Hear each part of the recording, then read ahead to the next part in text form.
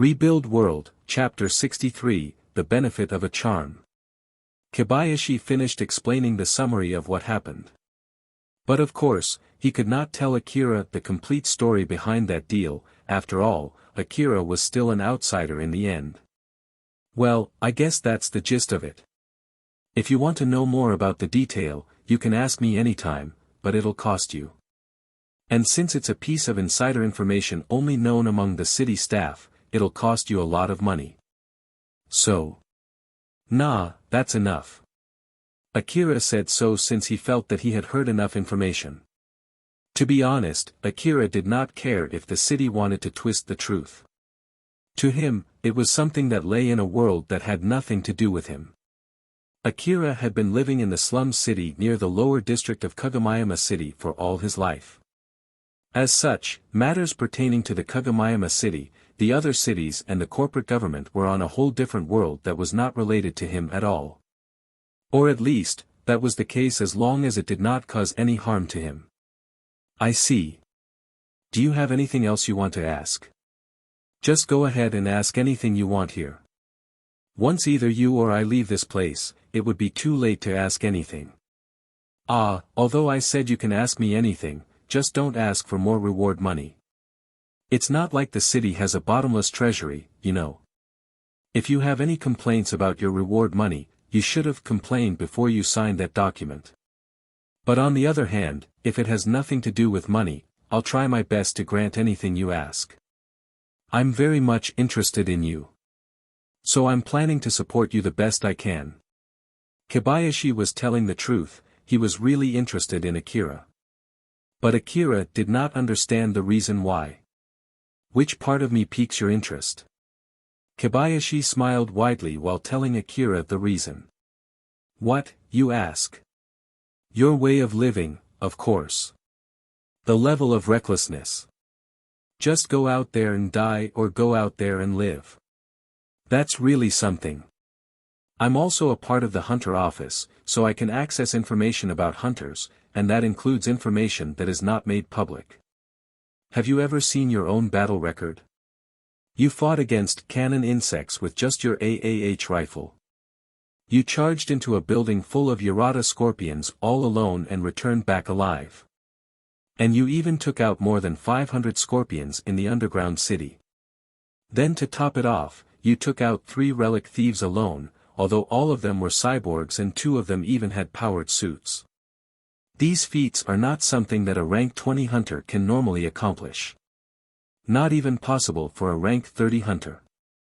Although, it seems that you got all beaten up to be able to do these.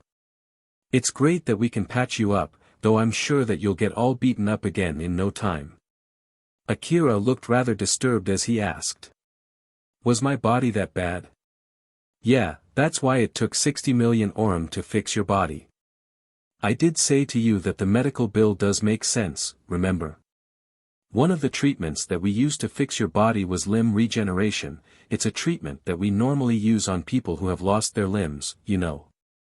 Without all of those treatments. Well, it's not like you'll be dead tomorrow or something, but I bet you won't survive another year. So thanks to those treatments, your body is basically as healthy as most of the people who live in the Middle District. Akira was speechless when he heard what Kobayashi said. But Kobayashi just smiled and continued. You feel like you're in your tip-top shape right now, don't you? That's thanks to all those treatments. You're from the slum city, right? So I bet you mostly eat those foods that the city distributed freely in the distribution area. Those things sometimes contain nasty stuff, you know. Like monsters' meat which no one knows if it's okay for consumption, or food produced from old world relics which we don't even know how they work. Of course, it's not like it'll kill you the moment you eat those foods. But it's definitely bad for your health if you keep consuming those foods for a prolonged period. There were even reports of cases where they caused immediate effects. I heard that it was because of the nanomachines which they couldn't fully clean up from the monster meat or some unknown nanomachines that were mixed in the food produced by suspicious-looking old-world relics. I wonder if you ever noticed it yourself. Akira frowned. If asked whether he had noticed it himself, the answer was definitely yes. Akira was able to connect to the old world domain, that in itself could be considered as an immediate change. It was an ability that the current technology could not explain yet. Although he was able to meet Alpha thanks to that, it was not like he could honestly feel happy about it. So the city management is distributing those kinds of foods, huh? Well, it's just like what people say, there's nothing more expensive than free stuff. You can get them for free, but they're unhealthy. So I hope you understand that part. By the way, it's basically written in the wrapping of the distributed food and the signboards in the distribution areas, you know. But well, I bet there are not many people in the slum city who can read those warnings though. On the other hand, I'm sure those who can read the warning decide not to say anything since they'll be troubled if the city stops distributing free food. Although there are good people out there who give out healthy food for free, I bet they are not the majority. Moreover, if such information leaks outside, big influential people in the slum city would immediately monopolize those people. Well, that's just how it works in the slum city. It's not like I can do anything about it even if you complain to me. The city management mostly kept its hands clean from the slum city. As long as the slum city did not cause any bad influence on the rest of the city management would leave the slum city alone. It could even be said that the order in the slum city was guarded by the people of the slum city. Even if the slum city was technically a part of the lower district, people regarded it as a part of the wasteland. That was why people had no problem robbing under the daylight, just like those thugs who attacked Akira the other day. Even if those thugs killed Akira, no one would try to capture those thugs. But it also worked both ways, no one would try to capture Akira even if he fought back and killed all of those thugs as long as those thugs were not affiliated to any organization. But then, if someone said that that slum city was lawless, that was completely wrong. If power was everything, then the ruler of the Eastern District was the corporate government, while the ruler of the slum city was Kagomayama City, and both the corporate government and the Kagomayama City hated unruliness. If the order in the slum city worsened to the point it even caused damage to Kagomayama City, the city management would not hesitate to clean the whole slum city together with everyone inside it. That was why the people of the slum city at least kept the minimum level of order. And the gangs in the slum city were overseeing that by maintaining the order in their respective territory. I don't know whether it's because of those foods or not, but the nanomachine residue in your body was pretty bad. Although I know all hunters rely on drugs, you particularly consumed a huge amount of medicines, didn't you? Yeah, that is my only choice if I don't want to die after all. I'm sure you'll keep doing that in the future no matter what I say. So make sure that you check your nanomachine residue and get them cleaned at least once per month. Most drugs for hunters contain nanomachines no matter whether it's healing medicine, accelerator, stimulant or any other kinds of drugs. Is it bad if I get residue inside my body? Well, there are exceptions and it depends on the type of nanomachine.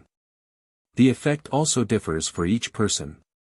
But the baseline is, the residue is basically a contaminant, so it's better if you think of it as harmful to your body. Kobayashi then explained to Akira the dangers of the nanomachine residue.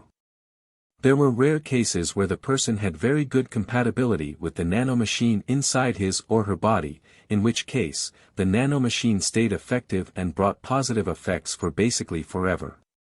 In contrast to that, most of the time the nanomachine residue acted as a contaminant as it brought a negative effect on the body. Sometimes the body would not be able to expel the nanomachines from inside even after they had stopped working. Some hunters, unbeknown to its risk, think that those nanomachines would not cause any harm since it had stopped working anyway. But in reality, it often interfered with the effect of the new drugs that they consumed. And when the effect of the drug that they consumed reduced, these hunters tend to consume the drug in a bigger portion, which in turn increased the amount of nanomachine residue inside their bodies. Then the cycle continued until the drugs that they consumed had barely any effect at all on their bodies. Moreover, the residue might even harm their bodies when they consumed drugs with nanomachine with the opposite effect. While working as a hunter, Akira ended up having to consume a huge amount of medicines. He consumed medicine while ignoring the consumption warning. And so the nanomachine residue had been slowly piling up inside his body without him even knowing it. Kobayashi sincerely warned Akira since he still wanted to enjoy watching Akira. Basically, for a hunter, the body is their main asset. There are hunters who think that they only need guts to do impressive feats and end up neglecting their bodies. If you want to survive for long, be sure to take good care of your body just like how you take care of your rifles. If you don't take proper care of your rifles, the bullet that it spews might fly in the wrong direction, it might even explode too. There'll be a good chance that the rifle itself will explode any time you pull the trigger.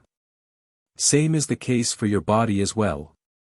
It's not at all funny if you die because of something as stupid as that. So make sure to be careful. Okay. Speaking of rifle. Akira remembered about his own equipment. At the moment, he had nothing other than the clothes on his body. Akira scanned the whole room one more time, but he could not find his stuff anywhere. So he then asked Kobayashi. Where are my equipment? Kobayashi did not know where Akira's equipment was as well, so he used his information terminal to contact another staff member. After that, he then conveyed the bad news to Akira. Nothing. Yeah. Rather than your equipment, your current personal belonging itself is 0. It's not like we could recover all of your belongings from where we arrested you. As for your belongings that we recovered like your rifles and augmented suit, they were confiscated and broken down by the city management for inspection in order to clear your name. Right now they're under the custody of the city management as evidence. You can have them back, but all the processes will take you at least 1 month, not to mention that all of them were already severely damaged. Did you find my hunter ID at least? I don't know. Either your ID is left behind where we arrested you or it's confiscated as evidence. Whichever it is, it's faster if you ask for a reissue. Alright then, so here is my request. Reissuance of my hunter ID, an information terminal that I can immediately use and some hunter clothes that I can wear. After all, if I go out like this, I'll look like a patient running from the hospital. Roger that. I'll have them sent to this room later. Anything else? Akira turned to Alpha. Alpha, do I need anything else? Aren't you going to ask for a rifle or an augmented suit? For the equipment, I want to buy them from Shizuka's shop if it's possible. It's not like that's a must though. Alpha knew that it was only a matter of preference, but if it was something meaningful for Akira, she had no plan trying to carelessly change his preference. Although it would mean that Akira would have to walk from the hospital to Shizuka's shop without any weapons, Alpha thought that it would be alright as long as he had her support. If he could not even avoid problems on this level, then he might as well never step outside. In that case, let's have him introduce us to some real estate agent for hunters. You need to step up from living in soon. Akira agreed with her opinion and conveyed it to Kobayashi. Introduce me to a real estate agent. I'm not sure if I can rent a good house with my hunter rank, so please find me a cheap but decent house. And also, right, hurry up with the payment. I want to buy new equipment with that money. I guess that's all I have to ask. Alright. About the payment, it should have been directly transferred to your account. Just check it once you get your hunter ID and information terminal. Just to be safe, I'll leave my contact in your information terminal after setting it for standard first use. As for the real estate agent, I'll try to connect you with a real estate agent under the city management. I'll send the details through your hunter code later, so check your terminal once you get it. So, anything else? If you have nothing else, I'll leave the room. Once I'm outside, you can't ask me for anything more. So, do you really have nothing else to ask? Yeah. I see, alright then, take care and good luck in your hunt. I'll be looking forward to your next reckless feat. Kobayashi waved his hand and left the room. It was only a few minutes after Kobayashi left the room when Akira could feel his empty stomach. He had not eaten anything for a whole week. He bet that he was fed through an IV tube during his treatment. The moment he realized that he had an empty stomach, his stomach started to grumble. But at the moment, Akira had no money at all, and even if he had some money, it was not like he could leave that place before he could get his hunter ID. Akira regretted the fact that he did not ask Kobayashi for food. Oh great, I should have asked for some food too. Now that you mention it, it has been a week since your last meal. You didn't notice it earlier? You didn't notice it either. I don't need food. Since you didn't say anything, I thought that you were okay at the moment. It's not like I can tell if you're hungry, you see. So let's just wait, I'm sure that your stuff will come soon. Ah, I should have also asked and they will arrive here. You only remember things like this once you miss your chance. That's true. Akira had no other choice but to keep waiting while enduring his empty stomach. It took about an hour before a city staff member came to that room, bringing all the stuff that Akira asked Kobayashi, ******.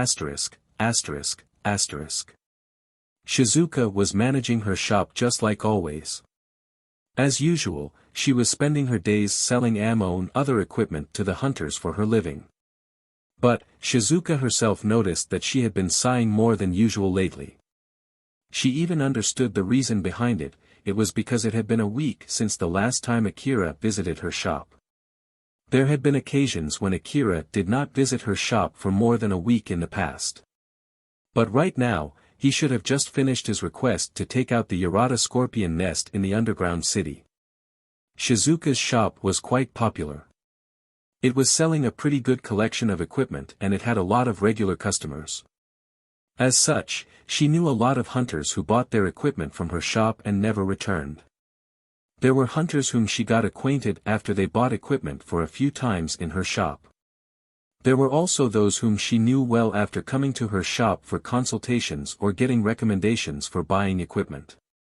There were even some hunters who flirted with her or even asked her hand in marriage. All kinds of hunters went to the wasteland chasing after money and fame just to end up dead. Shizuka knew that all too well. But Shizuka was running a business, and in order to protect her sanity, she was intentionally trying not to let herself be bothered by their death. After all, she was doing business with the people who might die practically any time. If she let herself be bothered by their death, she would not be able to continue the business. Although she might feel sad, she did not let it interfere with her calm life. People might call her heartless, but she had decided to accept that too. That was exactly why it was extremely rare for her to be sighing just because one of her frequent customers did not visit her shop for an extended period of time. I guess I'm too emotionally invested this time, I wonder why I did that. Shizuka kept thinking while managing her shop. To be honest, she could come up with many reasons. It might be because Akira was a small boy and she felt like it was her responsibility to watch over him. Or maybe that it was because of her feeling of gratitude toward Akira who saved her close friends, Elena and Sarah.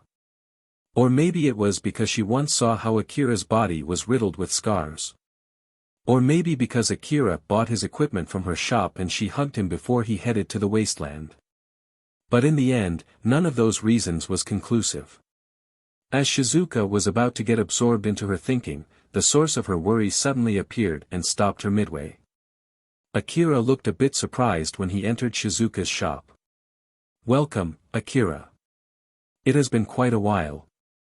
Yes, it has been quite a while." Shizuka was smiling as she was welcoming Akira with her usual self. Or at least, she was trying to act natural. But Akira replied back awkwardly as if he was overwhelmed by her smile. Although Shizuka found that a bit weird, she continued just like usual. "Are you here for ammo refill today?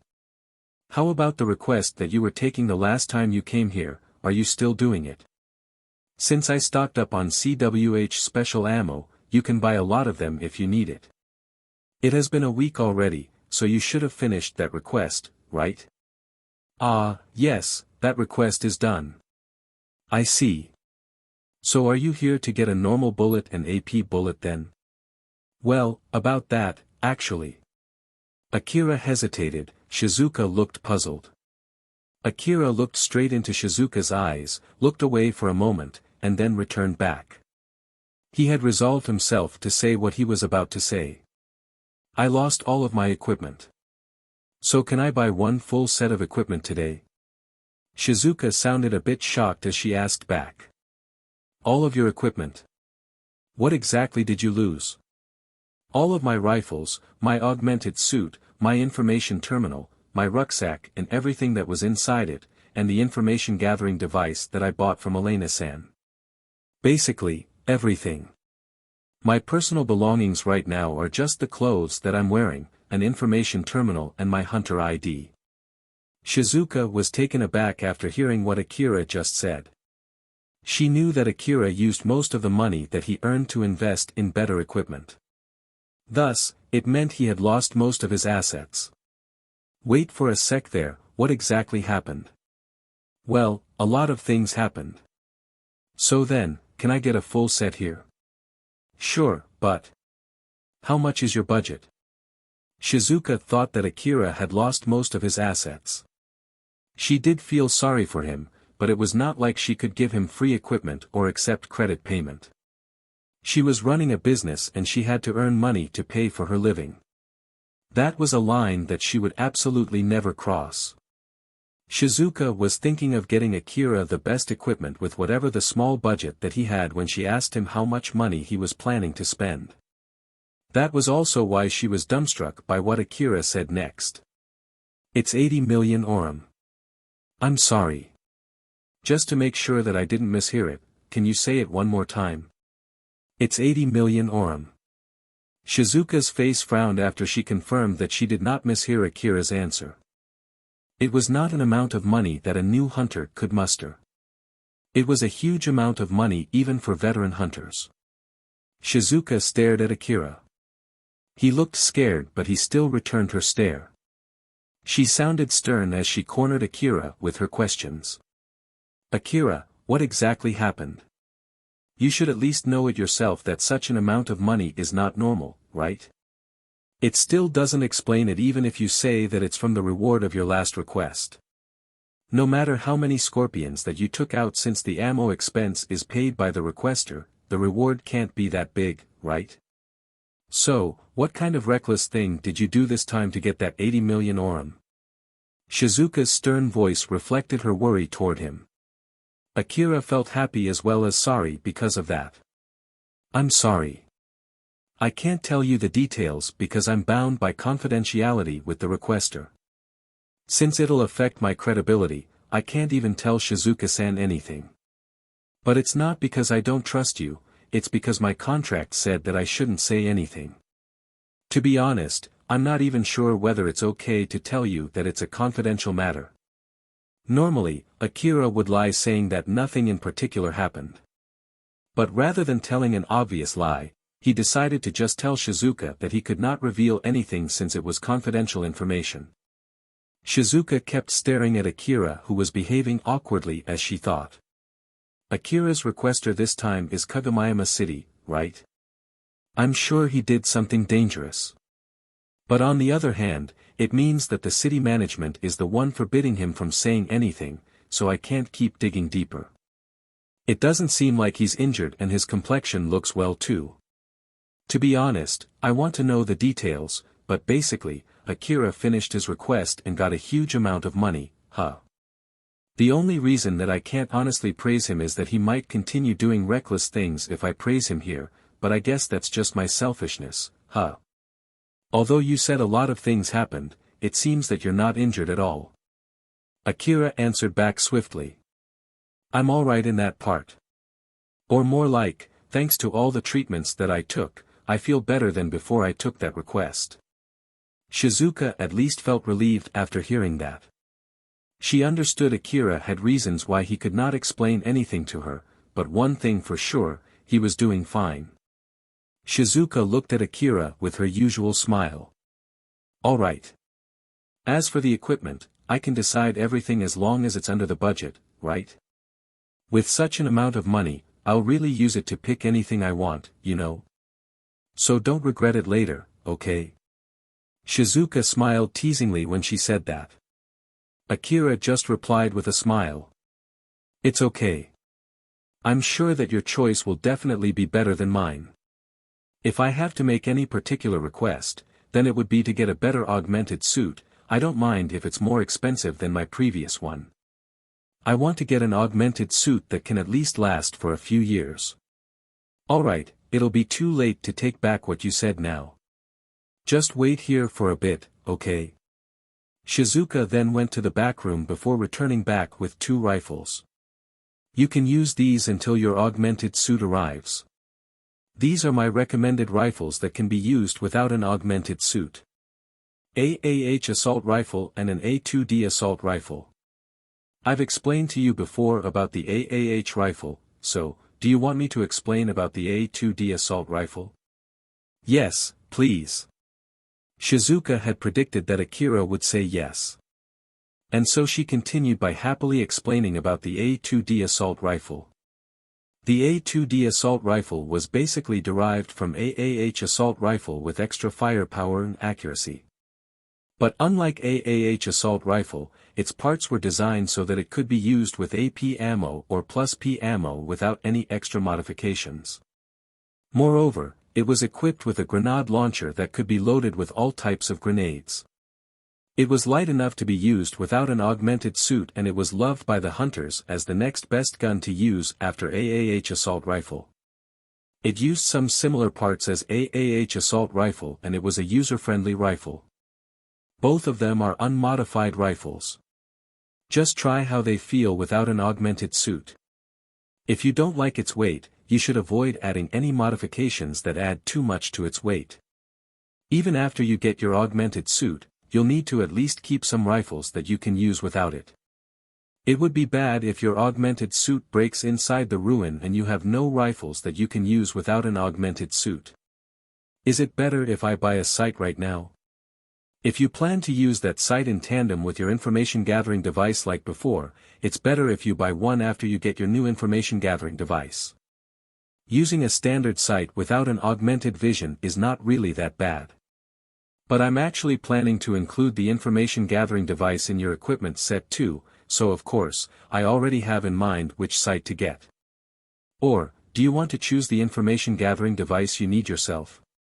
No, I'll leave everything to you. Alright then, I'll contact you once I have a good estimation of how much the total cost is, so just wait for a bit more. It'll take about 2 weeks until everything arrives after I get the total cost. Until he got everything, Akira would be without an augmented suit. So Alpha warned Akira. I'm sure you know it even without me telling you, but I'll say it again, we'll take a break from hunter jobs until you get all your new equipment, okay? I know. It's not like I'm going to underestimate my bad luck after all. I don't want to fight a swarm of monster or more people with powered suits without my augmented suit. He remembered that he encountered a swarm of monsters when he was training outside, and he had to fight other hunters with powered suits when he was out doing hunter request. Now that he had experienced it himself, he had no plans of going out without Alpha's full support, and he had no qualms staying inside the relatively safe Kagomayama city for the time being.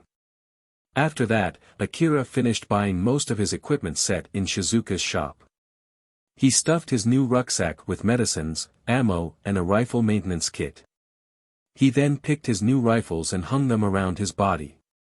Once he put everything on, he could feel they were quite heavy. It reminded him just how helpful his augmented suit was. Akira exchanged his information terminal contact number with Shizuka.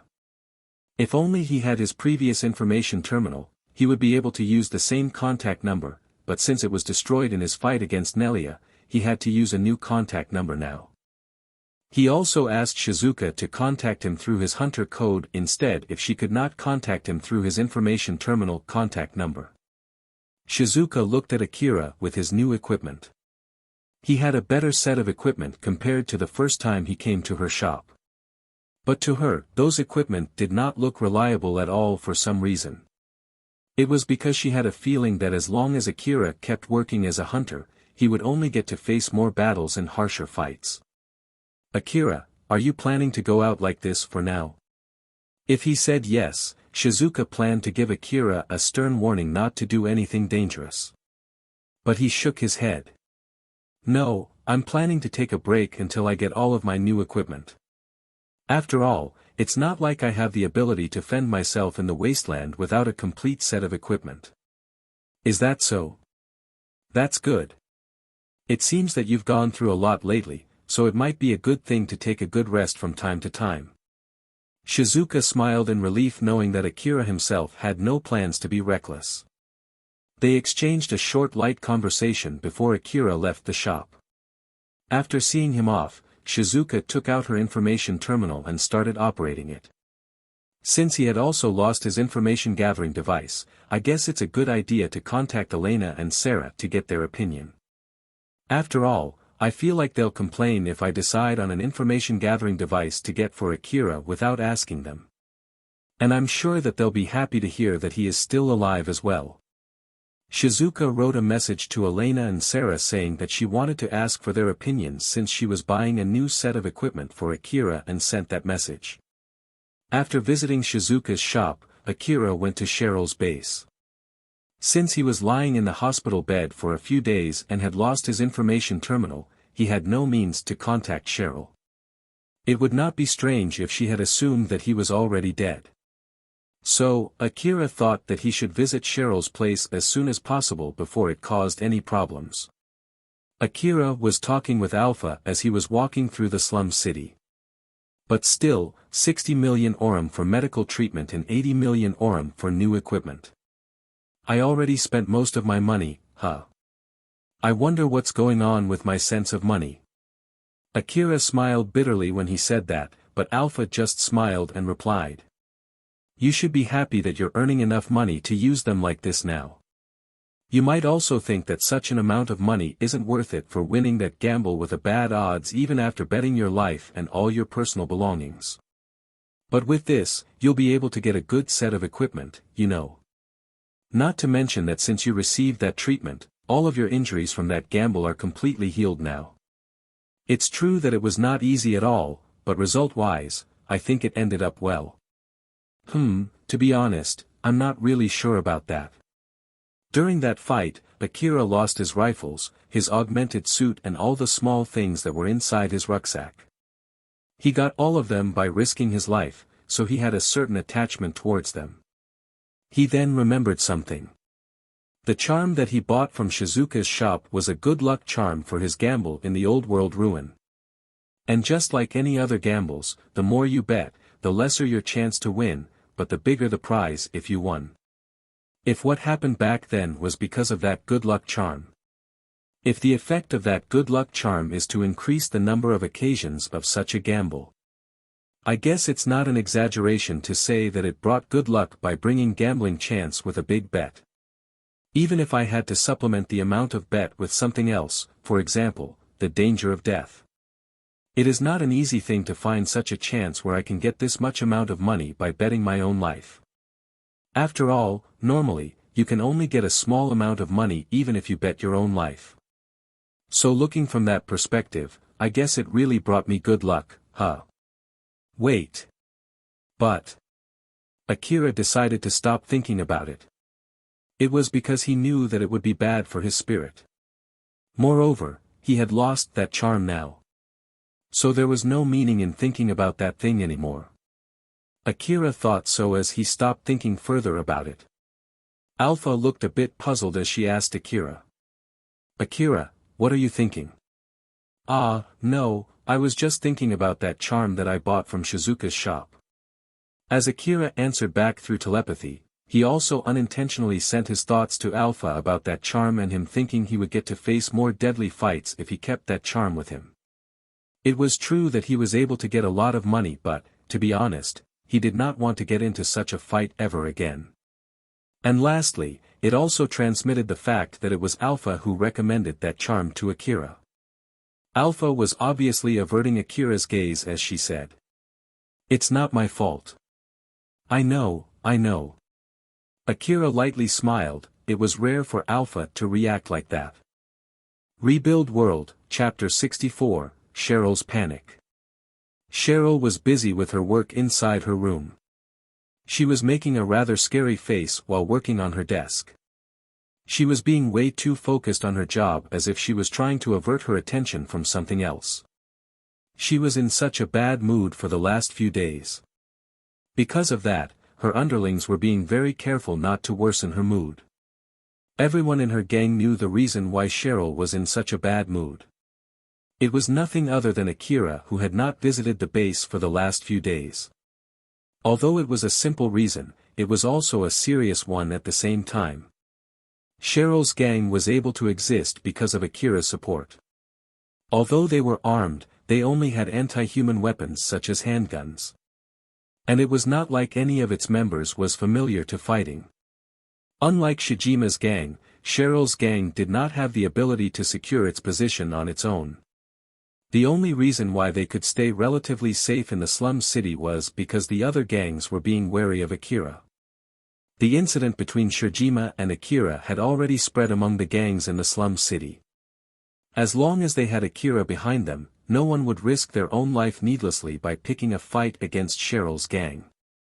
Because of that, her gang's safety was guaranteed in the middle of such a violent place. But Akira had not been visiting Cheryl's base lately. So it was to be expected for her to be that worried, and all the children under Cheryl's gang understood it. But there was a subtle difference between Cheryl's thoughts and her underlings' understanding of the situation. Cheryl was alone inside her room, so there was no need for her to keep up her appearance to fool the other children. But even so, she was intentionally making a scary face. Rather than to fool others, it was in order to fool herself. Cheryl was desperately trying to suppress her panic, anxiety and terror that was welling up inside her. She was putting a lid on those feelings by making an irritated expression. Up until now, she was able to fool her underlings. Everyone thought that she was only in a bad mood. But its effect on herself was running close to its limit. The reason why Cheryl was in such a panic, the reason why she was so worried, the reason why she was trembling in fear were all caused by one simple reason. It was because she could not contact Akira. Since he had not been visiting her place lately, Cheryl tried to contact Akira using her information terminal. But her call did not get through at all. It was not just simply because she could not establish a connection to Akira's information terminal, but it was because the target terminal was not found. That was what her information terminal was saying every time she tried to make a call. Akira did say to Cheryl once in the past that if she could not contact his information terminal, then she should assume that he was dead. And that was exactly what she was facing right now. Cheryl actually depended on Akira on a deeper level. Her psyche was anchored at the fact that Akira was willing to help her. To support her spirit as she maintained her position and acted as the boss of her gang, she relied on Akira's words when he said that he would help her. She noticed the ominous sound inside her which signaled a crack on the anchor that supported her spirit. She would instantly scream and cry the moment that anchor fully broke. The calm side of Cheryl was counting the number of days before her core broke down as if it had nothing to do with her. At best, it would be a few weeks, and at worst, it would just be a few days. If anything bad happened, it might even be a few hours. As the voice inside her head was silently counting down that number, Cheryl could feel her spirit being shaved bit by bit. Cheryl kept trying to distract herself as much as possible from what was actually in front of her. That was why her eyes were making such a scary gaze. But she would not last much longer. Ario suddenly entered her room without knocking at the door. Cheryl turned to Ario. She looked terrifying as she glared at him. "Didn't I tell you to knock first before entering my room?" Ario was scared by that silent pressure from Cheryl as he answered. I am sorry. I'll be careful next time." "So then, why are you here?" "Akira-san is here. Should I just bring him to this room?" The intense pressure that Cheryl was oozing out completely vanished in an instant when she heard what Ario just said, asterisk, asterisk, asterisk. Akira, who was brought to Cheryl's room, was sitting on a sofa, his expression saying that he was really uncomfortable. It was because Cheryl was sitting on his lap. Cheryl looked delighted as she circled her arm around Akira's neck. He knew that something like this would happen and he thought that he should get used to it soon. That was why he let Cheryl do as she wanted. Cheryl looked completely relaxed as if she was in heaven. "I'm happy to get to see you. I'm sure that you're busy, but if it's possible, I hope you would come here more often." "So, were you too busy? Is it okay if I ask you what happened?" "Well, I almost got killed." Akira answered back with a low voice as if he was whispering. Because of that, for some reason, Cheryl caught it as a bad joke. To Cheryl, Akira's survival was crucial. Thus, she could not just ignore such a statement even if it was only a joke. Both for the well-being of her gang and her psychical health, it would be problematic if he died. Cheryl looked worried as she hesitantly asked Akira. If it was a joke, I've heard about it before too." "I'm sorry but it's not funny. So please don't say such a thing even as a joke." Cheryl's expression was half intentional. She deliberately adjusted her expression to suit her voice. From doing her usual everyday business, she had trained her ability to control the impression that she would give to other people. If she did that to the other children in her gang, her beauty would amplify its effect and cause that person to be ridden with guilt for saying such a bad joke while also giving the sense of happiness from having such a beautiful girl worry about him or her. But what she said now was also her real feeling. Her voice and her expressions were nothing but high-quality tools to help her convey her message. But then Akira answered back calmly. "I'm not lying and it's not a joke. I really almost got killed back then and this time too." Cheryl understood from the way he said it that Akira was serious. His voice did not sound as if he was exaggerating or boasting over a lie. She was so panicked now that she understood Akira really almost got killed twice and her mask immediately crumbled down. Cheryl moved her hands from Akira's back to his shoulders as she pushed herself away so she could sit face to face with him.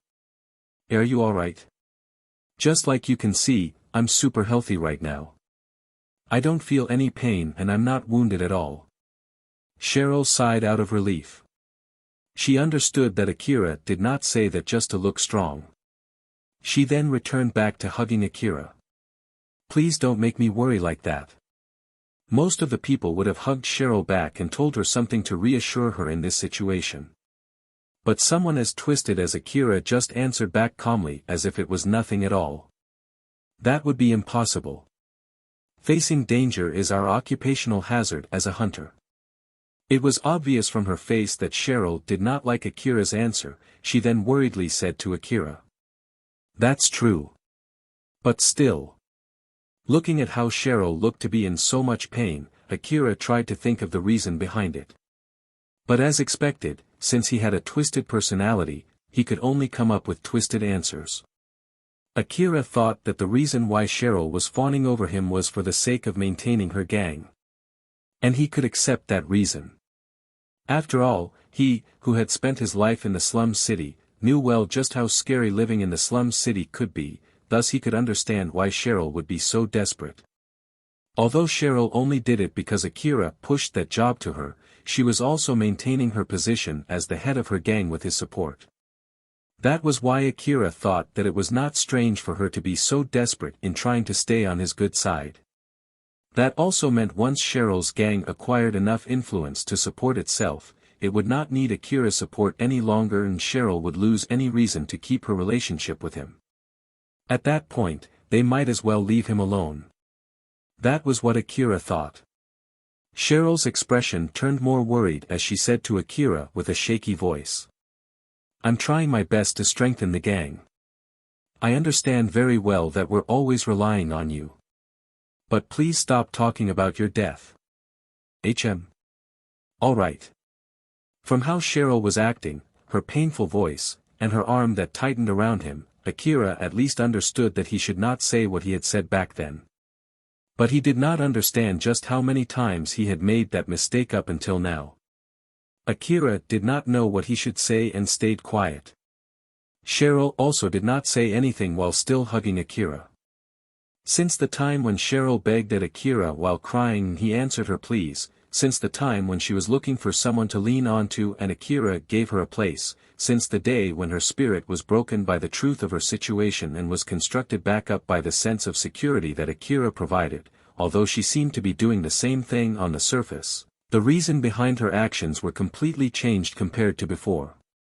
The reason why she worked so hard developing her gang was so that she could hand over the gang once it was properly developed to Akira in order to return the favor. Cheryl had offered her body to Akira once, but he rejected that offer. She was a very beautiful girl according to the standard in that place. For a slum city girl, she grew up very healthy and her attire was neat and beautiful. Her overall appearance was even better than most of the people in the lower district of the Kagomayama city.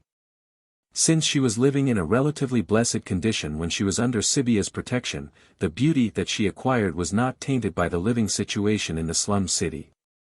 But when Cheryl told Akira that he could do anything he wanted with her extremely beautiful body, Akira completely rejected her offer, saying that she would not be able to help him out in case they fought against monsters, not even as a diversion.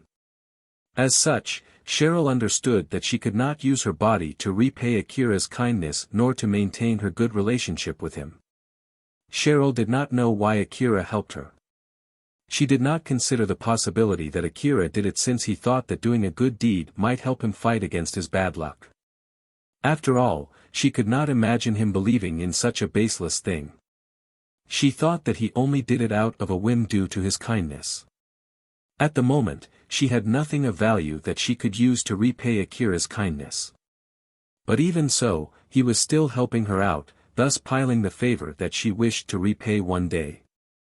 Cheryl thought that if she did not expand the gang's influence and somehow earn some profits that she could give back to Akira, and if she did not make him think that he was glad he helped her out, Akira might one day just abandon her.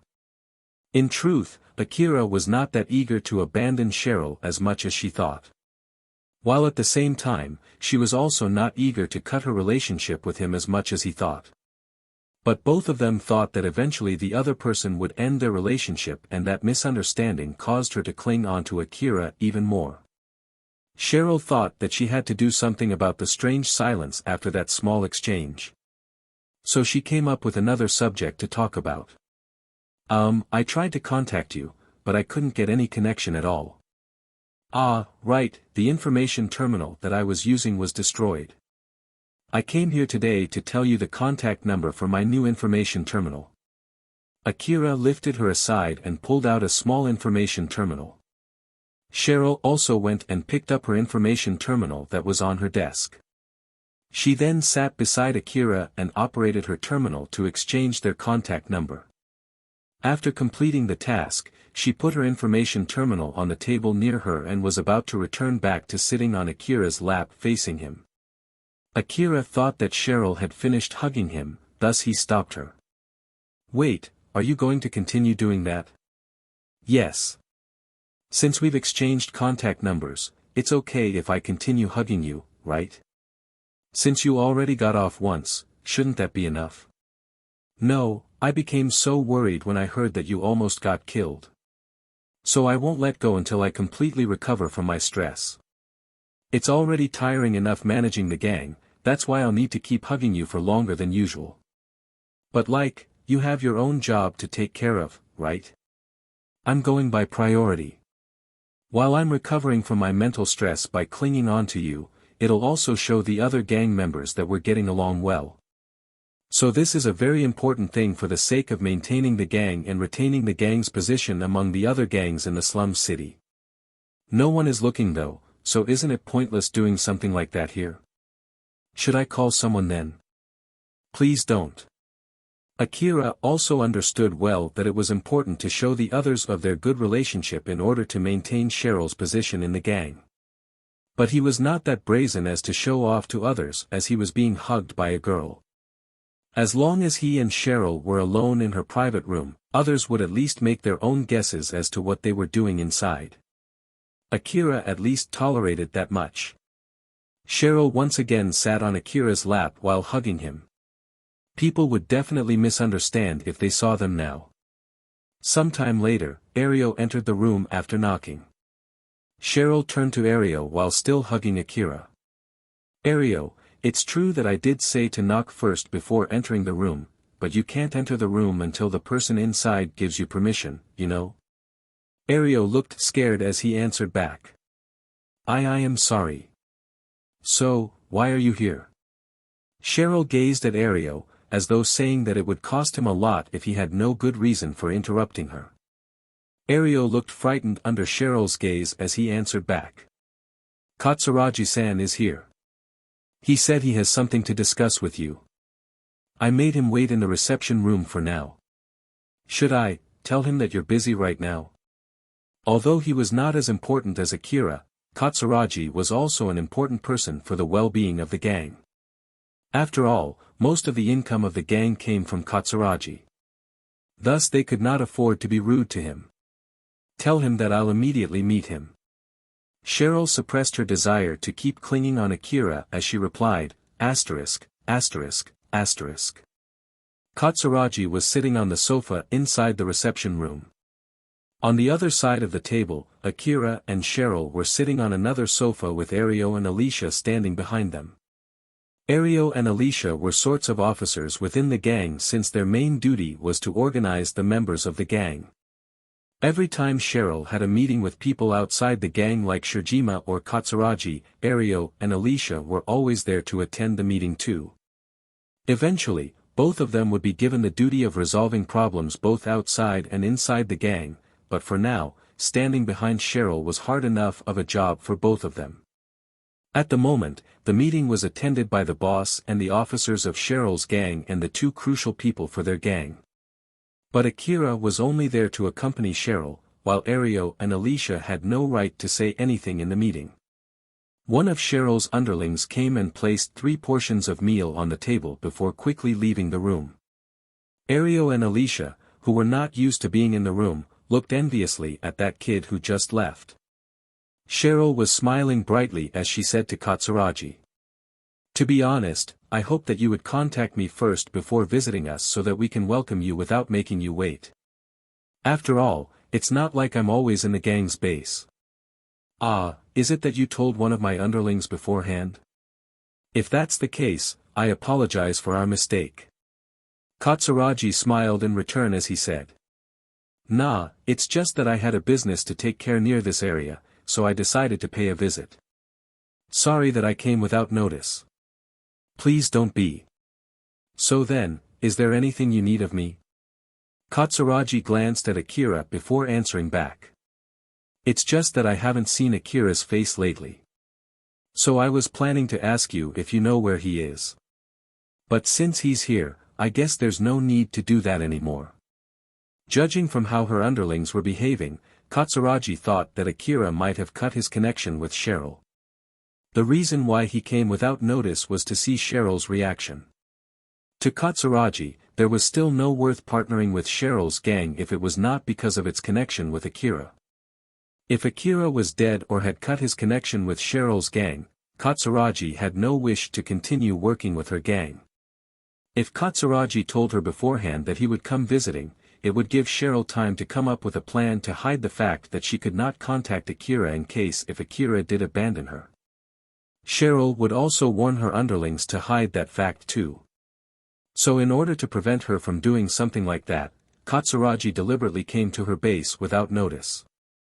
Cheryl knew very well that was the reason Katsuragi visited out of the blue. The reason why Katsuragi did not say anything about it was not because he was being careful. But it was because he knew Cheryl would be able to easily guess it from his action.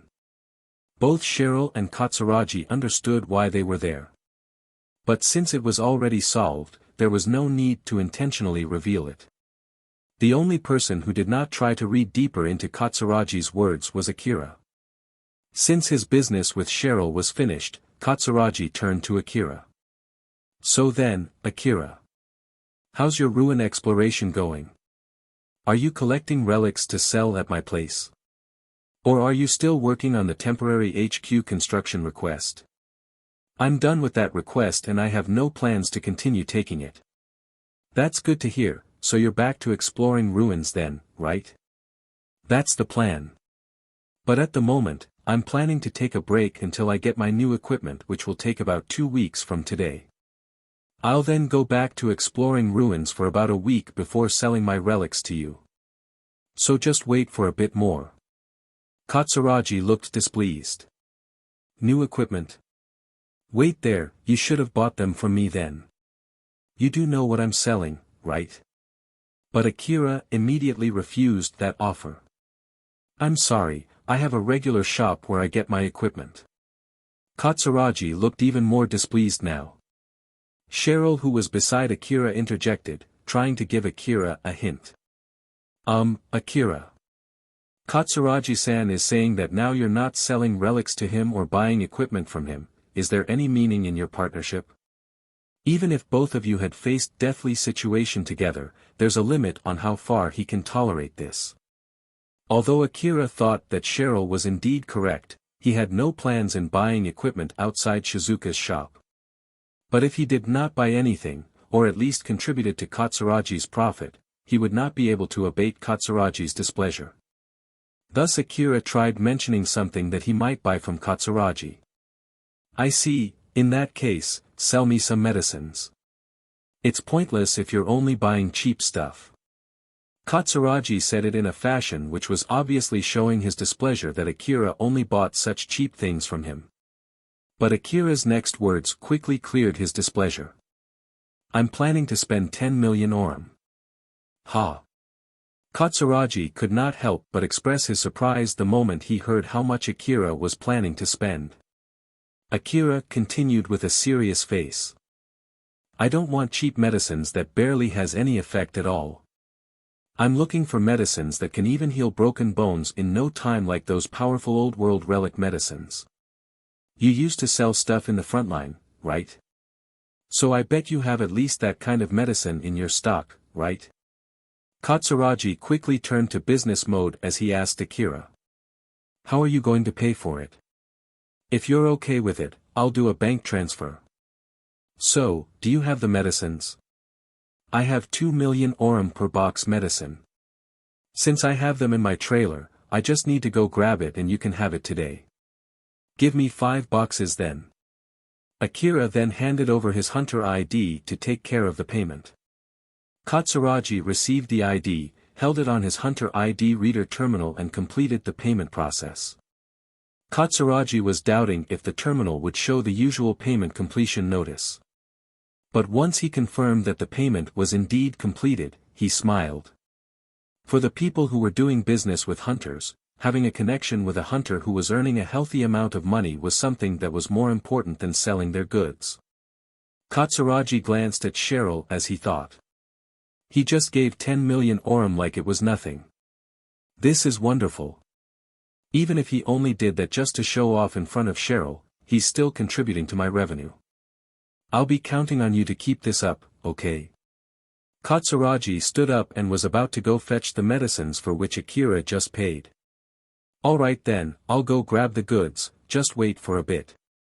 You have no plans of going anywhere, right? Yeah. As Katsuragi was about to leave the room, he turned back to Akira and threw a question at him. Well, you just gave me that much money so easily. But what will you do if I just run away with your money or bring you bad goods instead? Akira swiftly but calmly answered Katsuragi's question. If you run away with my money, I'll just chase you down and kill you. And if you bring me bad goods, I'll just cut my connection with you.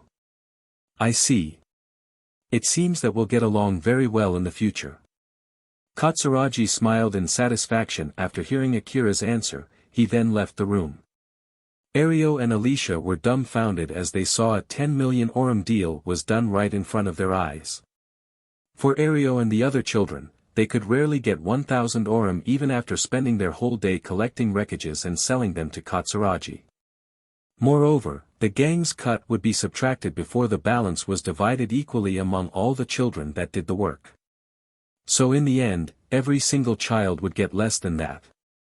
They felt conflicted as they watched Akira finish that deal, which involved a huge amount of money that was outside their reach, like it was nothing. Ario and Alicia knew that Akira was also a child from the slum. Their age and the environment where they grew up were not that much different, but now, Akira was standing in front of them as if he came from an entirely different place. Although it gave them a hope that they might get as successful as Akira if they got lucky, at the same time, it also made them feel unfair at how Akira could be so successful despite the fact that they were about the same age and were living in the same place. Although from the outside Cheryl looked completely calm, she was actually pretty shocked inside. It was because Akira was actually earning way lot more money than she imagined. Being able to pay 10 million orum so easily showed that Akira was on a different level compared to those average hunters. And that would mean Cheryl was using such a great hunter for her benefit although she had nothing that she could give to pay him back. Cheryl thought that if she could not somehow give something back to Akira, he might eventually abandon her gang. But since Akira was a good hunter, then it would mean that she should give him something of worth for such a good hunter. But she could not imagine what could be of worth for someone who could regularly earn at least 10 million orum. Not too long after that, Katsuragi came back with the medicines. Sorry for the wait, this is the 200,000 orum per box medicine. As Katsuragi said that, he put some boxes of medicine on top of the table. All of them were small enough to carry with one hand, they also did not look heavy. Akira frowned as he looked at those medicine boxes. I bought 5 boxes, right? There were only 4 boxes on the table, 1 box was missing. When I went to check my stock, it turned out that I only had 4 boxes left. So that's it. After saying that, Katsuragi took out another 3 boxes and put them on the table. As my apology, I'll give you 3 boxes of this 1 million orum per box medicine.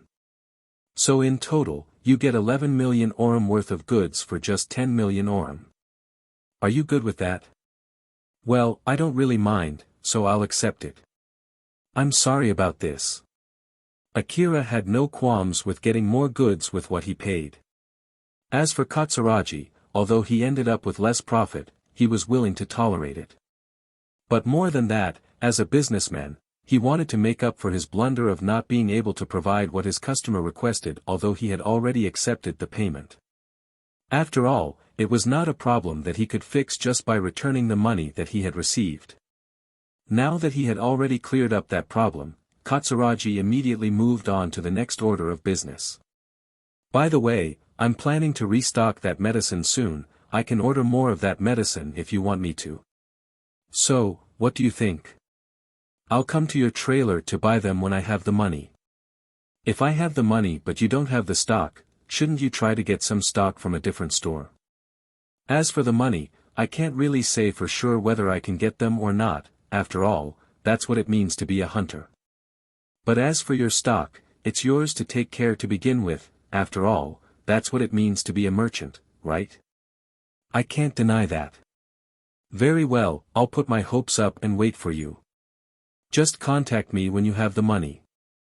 If Akira told Katsuragi to put in more orders, Katsuragi might use that as an excuse to make him buy his leftover goods. But Akira was somehow able to avoid making such a mistake. Deep inside, Katsuragi clicked his tongue, but he was giving his businessman smile on the outside. Katsuragi decided to move on and brought up another subject. Ah, by the way, you're planning to return back to exploring the ruins, right? Other than old world relics, I actually buy and sell other things too. Things like information about relics' location or the maps of the ruins that you can't normally find circulating in public. If you still have nowhere to sell them, you can bring them to me. You can even use me as a proxy to sell them. Of course, I'll take some commission out of it for taking care of all the troubles for you. But it'll be easier than selling them yourself, right? Even if I want to sell the data about the inner parts of the ruins, what should I do about the data format? I know someone who specializes in analyzing the data collected by information gathering devices. As long as it's not a special information gathering device, it should be okay. With this, you would not be coming back without any result even if you don't find any relics after exploring the ruins. Well, even if you bring back information of an area that has already freely circulated in the network, you can still get a small amount of money for bringing in a bit more detailed information of that area. Alright, I'll do that when I feel like it. But still, I see that you're handling all kinds of goods. To be successful under the corporate government, I need more than just money, you know. But of course, I still need money too, so I accept investment from time to time. I'm sorry, but I don't have that much money to spare. Thought so. After that, Katsuragi exchanged his number with Akira and left the building. Akira stuffed his newly bought medicines into his rucksack. But as he reached for the last 1 million orum per box medicine and was about to put it inside his rucksack, he suddenly stopped. He thought for a while before passing that medicine to Cheryl. She caught the medicine box, which flew at her in a parabola, with her both hands. Akira then said to Cheryl, "You can have that, just use it when you need it." Thank you very much." Cheryl tried her best to return a smile at Akira, but she couldn't show her natural smile and looked rather stiff. Even someone who hardly knew her could tell that she was pushing herself to smile. At least, it was not a smile that she usually gave Akira. Akira noticed that there was something strange with Cheryl's expression. He at least understood that he had done something wrong, but he could not tell what and where he went wrong. "Alpha, did I do something wrong again? I just thought that these children might get injured during their job in the slum city, that's why I gave her that medicine." Alpha seemed to be thinking before answering back. "I don't think you did anything wrong. But well, people see you and Cheryl as a couple, or maybe lovers. They might find it strange that you gave her something so not cute like that medicine box. Moreover, if you give a present from a discount, then it means that your love is also discounted. Basically, if you give a 10% discount object as a present, then it means that your love and gratitude are also 10% less or something like that. Nah, I guess I'm just reading too far into it. I didn't think that far when I gave her that medicine though. But well, I guess it's true that I wouldn't have given her that medicine if I hadn't got it as a bonus. Well, as an object to show off to others that she's your lover, if someone asks you which one works better between accessories like a necklace or a ring in a box of medicine, I guess you know the obvious answer. After all, it's not like she can use a box of medicine as proof to other people." "Ah, right, that was the case, huh? Well, I did say that I'll help her, I guess I'll give her something which she can use for such purpose later." Akira and Alpha were talking to each other although they were somehow not talking about exactly the same thing. And of course, they did not even touch the subject about why Cheryl was making such an awkward expression. While looking at the medicine box that she held with both of her hands, Cheryl thought that now she had received even more favor which she should pay back. Although she already had enough problems thinking about how to repay Akira, she now had that hurdle raised up. Cheryl was in a panic now. Rebuild World, Chapter 65, Good Deed Subcontract. Cheryl shooed Ario and Alicia out of the room. Although from the outside, it looked like Cheryl was only telling them to get back to their work, Ario and Alicia felt like Cheryl was actually telling them to get out from that room and not disturb her and Akira. So they flusteredly exited the room. Cheryl stood up. Akira thought that she would cling on to him again, but instead, she sat across him. She then made a serious face as she said to him, "Akira, do you have anything you want me to do for you? That's out of the blue. You always help us, so I was wondering if I can do anything to pay you back after receiving so much. You can ask anything of me or even from all of us." Judging from her expression, it did not seem like Cheryl was happy after receiving such an expensive item. But instead, it seemed like it made her rather desperate. Akira took some time thinking of what to say, but nothing came up in his mind. "Nothing comes up in my mind at the moment. I'll come again and ask you when I have anything I want from you." Normally, Cheryl would have stopped here after Akira said that, but not this time. She kept her serious expression as she stared at him. From Akira's point of view, it was as if Cheryl was begging or pleading to him. "Is there really nothing? You can ask anything. It doesn't matter if it's an easy thing or a difficult thing, will you please ask something, anything?" Cheryl thought that it would be really bad if she did not return Akira's favor even if it was only a little bit. But she did not even have the slightest hint of what she could do for Akira. Because of that, Cheryl decided to directly ask Akira. If it was out of Akira's request rather than her own idea, there would be less chance that it might annoy him, while at the same time, it would also have a better chance to make him happy. Cheryl, who did not want Akira to abandon her, would do anything that she could for Akira even if he asked her for something difficult.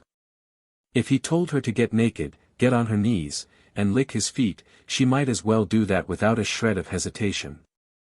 Cheryl's seriousness was conveyed to Akira. But he did not know what suddenly got into her. Even if she asked him to request something, he could not come up with anything at all. Well, even if you ask me so, I really have nothing to ask from you right now. Akira understood Cheryl would not back down unless he asked her for something. He was put under pressure by Cheryl as he was racking his brain for anything to ask of her. He thought that asking her to give him a shoulder massage would not be enough. Meanwhile, Cheryl's serious gaze was being counter-effective. It brought her further away from her objective because it made Akira think that he should not ask an easy thing from her. After taking his time thinking, Akira finally came up with something. Ah, right. In that case, just give the slum children good food and teach them how to read and write. Cheryl was dumbfounded when she heard what Akira said. She looked puzzled as she asked him. Is that really enough? Cheryl had no idea what kind of profit it would bring Akira even if she did what he asked. But Akira sounded a bit surprised as he replied. To be honest, I thought I asked something that was really hard, you know. If it's really an easy thing for you, then can you just do that for me? I'll leave the details to you, but make sure that it's a realistic plan. Cheryl swiftly replied with a serious expression. I understand, I'll give my best in doing it. Ah, and also, don't tell anyone that I'm the one asking you to do that. If someone asks you why, just come up with a random excuse. Cheryl firmly nodded. All right, I'll never tell anyone. Cheryl had no idea why Akira would ask her to do that. She knew very well that Akira was not someone who was kind enough to ask others to do a good deed. What he asked of her was not something that could bring direct profit for him. And even if Akira did that to get his name out as a good Samaritan, then he would definitely not ask her to hide his name. But for Cheryl, that was not where the important point laid. The important point was that Akira asked her to do that while thinking that it was a difficult request for her. Thus if she could do it, Akira would at least think she was useful to him. Cheryl made her resolve that she would make use of anything and everything in order to accomplish Akira's request. Alpha did not understand why Akira would even come up with such an idea. She was always quietly but closely observing Akira, assessing his way of thinking, trying to understand the principles behind his actions, and continuously trying to control him. But Akira's action just now was unexpected even to Alpha. In order to understand him deeper, Alpha thought that there was a need to understand the reason behind this action. Alpha then asked Akira in a very calm manner, such that it prevented him from reading what Alpha was actually thinking, thus hiding her surprise. Akira, why did you ask Cheryl to do that? How should I put this? Providing education and food for the slum children is a good deed, right? Well, it sure is. If I ask Cheryl to do that, then it would be my good deed, although an indirect one, right? I just thought that it might help me fight my bad luck. So basically, it was like a subcontract for Akira's good deed. If bad deeds beget bad things, then good deeds should beget good things. In short, by pushing Cheryl to do a good deed, Akira thought that it might help lift some of his bad luck. In the end, leaving the fact that Akira was seeking a superstitious and occult thing like good luck, the only reason why he asked Cheryl to do that was for his own selfish intention. And why did you ask her not to say that it's your idea? If others come to know that it was my idea, I somehow feel that it would only bring me trouble. The reason why Akira asked Cheryl to keep it a secret was to avoid getting roped into any trouble afterwards. It was not a rare story when somebody came to help someone in need and quickly disappeared without asking for any reward or leaving behind any name. Akira was twisted enough to interpret such a heroic story as though that person did not want others to know his or her name because people would swarm into that person for free help. So, it would be a huge pain in the ass if other people knew his identity. Akira was pushing any possible troubles that might come from such a good deed to Cheryl while trying to reap some profit from it. That was also the reason why he said that he thought it was a difficult request for Cheryl. Alpha was relieved since it was not like Akira suddenly had a change of heart and became a good person. After all, it meant that she did not misevaluate him. The more selfish Akira was, the easier it was for her to control him, thus it would be troublesome for her if he suddenly became a selfless person. I see, I understand now. Although, I don't think it'll give the result that you're hoping. Well, to be honest, I'm not placing much hope for its result anyway. I just randomly came up with that idea. And even if it has no effect at all, it's not like it'll cause me any harm. That's true. Well, even if it causes you some harm later, I don't mind as long as you don't try to put your life at risk just to cover for someone else. Remember that I only have you, so I don't want you to put yourself in unnecessary danger, okay? I have no problem abandoning a hostage who has nothing to do with me. So I won't do such a thing. You know that all too well, don't you, Alpha? Now that you mention it, you're right. When he was in the underground, Akira did not drop his weapon even when Yajima took Reina hostage. Akira himself knew that he was a cold-hearted person. But on the other hand, Alpha still remembered when Akira did not hesitate to shoot and kill the person who threatened to harm Shizuka inside Cheryl's base. Akira also took an SOS request, which he had rejected, when he knew Sarah and Elena participated in intercepting the monster swarm even when it meant that he had to go alone. Alpha could not make any predictions about what Akira would do if one day Shizuka or Elena or Sarah were taken hostage. After both of them returned back to Cheryl's room, Cheryl returned to clinging on Akira again. Although he was planning to leave the base right after, he was overwhelmed by Cheryl as he was pulled by her to her room. Cheryl was charging herself by clinging to him. Akira did not know it, but Cheryl was actually using him as her psychical support. When she could not contact Akira, she was tremendously stressed. Because of that, she took way more time than usual clinging to him when normally 1 hour would be enough to recover her calmness. Now that Cheryl had recovered her calm, there were two things racing through her mind. First of all, she was thinking about what she could do to get in a deeper relationship with Akira. Cheryl understood that Akira right now was in a situation where he was susceptible to get swept by the flow. At the moment, he would get swept by the mood no matter how far it would go. Thus, Cheryl was thinking about how to use this chance to get as close as possible to him so that he would not easily abandon her. Although it was just her baseless intuition, Cheryl thought that if only Akira did something with her, would it give a clear indication about their relationship and prove that she was his favorite. The other thing that was running inside her mind was that it was time to pull away as she was still clinging on Akira. Even though there was a similar aged beautiful girl, who had told him that he could do anything he wanted to her in the past, clinging to him right now, he did not do anything to her at all. Cheryl did not know whether it was because Akira simply had no interest in such a thing or it was because he was holding himself back since he knew that it would cause him a lot of trouble. It would be pointless if she rushed herself in trying to get close to Akira to only annoy him instead. If Akira looked annoyed when she was clinging to him, it would damage her psychical state too, and that was something that she would not want to happen. Akira noticed that Cheryl had a lot of things inside her mind. But he did not know what she was thinking nor had any interest in knowing about it at all. He only thought that Cheryl must have a lot of things to worry about as the boss of the gang and stopped thinking any further.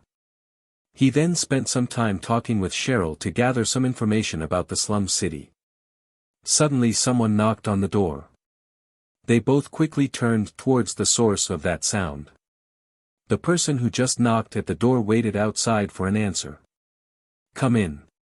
After Cheryl replied back, Alicia entered the room. Showing her close relationship with Akira was an important thing for Cheryl to keep her position as the gang's leader as well as for the safety of her gang. Akira understood that too, that was why he did not try to get Cheryl off his lap. But he still felt a little bit embarrassed being seen like this, thus he averted his eyes from Alicia to a random place in the room. Cheryl was still clinging on Akira as she asked Alicia. "Do you need anything?" "Ah, it's nothing, it's already your bath time. So I was wondering if you're going to take a bath today. If you're not, then someone else might use the bath instead." Alicia was there to remind Cheryl that it was her bath time. There was a bathroom inside the gang's base. Everyone in the gang was using the bath in turn since it was not big enough for all. Due to the same reason, the bathroom was always occupied except for when it was cleaned, or when the next person took his or her turn. And with more and more children joining the gang, it was incredibly difficult for everyone to get their turn for taking a bath every day. Because of that, Cheryl wanted to limit herself from occupying the bath for an extended time. It was not like she could not do that, but it'll definitely cause displeasure among her subordinates. And so Cheryl always used the bath every day at a fixed time. Since Cheryl was not using the bath even though it was already her bath time, Alicia came to check her. If she was not going to use the bath, Alicia was planning to use the bath with Ario before letting other children use it. Cheryl was a bit surprised when she realized how long she had been talking with Akira. "It's already that late? I'll go, wait for a sec." Cheryl stepped down from Akira and grabbed her toiletries. She kept her toiletries in her room since it would be gone in no time if she left them in the bathroom. Akira then mumbled. "Bath, huh? I guess I'll go back home and take a bath too." It had been a week since the last time Akira took a bath. Although he felt all refreshed after all the treatments that he received, it did not change the fact that it had been so long since the last time he took a bath. As Akira was thinking of going back home soon, he extended his arm to reach for his rucksack, but Alpha suddenly asked him. "Akira, where are you planning to go?" "My inn, of course. You no longer have the room in the inn that you were renting before you were hospitalized. You need to look for a place to sleep first before you can take a rest, you know." Akira stopped. Alpha was right. It was already past the stay duration in that inn. Everything that he left behind inside his room, including all his medicines and ammo, would have been confiscated by the inn. "So I should look for a place to stay now, huh? Well, I'm sure I can find one though." The day had already gone dark. There was a good chance that all the good rooms were already taken. The only rooms that he could still find would be either cheap rooms with only showers or super luxury rooms, but Akira had no plans to stay in such a room. Although he wanted to take a bath, it was not like he had enough surplus money to waste on a luxury room. When Akira imagined himself walking around in the lower district in the middle of the night looking for a good place to rest, it made him lose all motivation to leave. Since he was already thinking of going back home to take a good rest, it made him way less motivated when he thought that he had to carry his heavy rucksack while walking through the lower district. Cheryl noticed that slight change in Akira and asked him. "Akira, what's wrong?" "Well, I just realized that it's already late but I still have to look for a place to stay." Judging from Akira's voice and behavior, Cheryl knew that he really did not want to do that. "If it's alright with you, you can stay for a night in my room. Although it doesn't have furniture like in an inn, at least, it has a bed to sleep." "Are you sure?" "But I want to take a good long bath too." Akira was not sure what to do.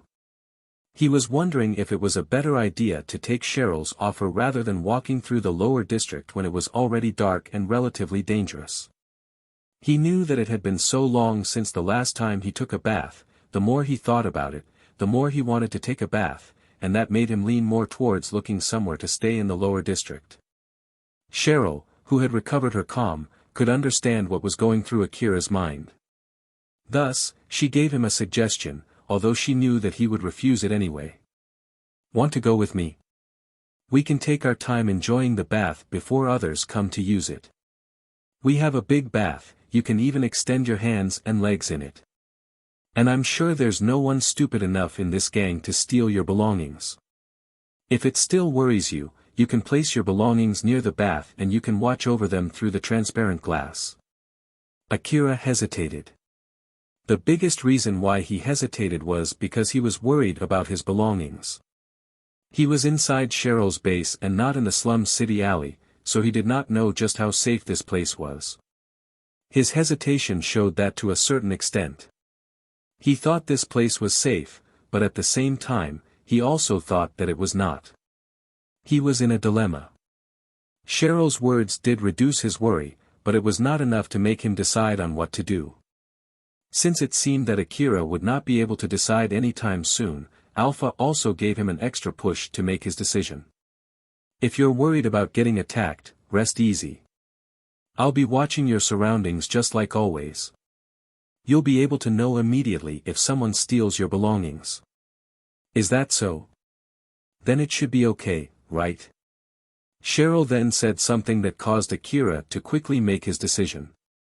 Our bath time is getting shorter right now, so. Cheryl looked at Akira's expression and knew his answer before he could even say anything, asterisk, asterisk, asterisk. Akira dipped inside the big bath in Cheryl's base. He extended his legs and arms as he sunk himself up to his neck and surrendered his whole body to the pleasure of the warm bath. He could feel tiredness, which should have not been inside his body after all the treatments that he received, melting into the water. Whether it was his psychical tiredness or just an illusion, it did not change the fact that he was being healed. He left all of his belongings in the changing room.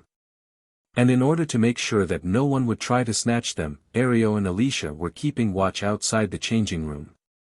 A guard was always present there when Cheryl or other girls were taking a bath.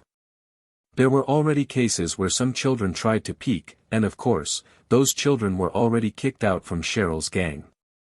As Akira was looking forward with his numbed mind, he could see Cheryl washing her body in front of him. He had already washed his body with the soap that he borrowed from Cheryl before getting into the bath.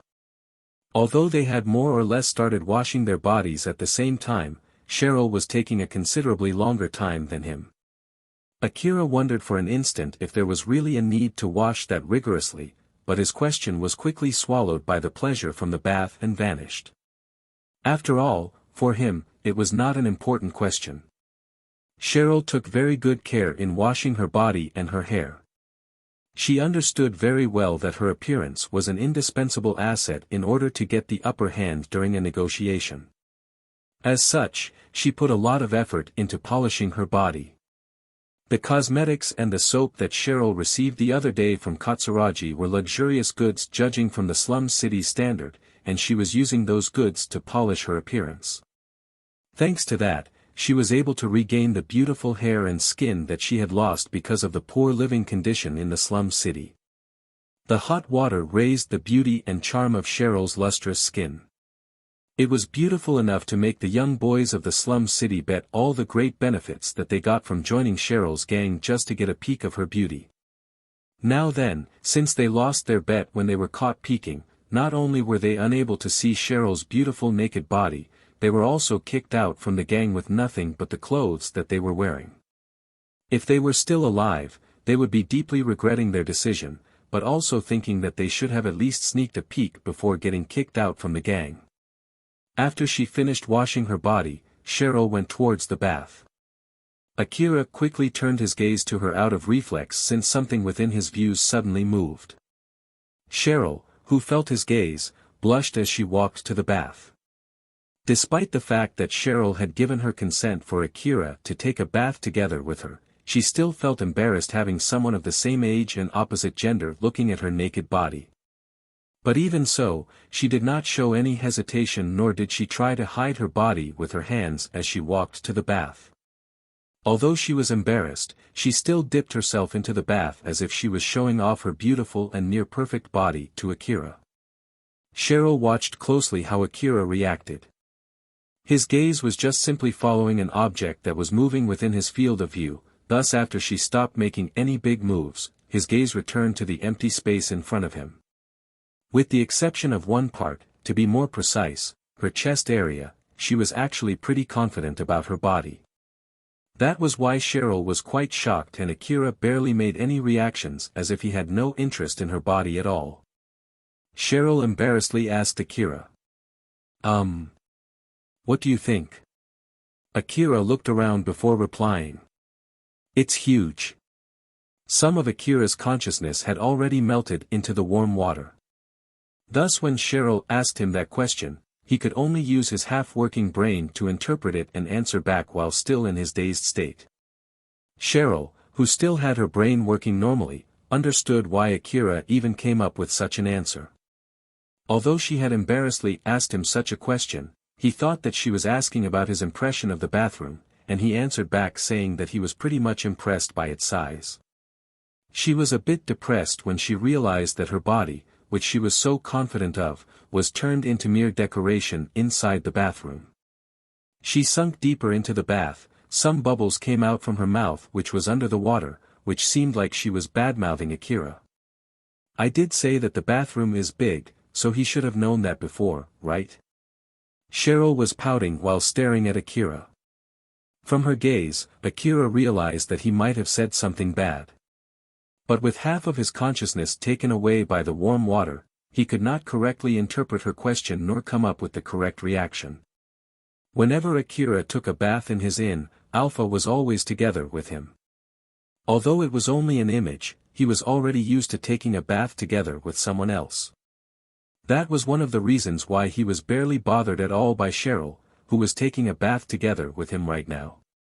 Akira was, to a certain extent, already used to taking a bath together with an extremely beautiful and charming girl. Because of that, his sexual drive was extremely low. This might be the result of Alpha's anti-honey trap training. Or maybe it was simply because, for Akira, nothing could beat the pleasure of the warm bath. Judging from Akira's reaction, it seemed that the time that she spent polishing her body after telling Akira that he could do anything with her was all for vain. Cheryl let out a big sigh as she understood that fact. She decided to move on and looked at Akira who was enjoying the bath. Since Akira was surrendering his whole body to the pleasure of the bath, it seemed like he had completely dropped his guard. The Akira in front of her right now did not seem like a skilled hunter who could easily pay someone 10 million orum. His fully relaxed expression made him look like one of those common young boys that she could find anywhere in the slum. Looking at the relaxed Akira, Cheryl thought that if he really was one of those common young boys, she might be able to solve most of her problems if she used her body to seduce him. If she took Akira's hand and guided it along her body, or entangled her legs with Akira's and put her lips on his, Akira should at least get aroused. She believed that her body should be charming enough for most members of the opposite gender. If her assumption was true, then deep inside, Akira might actually not hate this idea. Cheryl imagined what would happen if she pushed herself to Akira. She thought that he would accept it while only resisting verbally. Akira's seemingly defenseless state caused her to be less cautious as her imaginations and assumptions leaned more towards good-case scenarios. These abnormal thoughts corroded Cheryl's judgment. Although she herself was not aware of it, she was actually in an aroused state. When Cheryl extended her hand and tried to reach Akira, she noticed that he was staring at her. Akira locked his cold gaze at Cheryl. He was carefully observing her moves and judging whether the person in front of him posed a danger to him or not. Akira could subconsciously feel some kind of suspicious intent from Cheryl, although it was not malice, it was definitely not benevolence. Because of that, he quickly snapped back to his senses. Cheryl was immediately frozen in place. The common young boy in front of her completely vanished, and in its place, she could see a cold-blooded young hunter who would kill without even a shred of hesitation. All the optimistic imaginations that were inside her mind a few seconds ago were completely erased. Then, in the very next moment, Akira's gaze turned back to normal. Akira himself did not realize his change.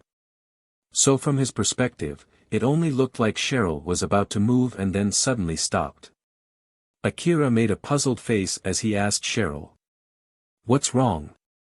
It's nothing. I see."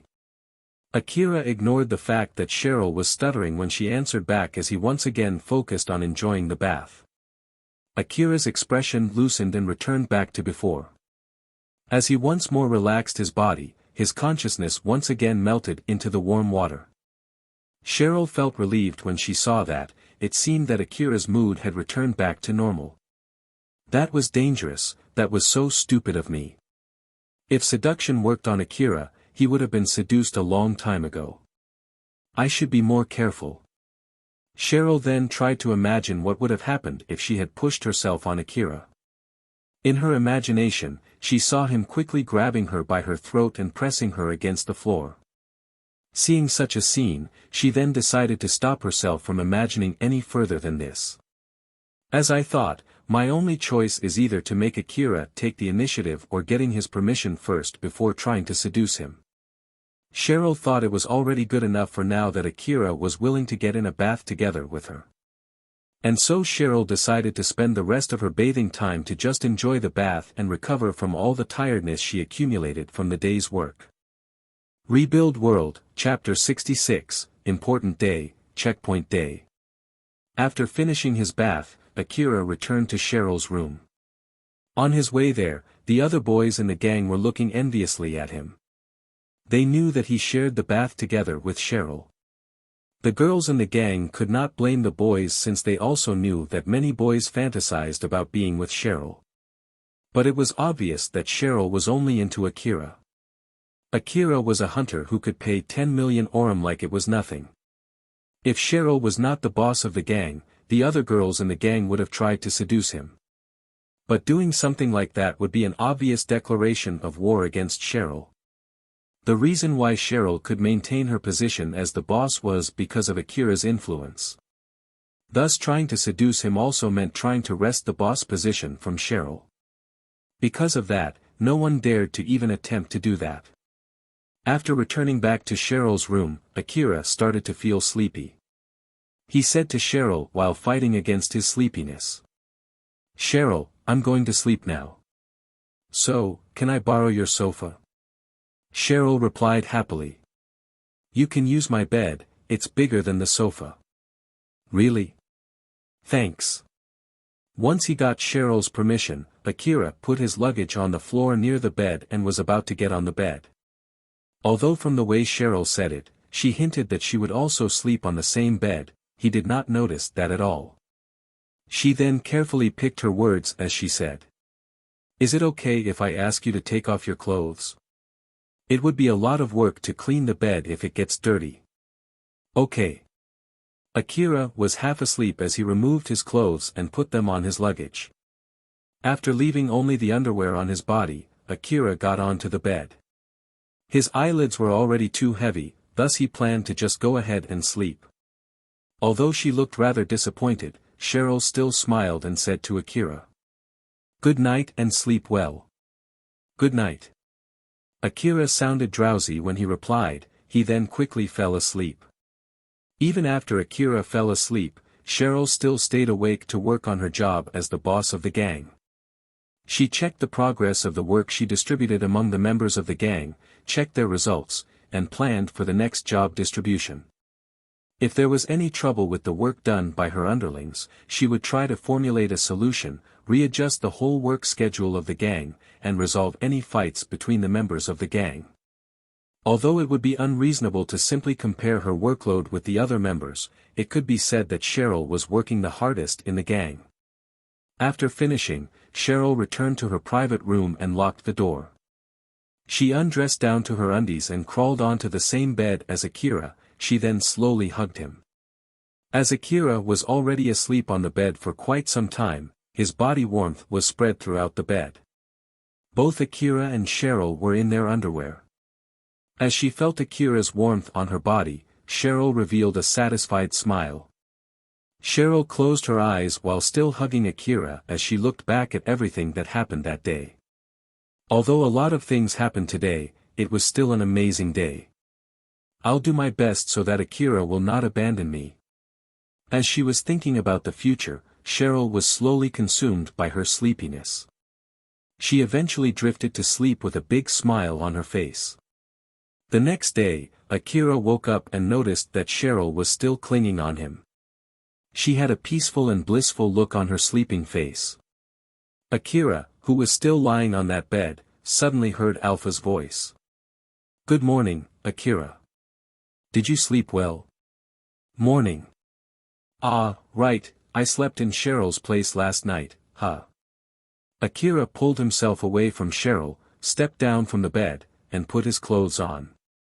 He then looked at Cheryl, who was still sleeping on the bed. After he got a good night's sleep, Akira regained his calm. He remembered what happened yesterday as he was looking at Cheryl, who was still wearing nothing but her undies. "She was clinging on to me yesterday without any good reason. She also took a bath together with me, and until just a moment ago, she was sleeping with me only in her undies. What exactly does she think of me? Does she think that I definitely won't attack her or something?" Even when his mind was in good condition, Akira still came up with the wrong conclusion. So Alpha exasperatedly said to him. "What are you talking about? She's tempting you to assault her, you know. She did say to you that you can do anything to her, remember? Is that so? But still, is there any particular reason why she would do something like this? She might be thinking that her current situation can quickly change for the better if you do something to her. As a matter of fact, I'm quite sure that's what she's thinking." Akira made a conflicted face as he stared at Cheryl. "Is that so? I guess it's true if you say so. Well, I don't really mind if you want to get involved with her as long as you don't forget your contract with me. But if you really do, just make sure to be careful. It's about exploring the particular ruin that you want me to go to, right? Don't worry. If you abandon me, I'm sure I'll immediately die in no time, eaten by one of those monsters. I won't do anything that might endanger my life. So you don't need to worry about that." Akira stated that clearly, the only reason why he was still alive was all thanks to Alpha's support. He understood that one fact very well. "That's good to hear. But still, although there's a beautiful girl of the same age as you sleeping only in her undies in front of you, you don't seem to be bothered at all. Are you really not interested?" "Well, what can I say? Since I have this girl, who always follows me around while being naked, I guess I grew up some resistance against it." Akira lightly laughed when he said that, and Alpha smiled invincibly. Right at the next moment, he had a bad feeling, and his feeling was accurate. Alpha's dress suddenly vanished, leaving her beautiful body in full view. She was showing off her virtual body that was produced through an extremely advanced calculation without even a shred of embarrassment. She even adjusted her appearance to suit Akira's taste, which she gathered from all of her observations of him, but her base body shape was also so beautiful that it would charm most of the members of the opposite gender. Then, to put the cherry on the top, Alpha was looking at Akira with a flirtatious gaze and a charming smile. He blushed a little and quickly turned his face away. Alpha giggled as she saw his vexed expression. "Oh, I thought you said you'd grown some resistance against this, right?" Akira still blushed as he complained. "Just shut up. It depends on the timing and the girl, you know. Just get your dress back on already." Alpha returned her dress back. When she did that, Akira kept telling himself that he did not regret it. "If you want to see it again, feel free to tell me anytime." Alpha teasingly whispered that to Akira. As she was continuously observing him, she could tell that it was not like he had no sexual drive or interest in the opposite sex. There was no denying the fact that Cheryl was a beautiful girl. The only reason why his reaction was so dull even when she clung on him, got on the same bath with him, and slept beside him defenselessly while being only in her undies, was simply because Akira did not think of her in that way at all. In principle, Akira categorized the people that he met into one of two groups: either they were enemies or not enemies. He showed no gender bias when it came to this matter. But he did react differently towards a very small number of people, who were not included in either of those two groups, namely, people he thought as his allies. This very small number of people included Shizuka, who worried for him without any ulterior motives, Sarah and Elena, who saved his life, and Alpha, who was supporting him. As far as Alpha knew, Akira only regarded these 4 people as his allies. This could be seen from how Akira reacted when Sarah was only wearing a light dress when he was in their house, or when Elena came up in front of him with a sexy augmented suit that pronounced her body line, or when Alpha reconstructed the image of Elena's and Sarah's naked body in front of him. And finally, he also reacted the same way when Alpha was showing her naked body just a moment ago. If for some reason, Cheryl's position shifted to this group, there was a good chance that Akira would be seduced by her in no time. Alpha thought so as she decided that she should investigate that possibility further. But looking at how he reacted just now, Alpha knew that there was no need to worry about it. As long as nothing big happened, it was very unlikely for Cheryl's position to be changed from Akira's not enemy group. No matter what Cheryl would do, as long as he only thought of maintaining their relationship, it was unlikely for him to change how he treated Cheryl. Not too long after that, Cheryl also woke up. She was still half asleep as she probed for Akira with her hands. Sadly enough, her hands only wandered around the empty bedsheet around her. She looked disappointed when she realized Akira had already woken up. Cheryl slowly got to her senses. When she was finally fully awake, she could see Akira already prepared to go out. Akira was sitting on the sofa while operating his information terminal. He was looking through the emails that reached him by his hunter code. One of the emails was from Kobayashi. It contained the information about the property agency that Akira had asked. Akira noticed Cheryl, who just woke up. "Ah, you've woken up, huh? Morning. Good morning. Are you going out already? You can at least eat some breakfast here, you know." "It's fine, I'll just grab something outside." If Akira ate something there, it would reduce the portion for the rest of the gang's members. After all, he knew perfectly well how precious food was in the slum city. "I understand, please allow me to at least see you off." Akira smiled bitterly and asked. "You sure you want to see me off dressed like this?" When Akira pointed it out, Cheryl realized that she was wearing nothing but her undies. She then quickly grabbed her dress and put it on in panic. Akira left Cheryl's base and headed to the real estate agent's office introduced by Kobayashi. In the middle of his way there, Alpha asked him. "Akira, what kind of house do you want?" "I'm sure the staff would ask you this question, so it's a good idea to think about it now." "Let's see. First of all, I want a big bath. I'm also planning to buy a vehicle, so I want a big garage too. And also maybe a big room to store my equipment, ammo, and my reserves. Then maybe a warehouse and a bedroom too. Then the next problem will be the rent. I'm sure Kobayashi has told that real estate agency about you, so it would be troublesome if they recommend you an expensive estate thinking that you still have that 100 million orum." "Well, that's true. I already spent 90 million orum yesterday. My money sense is completely broken, isn't it? I wonder where that small boy, who got all flustered by 200,000 orum, is now. It's not like you wasted that money on unnecessary things, just think about it as proof of your growth."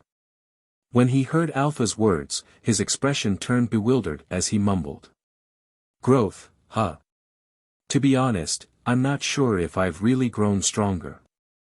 Since, until now, I only got myself better equipment and I'm still fully relying on you. I don't feel like I'm getting stronger myself though." Akira himself did not think that he had grown stronger. After all, he still had problems in all his fights and he was only able to barely survive till now because of Alpha's support. Alpha smiled at Akira to reassure him. "Don't worry. You've become stronger. But I think it's okay to think like that too. It's better to underestimate your ability rather than to overestimate it. After all, it's not like you would be able to breeze through your fights against the monsters just because you got a little bit stronger. If hunters could easily kill them, they would not be called monsters after all. Not to mention, facing danger is your occupational hazard too, so let's not get too reckless and stay careful. If you're worried about it, you can put more effort into your training and you can also rely more on me. Akira smiled, he was rather relieved after Alpha said that to him. Is that so? Well, I suppose you're right. I'll be counting on you. Akira collected himself as he stepped forward. Eventually, he arrived at the real estate agency that Kobayashi introduced. After he showed his hunter ID at the reception counter and mentioned Kobayashi's name, one of the staff quickly came to serve him. That staff was surprised when he saw Akira. It was because not only was Akira a small boy, he also did not seem like a hunter who could receive a recommendation from the Kagomayama city management. But that staff quickly showed Akira a friendly smile before Akira could notice his surprise. Akira told that staff what kind of house he was looking for. After that, they finished their small consultation and went to check the prospective houses. The real estate agency Kobayashi introduced to him was located in the outskirts of the lower district. Although there were a lot of open plots in the district, only a very small number of them were safe. There was a big difference in the values between the plots on the upper and middle districts that were located behind the wall, and the lower district that was located outside the wall. This difference in values came from the difference in their safety and security. The closer the property was to the wasteland, the cheaper it would be. And the closer it was to the wall, the more expensive it would be. Although there were exceptions, these exceptions were sold at a higher price since they were located in regions that were maintained by private security companies. So in short, the extra price was for the safety provided. The agency staff gave Akira a tour through a certain house. As Akira looked around the inside of that house, he felt that it was big enough for him to live alone. It had a big bath, a lot of rooms, and a huge garage. It was also fully furnished, so there was no need to buy new furniture. It fulfilled most of Akira's expectations. The staff then explained to Akira. It's a building designed for a hunter. Normally, we would only recommend this house for a hunter above rank 30. It's pretty well made that it can withstand explosives and gunshots.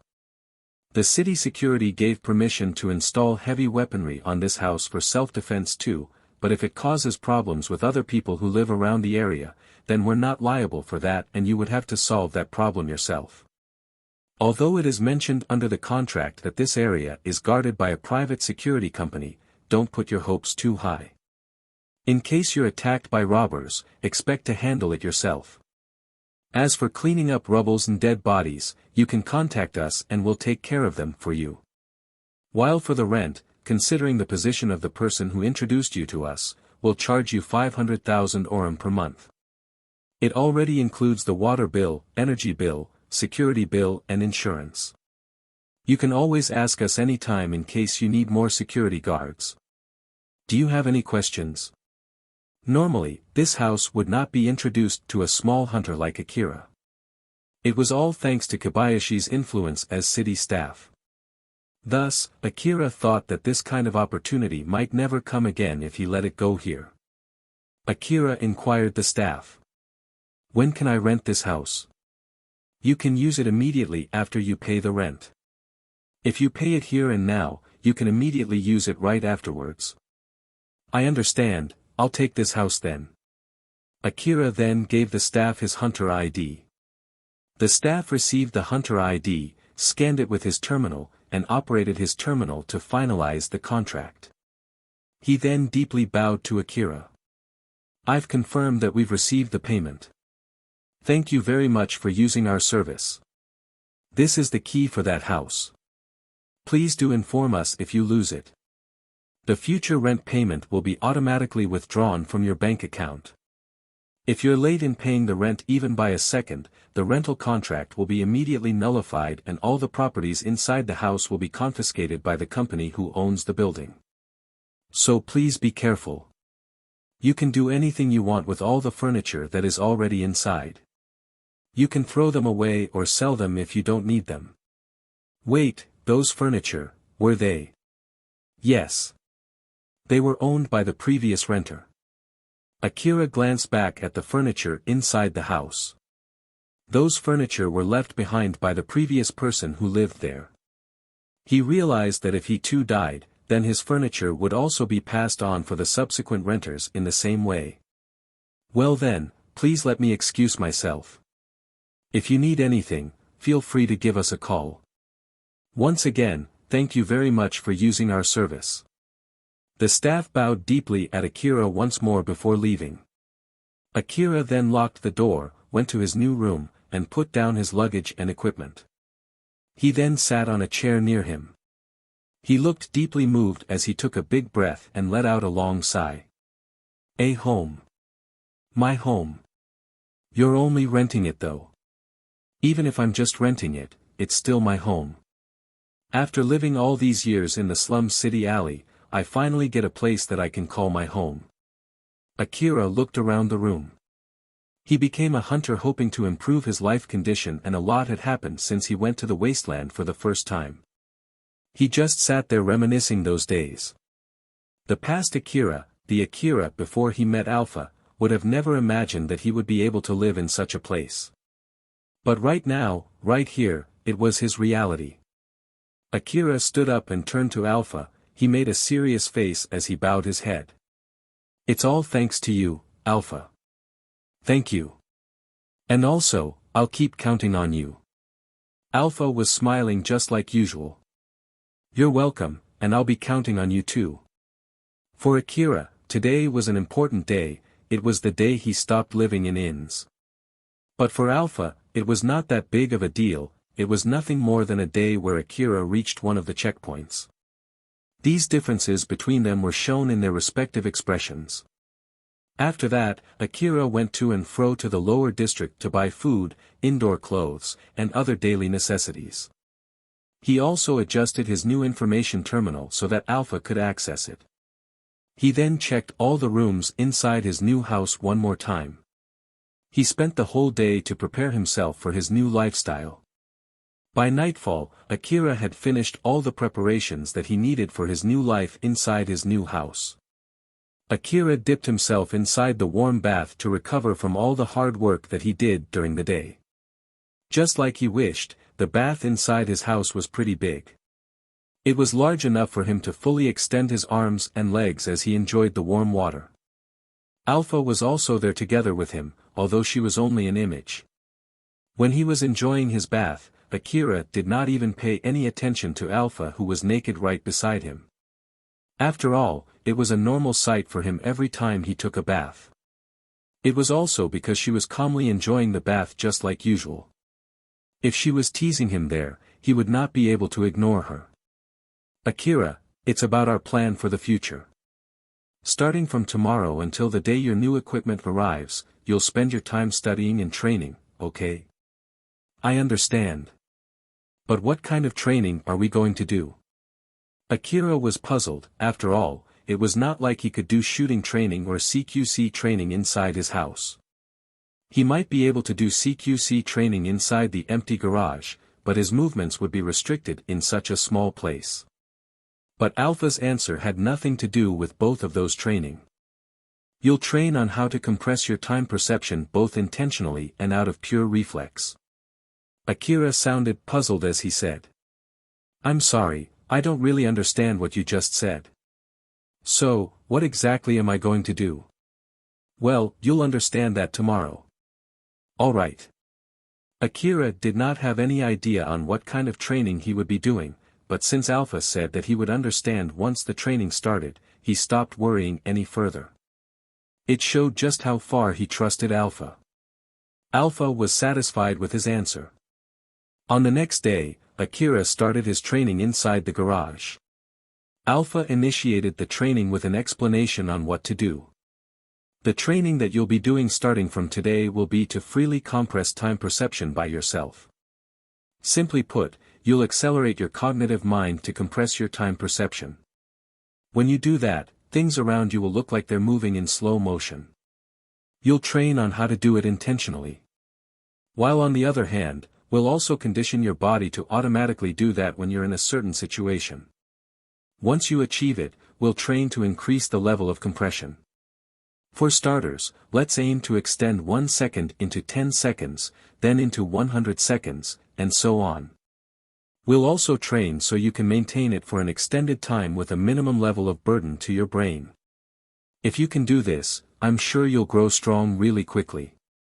Alpha gave a very straightforward and plain explanation. But Akira did not get the same impression after hearing her explanation. For him, it sounded like an impossible and crazy idea. It was as if Alpha was telling him to fly. Even if you give me that explanation. Can I really do something like that? To be honest, I'm not even sure I can do it, you know. But her reply quickly cleared up Akira's doubt. She smiled and said, "You can. Or more like, you've done it unconsciously before. You just need to work it out so you can do the same intentionally." Akira was surprised by what he heard. "I've done something like that?" "That's right. If you need a more precise example, you still remember your fight against Nelia, right? That's a good example. I'm pretty sure Nelia was using an accelerator when she fought you. It increased the speed of her movements and slowed down her time perception, thus allowing her to fight at a very high speed. In order to adjust her cyborg body to fight in such a high speed, I bet she put in extra modifications inside her brain too." Akira remembered his fight with Nelia. At that time, although he was moving his body desperately, he was barely able to follow the movement of his augmented suit that was controlled by Alpha. "So, does it have anything to do with my training?" "Yes. At that time, you were somehow able to follow and react to Nelia's movements. You were also barely able to follow the movements of your augmented suit when I was controlling it. Although you weren't aware of it since you were so desperate at that time, there's no way you could do something like that unless you were compressing your time perception, you know? The danger of death made you so focused that you were unconsciously compressing your time perception in order to survive that situation." Akira was dumbfounded as he heard Alpha's explanation. He was only vaguely aware of it during that fight, and now Alpha, who he trusted, also confirmed it. Thus Akira thought that it must be true. Leaving the truth aside, Akira believed her explanation. Now that he believed it, it became the truth for him. It turned his belief from being impossible to possible. Let's start by trying to fool your brain into thinking that your life is in danger. With this, you should be able to grasp how to compress time unconsciously. Once you're done with it, you'll next learn how to do the same in any situation. I understand the gist of it, but what exactly should I do? You'll understand once we start the training. So let's get into it right away. After saying that, Alpha changed her appearance from her usual dress into some kind of exotic costume for dancers which had a lot of decorations on it. The only exposed part of her body was her head. She was wearing a long skirt that extended to the floor and her arms were covered by long sleeves. Alpha was holding blades in both of her hands. Those blades were thin and looked extremely sharp. She then thrust the blade in her right hand toward Akira. Although Akira understood well that the blade in front of his eyes was not a real thing and only an image, it looked sharp enough that Akira could not help but take a step back. "I'll be dancing in front of you and you'll need to keep your eyes on me. I'll launch some attacks in the middle of it and you just need to evade them, you get that?" "Oh, okay. Since it's training to compress your time perception, you're not allowed to keep your distance to avoid my attacks. You're also not allowed to take a step back when I approach you as long as I don't try to attack you." "All right. Very well, let's begin." After both of them opened up some distance between them, Alpha saluted Akira, closed her eyes and started dancing while making a dignified expression with her beautiful face. The multi-layered dress flailed in the air as she danced. She looked completely mesmerizing. The many decorations on her dress swayed along, complementing her every move. The blades, which were as smooth as a mirror, gave a clear reflection of the garage as they slashed the air. Watching her dance, Akira felt like he was taking part in some kind of ritual. It was obvious that Akira was slowly hypnotized by that dance. It made him immediately forget that he was in the garage and both Alpha's dress and dance were completely out of place. When Akira got back to his senses, Alpha had already finished her slash. Alpha, who was dancing next to him, had slashed at his neck with the blade in her right hand. He could not react to that at all. If that blade was real, he would have been dead by now. Alpha smiled mischievously at Akira, who was still dumbfounded. You should properly keep your eyes open for any attacks, okay? I understand. Akira pulled himself together. It would be all for naught if he did not feel any sense of danger even when there was someone flinging a sword right at him. He could not just stand there mesmerized, he should properly keep his focus and watch Alpha's movements closely. He gathered all his focus and directed all his attention towards Alpha. Alpha reset the distance between them. Akira kept his eyes on her so that he would not miss even the slightest move from Alpha, but then he suddenly realized something and looked puzzled. A layer of cloth tore off from Alpha's dress. That piece of cloth fluttered and vanished before it could touch the floor. Akira understood that it was nothing more than an image, thus it was not like that piece of cloth would just peel off from Alpha's dress on its own. So in short, Alpha did that intentionally. Alpha, why did you let that piece of cloth off?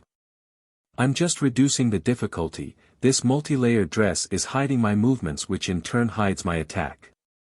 If you can get a better view of my limbs, you should be able to see my attacks more easily, right?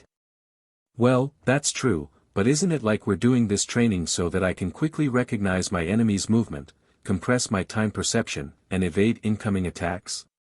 It's fine. It doesn't seem like you can even react to my attacks at this rate, after all. Or more like, you don't feel any danger at all, do you? As long as you don't recognize the danger, you won't be able to notice that you're being attacked, and it won't be able to trigger you to compress your time perception. Well, that's true. I'll take off one layer of my dress every time my attack hits you, okay? Ha. If you want to see me naked, you can just go ahead and take it easy, you know? After Alpha said that while smiling bewitchingly, she started dancing again in front of flustered Akira. Akira stiffened his face to not let out his inner feeling as he was keeping his eyes on Alpha, who was dancing beautifully in front of him. Rebuild World, Chapter 67, Making Sure That Everything Is Alright. Akira placed all his focus on Alpha's movements, he did not let even the slightest shift go unnoticed. But even so, he could not evade a single attack. It was because Alpha's multi-layered dress hit her blades, making it extremely difficult to judge the timing of her attack. Moreover, Akira could not follow her movements with his eyes at all. Akira was trying his best to focus on Alpha's movements, but it was not even close compared to the level of focus he had when he was facing a deathly situation. Alpha noticed every single time he lowered his guard and used that opening to accurately slip in an attack. Then just like she said, every time Akira received an attack, one piece of cloth was removed from her dress. Thus, one by one, pieces of cloth kept falling off from Alpha's heavily decorated dress. As fewer and fewer clothes and decorations were left on her dress, her skin started getting exposed bit by bit. Starting with her four limbs, to her back, then eventually up to the cleavage of her chest and bum. But as Alpha kept dancing, the exposed part of her skin was only barely able to peek out from time to time as the leftover pieces of clothes on her dress hid them from view. The more part of her body got exposed, the more seducing her dance became. Alpha was smiling bewitchingly and sending a flirtatious gaze at Akira. She had lost most pieces of clothes that were hiding her body, thus it should have been easier to see her movements now. But her dance was still as deadly as it was charming. Akira was sliced and diced so many times by Alpha's swords. Although he was familiar with her attacks, he still could not evade the incoming blades. Akira was getting tired after keeping his focus for an extended length of time. Because of that, his focus was getting worse with each passing second. Eventually, Akira was too tired to even react to Alpha's attacks. Alpha noticed that and decided to end the training. Let's end it here today. Akira did not try to hide his tiredness as he let out a big sigh. He then looked at Alpha one more time and sighed again. Alpha was almost naked. The only pieces of clothes left were those that hid particular parts of her body and some decorative pieces that were barely able to hide the rest of her body. All the layers of clothes that Alpha started with had turned into such a sexy dress. Alpha's beautiful figure that was almost on full view showed just how pathetic Akira was during the training. Alpha tried to cheer Akira up since he was obviously disheartened. It's not something that you can learn in one night. Today's training was not fruitless. Let's keep on training patiently. I guess you're right. It was not like Akira had completely recovered, he was just putting a brave front. If he was given enough time, Akira would get back on his feet by himself. Let's take a short break before continuing with studying in your room. Or do you want to just take a rest for the remainder of the day? No, let's study. I'm on a break from hunter work, so I at least want to keep improving myself during my break. Alright then, I wonder what should I teach you today? Akira returned to his room and started taking lessons after he had enough rest. Let's work on your math today. As a hunter, you should at least be able to properly calculate your reward. Before that, how long are you planning to stay like that? Alpha was still wearing what was left of her dress from the previous training. It was not least bit suitable for teaching. She just smiled teasingly as she said. Since you hadn't told me to change it, I thought that you liked it. That's why I'm keeping it like this. Alright. Next time, I'll tell you to change your clothes right away after the training. You don't have to hold yourself back, you know. Just return back to your usual dress, will you? Alpha's dress then changed to the suit that she usually wore when she was teaching Akira. Although it was far less exposing than her previous dress, it had a big opening on her chest and her skirt was very short with a decorated slit on it. It was sexy in its own style. Akira's reaction to this sexy suit was only, well, whatever. Humans really could get used to anything. Akira then spent the day studying in such a weird situation, but for him, it was nothing out of ordinary. It had been 5 days since Akira rented the house. He did the same training every day to compress his time perception. But the result of his training did not change much compared to the first day of his training. Every single time, the training would continue till Alpha's multi-layered dress was almost completely gone and it would end when Akira's reaction was considerably dulled because of the tiredness. Even after 5 days, Akira still could not evade even a single attack. Although his reaction speed increased without using the time compression, that was not the main aim of this training. Akira was taking a break after the training. He looked pretty depressed as he felt how pathetic he was for not showing any improvement all this time. Since Alpha told him that he could compress his time perception, he believed that he should be able to do it. But even so, he still could not achieve it. He didn't even show a sign that he could do it anytime soon. As Akira was fraught with frustration, Alpha suddenly said something weird to him. Akira, a strange request just arrived for you. A strange request? Yep, a strange request, you should check it yourself.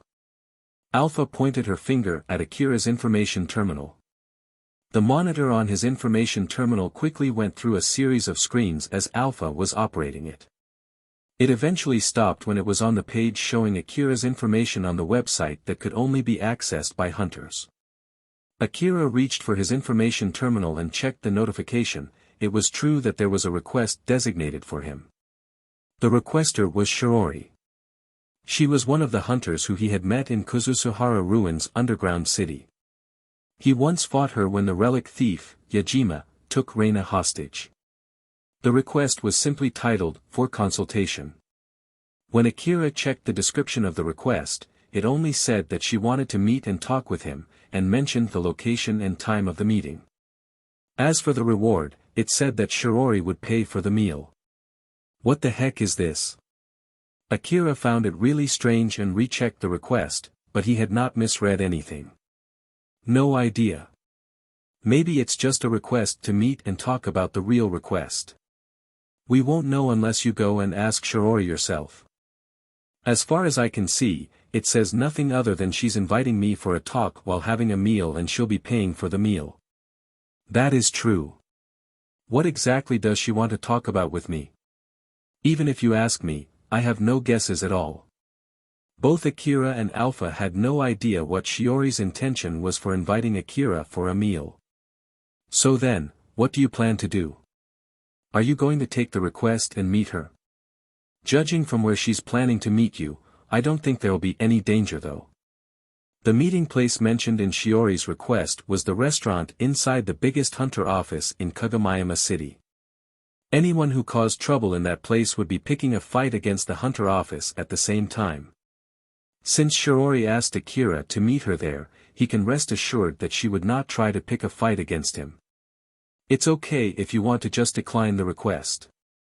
You can also ignore it if you want. It's up to you, Akira. Alpha finished giving all of her suggestions to Akira. Although it might be a good chance for a breather if Akira went to meet Shiori, there was no particular reason for Alpha to recommend it either. It was really up to Akira. As long as his actions would not interfere with her objective, Alpha would try to respect Akira's will. Akira reread the request many times, he did not know whether to accept it or not. After taking some time to think, Akira eventually decided to accept it. It was because he was curious why Shiori wanted to meet him. If he could confirm that safely through this request, then there should be no problem accepting it.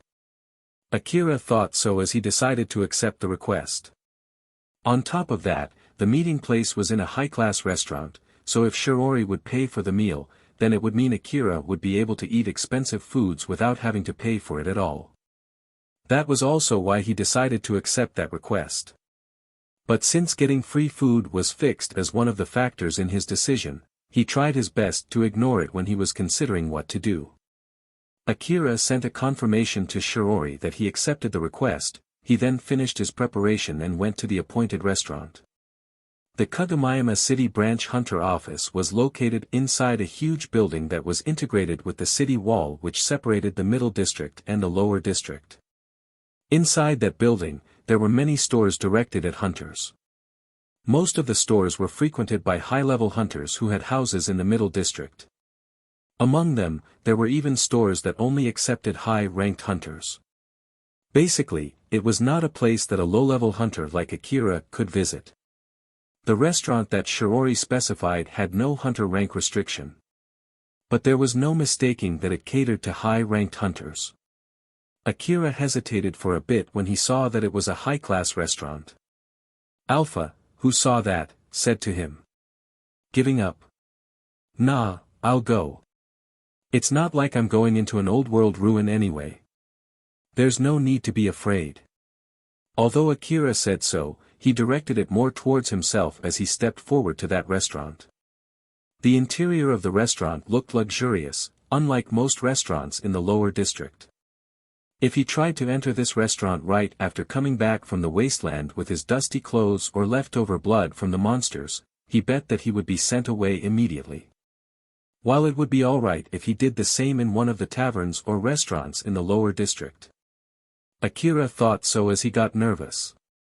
Although in reality, he could just clean off the dust on his body and change into new clothes inside the restaurant itself.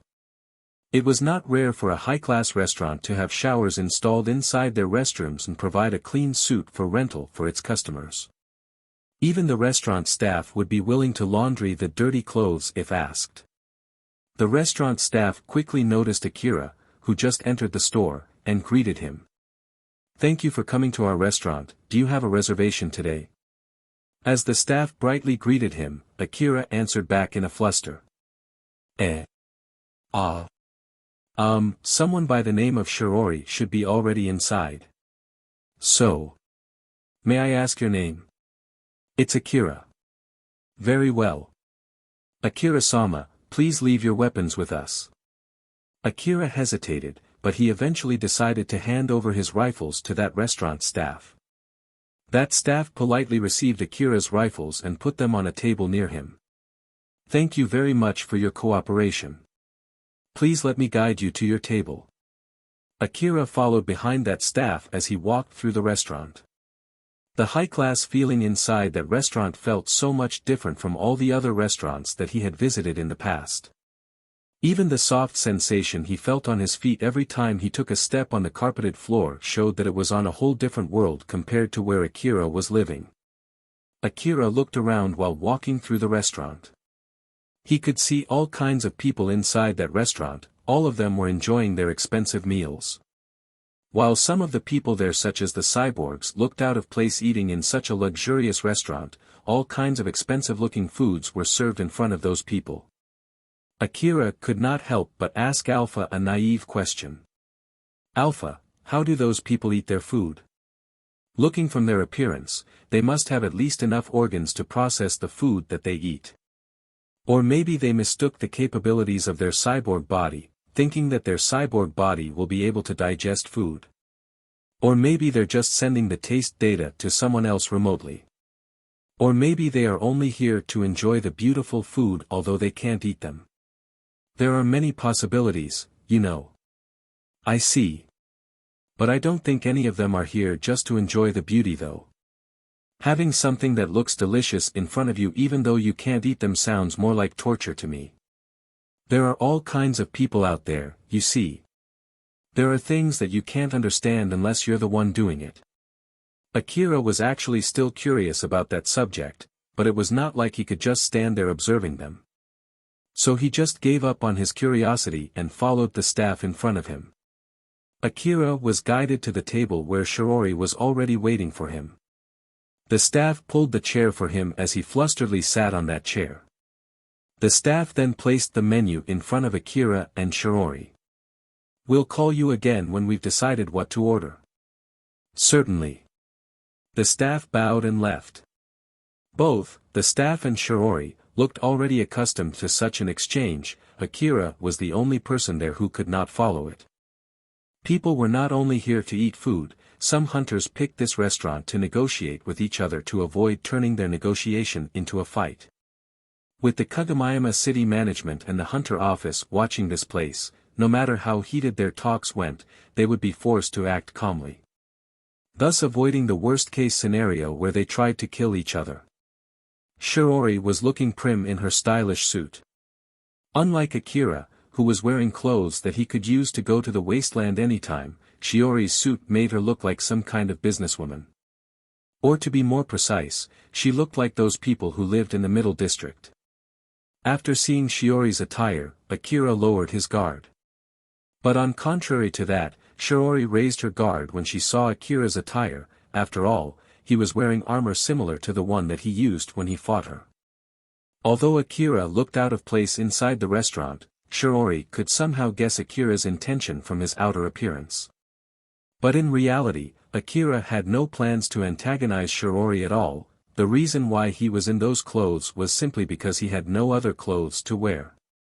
Shirori looked at Akira with a serious expression. She had resolved herself to be in this place. For some reason, her serious expression looked beautiful. Akira-sama, thank you very much for accepting my request. As I promised, I'll pay for the meal, please order anything you want. When he heard that, Akira's gaze shifted down to the menu in front of him, but he then turned his gaze back to Shirori. Let's finish whatever you want to talk about first. After all, we wouldn't know if I can completely finish your request and deserve this reward. I understand. Let's move to the main subject then. Shirori bowed deeply to Akira. First of all, I apologize for causing you so much trouble the other day. And thank you very much for saving Milady. I'm sure you feel rather conflicted about me and Milady, but everything that happened back there was my fault. If you want to, I'll pay you back with anything I have, money, body, even my life. But in an exchange, please don't put any blame on Milady. Shirori pleaded sincerely to Akira. Even Akira understood that Shirori really meant what she said. Because of Reina's foolishness, the battle that Akira had already won was turned 180 degrees. Moreover, Yajima even took Reina hostage and made Shirori fight against him. Fortunately enough, they were able to get out of that situation alive, but it would not be strange if Akira harbored some grudge against Reina and Shirori because of their actions. Since the servant's fault was the master's fault, thus Akira might even be blaming Reina for what happened. In order to make sure that Akira was not holding a grudge against Reina, Shiori was willing to do anything for him. Akira was rather taken aback by Shiori's serious attitude. Before I give you my reply, there's one thing that I want to ask you. Why did you take the roundabout way of sending a request through the Hunter office if you just want to talk with me? If you accept the request, I'll at least know that you have a good intention. Shiori employed Akira once when they were in the underground city. At that time, he criticized Reina and said something that angered Shiori, but Akira only did that thinking that it was a part of his duty. He did not try to do any lip service as he decided to say his honest opinion even though it might cause a fight. Shiori thought that there was a need to know Akira's real feelings. Even if Akira already completely regarded Reina and her as his enemies, it would still be better if she knew that. It was also to check whether Akira was only trying to look normal on the outside while thinking of killing Reina on the inside. Shiori had offered her money, body, and even her life to Akira. She hoped that it would be enough to abate Akira's grudge. Although it was by pure coincidence, Akira was the one who saved Reina after all. Shiori could not deny that fact. But if that was not the case, she would have to resolve herself to protect Reina even if it meant that she would have to fight Akira again. Because of all this, Shiori needed to know Akira's real feelings about that matter. Of course, Akira could not read that deep into Shiori's intention. But at least, he had already prepared himself for whatever that might happen since he had no plans to lie when he decided to come to that place. I see. Leaving aside whether my answer can satisfy you or not, I'll give you my honest answer. So raise your head and listen well. Shiori raised her head and waited for Akira's answer with a serious expression. Akira hesitated when he saw Shiori's serious face, which made it difficult to express himself. Forget about that incident, you don't need to do anything about it. That's all. Ha. Shiori's serious expression crumbled down, and that one-word response perfectly reflected her real feeling. Akira sounded a little bit embarrassed as he continued. Well, what can I say? I guess I have to give a proper explanation, huh? Alright then, I'll explain everything. So just put aside any questions that you have at the moment and listen well. Since you sent that request right to me through the Hunter office, you know my Hunter code, right? Use your information terminal to see my battle record in my Hunter profile page, you can do that, right? I can lend mine if you can't though. Please don't worry. I understand, please wait for a bit while I check it. Shiori looked a little puzzled as she did what Akira told her to do. She pulled out her information terminal, opened the Hunter office's site, and checked Akira's battle record. But Shiori was shocked and she opened Akira's profile page and checked for his battle record in the underground city. What is this? Shiori looked surprised as she turned her gaze at Akira. When she checked his information page, his battle record was much different from what she knew had happened in the underground city.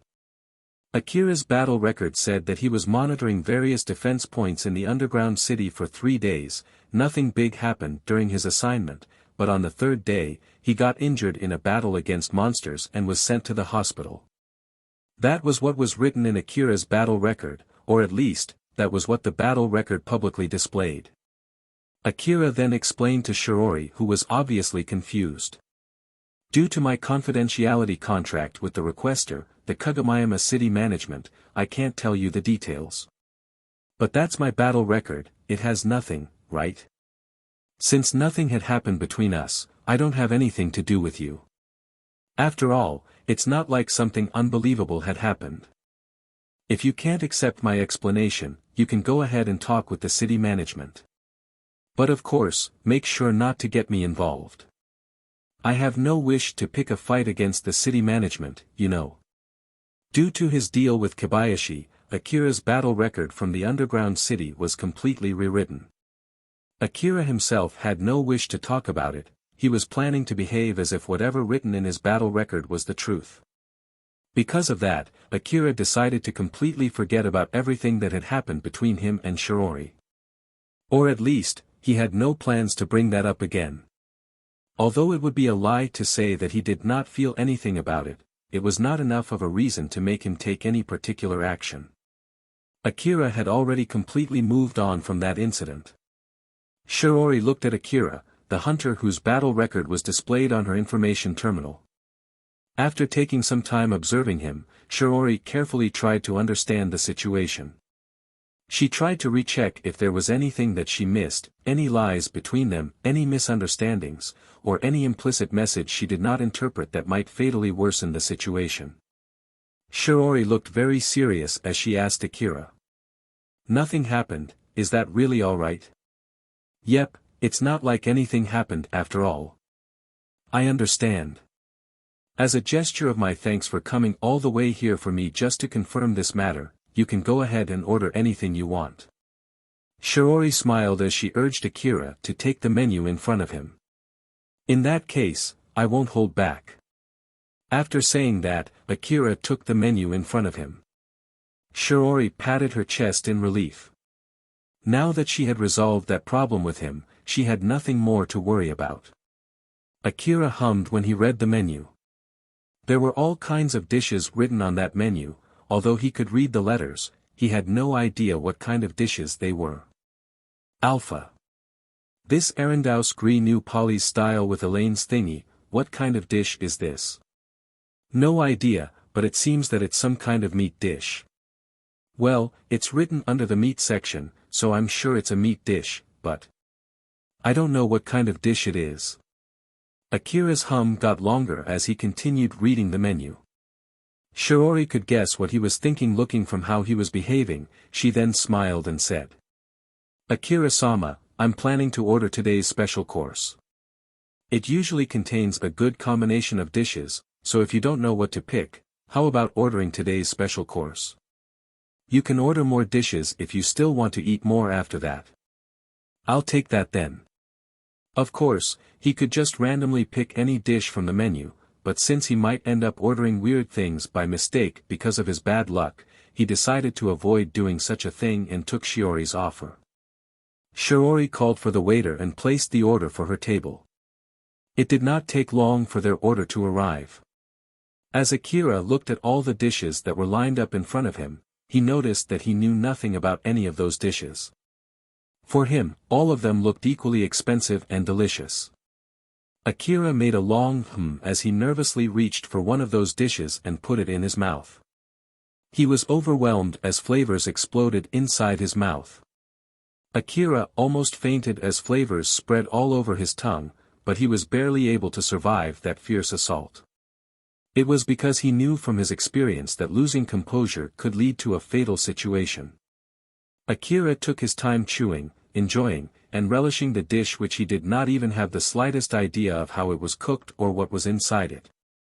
It was a wonderful dining experience that changed his sense of taste. It was a pleasure that he could never find in the slum city. Since it looked like Akira was absolutely mind-blown and was about to get spirited away, Alpha worriedly asked him, "Akira, are you okay?" Yeah, I'm alright." Instead of using telepathy, Akira accidentally answered Alpha's question aloud. So in short, he was not alright at all. Shiori was confused when Akira suddenly said that. "It doesn't suit your taste." No, it's alright.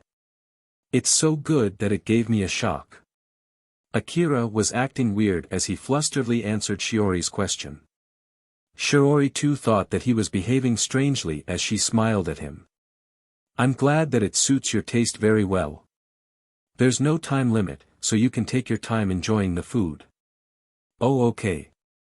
Akira was somehow able to answer back before he started eating again.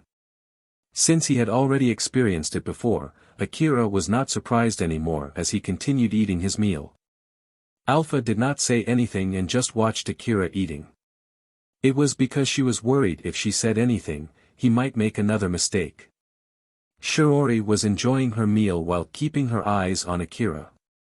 Seeing how he was eating his meal with a big smile on his face, he did not look like someone who could force her to use her trump card accelerator drug and still fight evenly against her.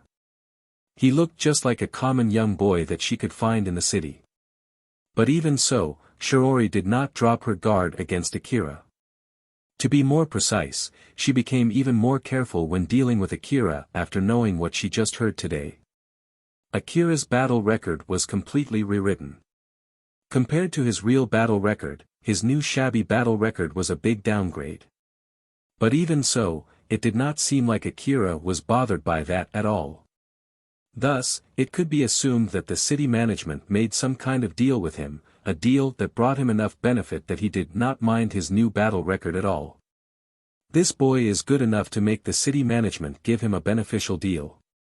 It means that the city management recognizes his ability as a hunter. With someone like him around, there should be at least some rumors about him, but Drankum's information network has no information about him at all. Although Drankum is recruiting new young promising hunters in order to increase its sphere of influence, it doesn't seem like it's trying to recruit him. I guess I need to investigate more whether it's just because the gang still hasn't discovered about him or if it's because the gang is deliberately keeping a secret about him. But that might be a dangerous thing to do. I have to avoid anything that might cause Milady any harm. Shiori's mind was preoccupied with the person in front of her as she was eating her meal. All this time, Alpha was paying her full attention at Shiori. Akira did not notice Alpha, who was staring at Shiori, as all of his attention was focused on enjoying the meal in front of him. Rebuild World, Chapter 68, Real Strength. Akira's stomach was lulled by the great food, and when he finally regained some of his composure to fight back that pleasure, the only dishes left in front of him were the desserts. He could order for more, but since he did not want to leave any leftover food, he decided not to. Akira took a spoonful of the beautiful mouth-watering dessert in front of him. Shiori also did the same while asking Akira a question. So like, Akira-sama, do you always work alone? He indulged in a taste of the dessert, but Akira somehow managed to answer Shiori's question. Yes, I'm always alone. Although I did say, always, it hasn't been that long since I became a hunter. Shiori was trying to learn more about Akira during the meal, but this was the first question which Akira was able to answer seriously. When she asked her questions during the meal, he was only able to give vague answers as if he had his mind somewhere else, and of course, it was because his mind was indeed filled by the flavor of the meal that he was eating. Because of that, Shiori could not gather much information about Akira till now. Don't you have any plans to get more companions or join a gang? Neither hunting monsters nor exploring ruins, I believe, is an easy job to do alone. Well, that's true. But at the moment, it's much more comfortable for me to work alone for a lot of reasons. I don't need to fight for rewards when I'm alone, not to mention that I'm not really a team player kind of person. So rather than causing a fight by being in a group, I would better do my job alone. Although Shiori was giving a friendly smile from the outside, she was actually diligently gathering information about Akira. She kept asking him questions as both of them were enjoying the desserts in front of them. Although for Akira, all the questions that she asked were just about ordinary stuff, Shiori was, in fact, carefully picking her questions. Akira was also asking Shiori any questions that came up in his mind. Most of his questions were about the gang that she and Reina were part of, Drankum. Oh, so they're gathering young hunters, huh? Yes. The current Drankum is aiming to recruit more young hunters. At the moment, it seems that they're even willing to accept complete beginners who had just registered their name in the hunter office. I know it sounds weird for someone like me to say this, but is there any meaning in giving guns to complete beginners?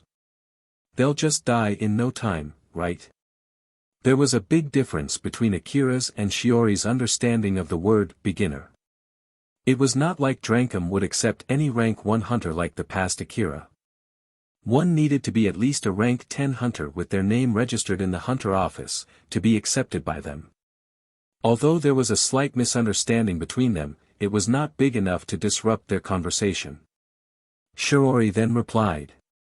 In the worst cases, there are gangs out there that deliberately trick beginner hunters to join their gangs just to use them as meat shields or decoys. Indeed, there are many young hunters who quickly die in no time depending on the quality of the gang that they join.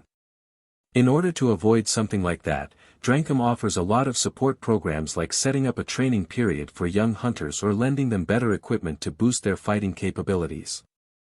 Equipment, huh? Well, equipments are indeed important. Akira mumbled as he remembered that he had once headed to the wasteland with just a handgun. To the current him, it looked like nothing but foolish and suicidal. Well, what can I say? I always thought that all of those gangs were only using young hunters as sacrificial pawns. But I guess some of them are not that bad, huh? Drankum provides the young hunters with such support since it'll benefit the gang in the long run. But lately, some of the veteran hunters are complaining, saying that the gang is giving too many preferential treatments for the young hunters. After all, they get some of their rewards deducted to help to pay for those support programs for the young hunters. Although the veteran hunters never received such a preferential treatment up until now, they have to lend some of their equipment and get their rewards deducted. But even so, the young hunters are enjoying those benefits without showing any gratitude. So it's to be expected that the veteran hunters would get annoyed. While on the other hand, it's true that the gang has gotten a lot of skilled young hunters because of that too. Not to mention that those veteran hunters, who work as the officers, are the very people who decided on those support programs in the first place. So I can't really blame neither the young hunters nor the veteran hunters as a whole. Akira was reminded about Shikarabe and Kitsuya. Those two people looked like water and oil, but it did not seem like it was only a matter of individual affinity between them. It reminds me of those two, Shikarabe and Kitsuya, was it again? Those two don't get along with each other because of that. Shikarabe-sama and Kitsuya-sama, huh? I've only heard that Shikarabe-sama was once assigned to look over Kitsuya-sama's group and that they just can't get along with each other. Although to be honest, I don't think it's because Kitsuya-sama's group fault. Shiori's expression looked a little bit conflicted. After that, they started talking about Kitsuya. It sounded like Shiori was complaining and Akira was forced to listen to her. According to Shiori's story, it seemed that Kitsuya was a rather skilled hunter among all the young hunters in Drankum. During the underground city request, Kitsuya was proactively trying to accomplish his duty as he worked together with the other skilled hunters. As a result, the young hunters in his group had gotten quite famous among the other hunters for their skills. It also seemed that the young hunters in Drankum had even formed a faction with Kitsuya as its head. Because of his skills as a young hunter, the gang placed all its hope on Kitsuya to show the success of their young hunter support program. But if that was all there was to it, it should not be enough to cause Shiori to make that expression. The real problem was the side effect of that. Kitsuya was greatly admired by the other young hunters, especially by the members of the opposite gender. He was pretty handsome and not arrogant even though he was skilled. To put it simply, he had a good prospect to be a good hunter with stable earnings in the future. Thus it was only to be expected that the young female hunters would be admiring him. Some of them ended up falling for him although they only approached him for money at first. Some of them fell for him after Kitsuya saved them. Some of them grew closer and closer to each other after they recognized each other's skills. Basically, a lot of girls were taking his side. Some of them were even fighting each other in the background to be able to be in the same team as Kitsuya. That was also the case for Reina. At first, Reina only looked at Kitsuya with disdain thinking that he was just an unruly boy. But after she recognized his skill, Reina started to fall for Kitsuya although she was yet to realize this herself. Shiori noticed that was also one of the reasons why Reina forcefully got herself in the same team as Kitsuya. Shiori sounded rather annoyed as her voice became slightly heightened. I have nothing to complain if Kitsuya-sama is being honest with Milady. But, even though it doesn't seem like he's planning to go out with anyone, Kitsuya-sama never makes that clear and always only gives vague answers as if he's trying to woo Milady. Not to mention that he keeps getting more and more girls around him every single day. Just because he isn't doing that intentionally, it doesn't mean that it's okay to keep doing it. I see. Akira could only reply awkwardly as he slurped the after-meal coffee. It was already his third cup of coffee. They had long finished their desserts even after Shiori ordered 2 more plates of desserts after their first one. It's true that Katsuya-sama is a skilled hunter and I'm sure he'll be a great hunter in the future. You can even say that he has this heroic aura.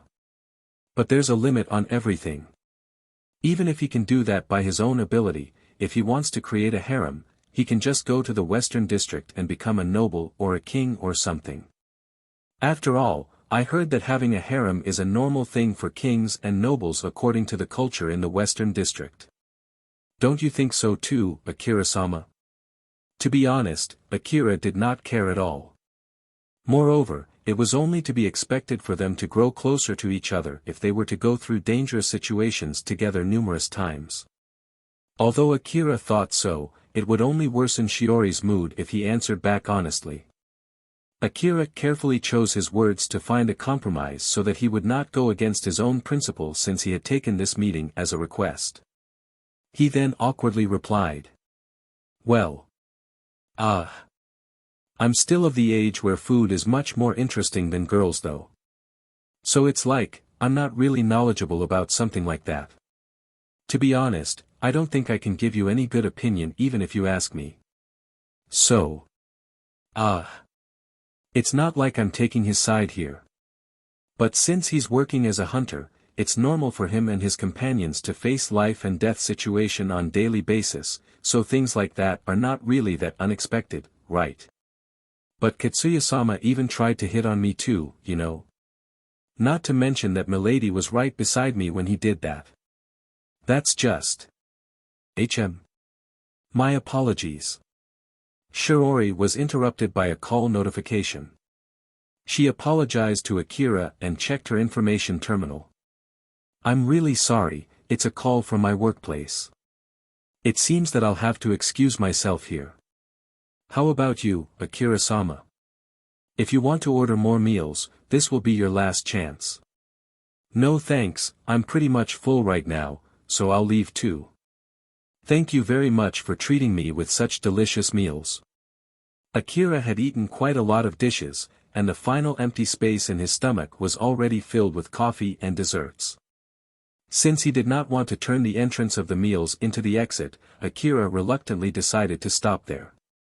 As Shiori was making the payment, Akira received his guns back. When he heard the total bill for the meals they had, he decided to just forget it by convincing himself that he must have misheard it. With his current earning ability, it was very unlikely that he would ever come to this restaurant ever again for the time being. After they left the restaurant, Akira said his thanks to Shiori one more time before going back home. After Akira left, Shiori picked her information terminal and called her colleague. It's me, please tell Milady that I'm on my way back now. Alright. So, are you okay? He didn't rip your limbs, right? Milady is really worried, you know. The person, who Shiori was talking to, said something so awful like it was none of her business. Shiori then replied back with a serious expression. I'm alright. Kane, you didn't say anything unnecessary to Milady, did you? We just had some small talks about the current situation. To be more precise, what were you girls talking about? A lot of things, like Milady's work as a hunter or any interesting hunters that Milady knows. Then we talked about the underground city too. Milady also told me the story where you almost got killed too, you know. You went to meet that hunter today, right? Shiori sounded annoyed as she sternly said to Kane. Didn't I tell you to avoid talking about the underground city when you talk with Milady? We somehow ended up talking about that due to the flow of the conversation, you see. And unlike you, I'm basically a soldier, so I'm not good with that kind of stuff. If you have anything to complain about, then you should return back here as soon as possible. I'm already on my way. Shiori then ended the call after she said that. Inside a mansion in the middle district behind the city wall, a young girl wearing a maid uniform lightly smiled while looking at her information terminal as her call ended just a moment ago. It was Shiori's colleague, Kane. Though she looked like a young girl, her age was unknown. However, there was a shred of innocence in that smile of hers. Yet from the outside, it looked like nothing but a mischievous smile. Kane imagined the kind of face Shiori would be making as she mumbled. She sounded pretty annoyed. Although Kane was wearing an outfit which looked like a normal maid uniform from the outside, it was actually made of enhanced fibers, making it bulletproof and stab-proof. It was more or less as strong as the armor that hunters commonly used. Kane was wearing such an armor since she would need to take blows in order to protect Reina in case of an emergency. The black tights that extended from under her skirt was a part of her augmented suit that she was wearing under the maid uniform. Kane was there as Reina's bodyguard. Although her job as a bodyguard was more or less the same as Shiori, unlike Shiori, her duty didn't extend to taking care of Reina. Kane was actually a soldier who had no maid skill, so she would never get assigned to such a job normally. The maid outfit was only to disguise herself so that she would not cause a ruckus in the middle district as well as simply out of her employer's preference. After she closed her information terminal, she returned back to Reina's room. Since Shiori was sent to the hospital after her fight against Akira, Reina was told to take a break from her hunter job until Shiori recovered. Reina was studying inside her room when Kane spoke to her. "Milady, Ain-san is already on her way back." "Ain-san? Ah, Shiori, huh? Is she alright?" "It seems that she's not injured at all. She also said that she'll return here as soon as possible, so I'm sure she's alright." "Thank goodness. It's all your fault for saying all of those worrying things to me, you know. Don't scare me like that again." Reina looked relieved, but her expression turned stern as she scolded Kane. Kane swiftly replied back. "People die when they die. And it's doubly true for people who do a dangerous job like the hunters. You need quite a determination when you step out of the city wall on your own volition, you know." Reina sounded rather annoyed as she said. "Well, that's true, but still." After passing her post to Kane, Shiori quickly went out without even telling Reina where she was going. It was also Reina, who told Kane to check on Shiori's safety. All this while, Kane was whispering worrying things to Reina like Shiori might not be able to come back alive. Only after confirming Shiori's safety, did Reina realize that everything Kane said was nothing but jokes. If not, just her honest opinion. In truth, before she even went to meet Akira, Shiori had finished leaving her will and instructions to tie up any leftover business in case she died. Kane was somehow able to read what was in Shiori's mind when she saw her off. She then thought while carefully making sure that it would not show on her face. "Ain-san told me to assume that she's dead and act accordingly if I can't contact her for 24 hours. She even arranged for soldiers to be dispatched if she was killed. Although our current situation is dangerous enough that Ain-san might get killed, Milady's sense of danger is still too naive." Kane realized just how naive Reina was, but she did not find that unpleasant at all. It could be said that it was because Reina was living a comfortable life since Shiori was always there to support her. And if she made another blunder, the situation might roll to the direction that Kane preferred. Kane was a battle maniac, she herself understood that very well. Thus she had no complaints about her employer as long as she got enough reward and was able to experience good fights. It was Shiori's duty to teach Reina to avoid any needless danger. So Kane had no plans to fix Reina's sense of danger. It did not take long for Shiori to arrive. After she changed to her maid uniform, she then went to explain the reason why she went out to Reina. Although the incident with Akira was resolved, Reina might make a similar mistake if she was not made aware of the gravity of the situation. Thus, Shiori carefully explained everything to Reina. After she finished listening to Shiori's explanation, Reina then asked Shiori. "So, basically, Akira is not angry or anything, right? Since nothing happened, then there's nothing to be angry about. At least that's Akira-sama's current stance. Thus, just to be safe, I want to tell Milady that Milady should not try thanking him or apologizing to him because of that incident since nothing had happened between us. Not only doing such a thing might bring the whole problem back to square one, but it might also be taken as a form of harassment since Akira-sama has signed a confidentiality contract with the city management. So, please be extra careful about this subject. For Reina, it was a big disappointment since not only could she not say sorry after she caused so much trouble because of her blunder, she also could not convey her thanks after she got herself and Shiori saved by Akira. But if it would cause Akira more problems, then it was a whole different story. Reina sounded apologetic as she said. I see, I understand now.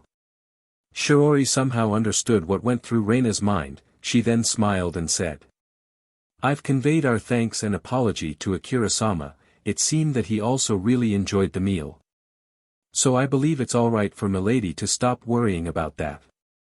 Kane smiled and interjected. Milady, if you're still angry for getting abandoned there, I can just go and give him a good beating in secret, you know.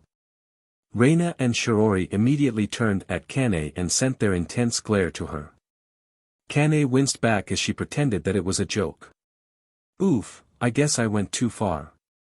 You know, I just thought that saying something like that might cheer everyone up, no ill feeling intended at all, alright? It's not like Milady is a saint either, so I just thought that there's no way Milady is not at all angry about that part, okay? Ah, I'm sorry if I'm mistaken here. Reina and Shiori were still sending death glares to Kane. Just stop. Stop there, Kane. It was not like Reina and Shiori had no ill feelings toward Akira at all. Although it was true that he had no duty or reason to save Reina, Akira did abandon her to die in that incident. But it was all because of Reina's fault in the first place and he did save both of them in the end. Thus both Reina and Shiori were not as shameless as to vent their displeasure toward Akira. Kane then lightly apologized. I was just joking. I'm sorry that I went too far. Kane actually was interested in knowing Akira's real strength since he was able to fight evenly against Shiori even after Shiori used her trump card. Kane was even thinking of pretending not to know anything or misunderstand the information given to her to mess a bit with Akira. But after seeing how Shiori and Reina reacted, she decided to give up that plan. Leaving Milady aside, to see that even Ain-san, who thinks about nothing but Milady, would react like this. This Akira guy must be a really dangerous guy. Yep, this is interesting. Unlike Shiori, Kane was not very loyal to her employer nor to the person that she was assigned to as a bodyguard. Although she could feel their gratitude, good reward and a pleasant working environment were much more enticing. Kane might cover for Reina and go as far as sacrificing herself, but it was because it was her job and not because of her loyalty toward Reina. Kane also knew well just how loyal Shiori was toward Reina. That was why she couldn't believe that Shiori did not feel any grudge against Akira, who abandoned the object of her loyalty to die. If it was indeed true, then it carried a huge meaning. She could come up with two possible reasons. 1, because Shiori's gratitude toward Akira, who ended up saving Reina, outweighed her grudge. 2, because Shiori was afraid of expressing her grudge towards Akira. Kane lightly smiled, hoping that it was the latter, asterisk, asterisk, asterisk. Akira was enjoying the bath inside his house while reminiscing the taste of the meals that he ate in the restaurant that day. He looked like he was in a good mood. And just like always, Alpha was also together with him in that bath. Although there was a goddess-level beautiful naked girl beside him, for the young Akira, who was of the age where delicious food was more interesting than a girl, his mind was filled with the memory of those delicious foods, so much that he ignored Alpha even more than usual. That was really amazing. I want to go there again. I guess I have one more reason to earn more money now, huh? It's good that you discover more things that you can enjoy in life. But you can't go there with your current earning, you know. You're right. Now that I think about it, I didn't really consider the price back then, huh? I can't really go to that restaurant again until I can at least pay those meals like it was nothing. Being a hunter was an expensive job, there were equipment expenses, ammo cost, and treatment cost when injured. For the current Akira, it would be very difficult to eat in that restaurant using his own money. It was not like he could not afford to pay the bill, but that would mean that he would have to cut other expenses which would increase his chances of getting killed. At least, until the day when he earned a stable income to pay for his own expense, he would have to stay with frozen food. Now that I remember it, there were many cyborgs inside that restaurant. I wonder if they ate their meals in the end. And if they did, what would happen to the food that they ate? For those cyborgs who have an organic furnace installed inside their body, the food that they eat will be broken down and then converted into energy or become one with their biological organs. But for those cyborgs who don't have such a thing, I'm sure they'll take the food out from their body later. And then after that? Throw them away, I guess. So it's basically purely for their eyes' pleasure, huh? I bet those cyborgs have a whole lot of money with them so that they can even enjoy such a luxury. Akira looked exasperated. For him who had grown up in the slum city where getting food was a matter of life and death, he found such behavior disgusting. But it had a very important significance for the cyborgs, so important that there were demands for developing foods for cyborgs. After all, it was a matter that affected their psychical health. Well, just because they exchanged their biological organs for mechanical ones, it does not remove their desire to drink and eat. In exchange for getting a body that is stronger than their organic body, they have to take care of problems that they could have easily solved when they had organic bodies. Of course, there are high-quality cyborg bodies that would allow them to solve those problems easily, but I'm sure they cost much more. Also, there are only a very small portion of people who can afford those high-quality cyborg bodies, like the staff from big companies, people from super-rich families, or those hunters who work on the front line. That does sound super expensive. It doesn't seem like I would be able to get one just from selling mountains of relics. Now that I remember it, those relic hunters were cyborgs too, right? They even took their chance stealing those relics even if it meant having to fight the city management. I wonder if they wanted that much money in order to buy such kind of cyborg body. Akira remembered about Nelia and Yajima. Up until now, no matter how much money was at stake, Akira never thought that any amount of money was worth fighting against the city management. But that might not be true for the people who got turned into a cyborg because of some kind of accident or after getting attacked by monsters and had to live their life in a body that could not even process food. For them, getting a high-quality cyborg body that could process food as if it was a normal biological body, and then using it to enjoy expensive meals in a high-class restaurant would be like a dream come true. Since Akira had already tasted the pleasure of such a delicious meal, he somehow understood why people with cyborg bodies would even do something like that. During the night of the same day, Akira saw a dream. He was fighting against Nelia in his dream. Akira was desperately trying to evade Nelia's attacks as she was swinging the blades in both of her hands at him. Although it was a difficult place to move around freely with all the rubbles around them, both Akira and Nelia were not bothered by those rubbles at all. There was no opening where Akira could slip any counterattack. Because there was a big gap between their skills, he was only able to barely survive Nelia's onslaught. Akira was unarmed in his dream. Nelia was not someone that Akira could defeat without any weapons. His kicks and punches could not damage her cyborg body at all. Not to mention that Nelia might even cut his limbs if he tried to attack her. Akira turned to Alpha and asked in a panic. My rifles? Where's my CWH anti-material rifle? There's no way I can win this fight without it.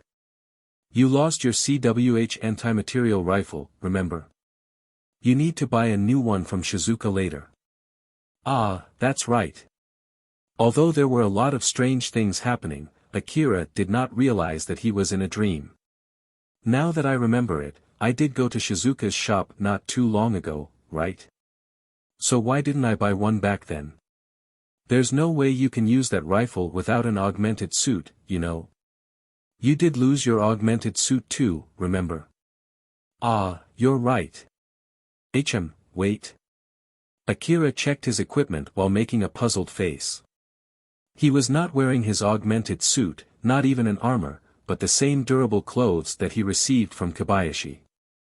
His movements immediately dulled the moment he realized that.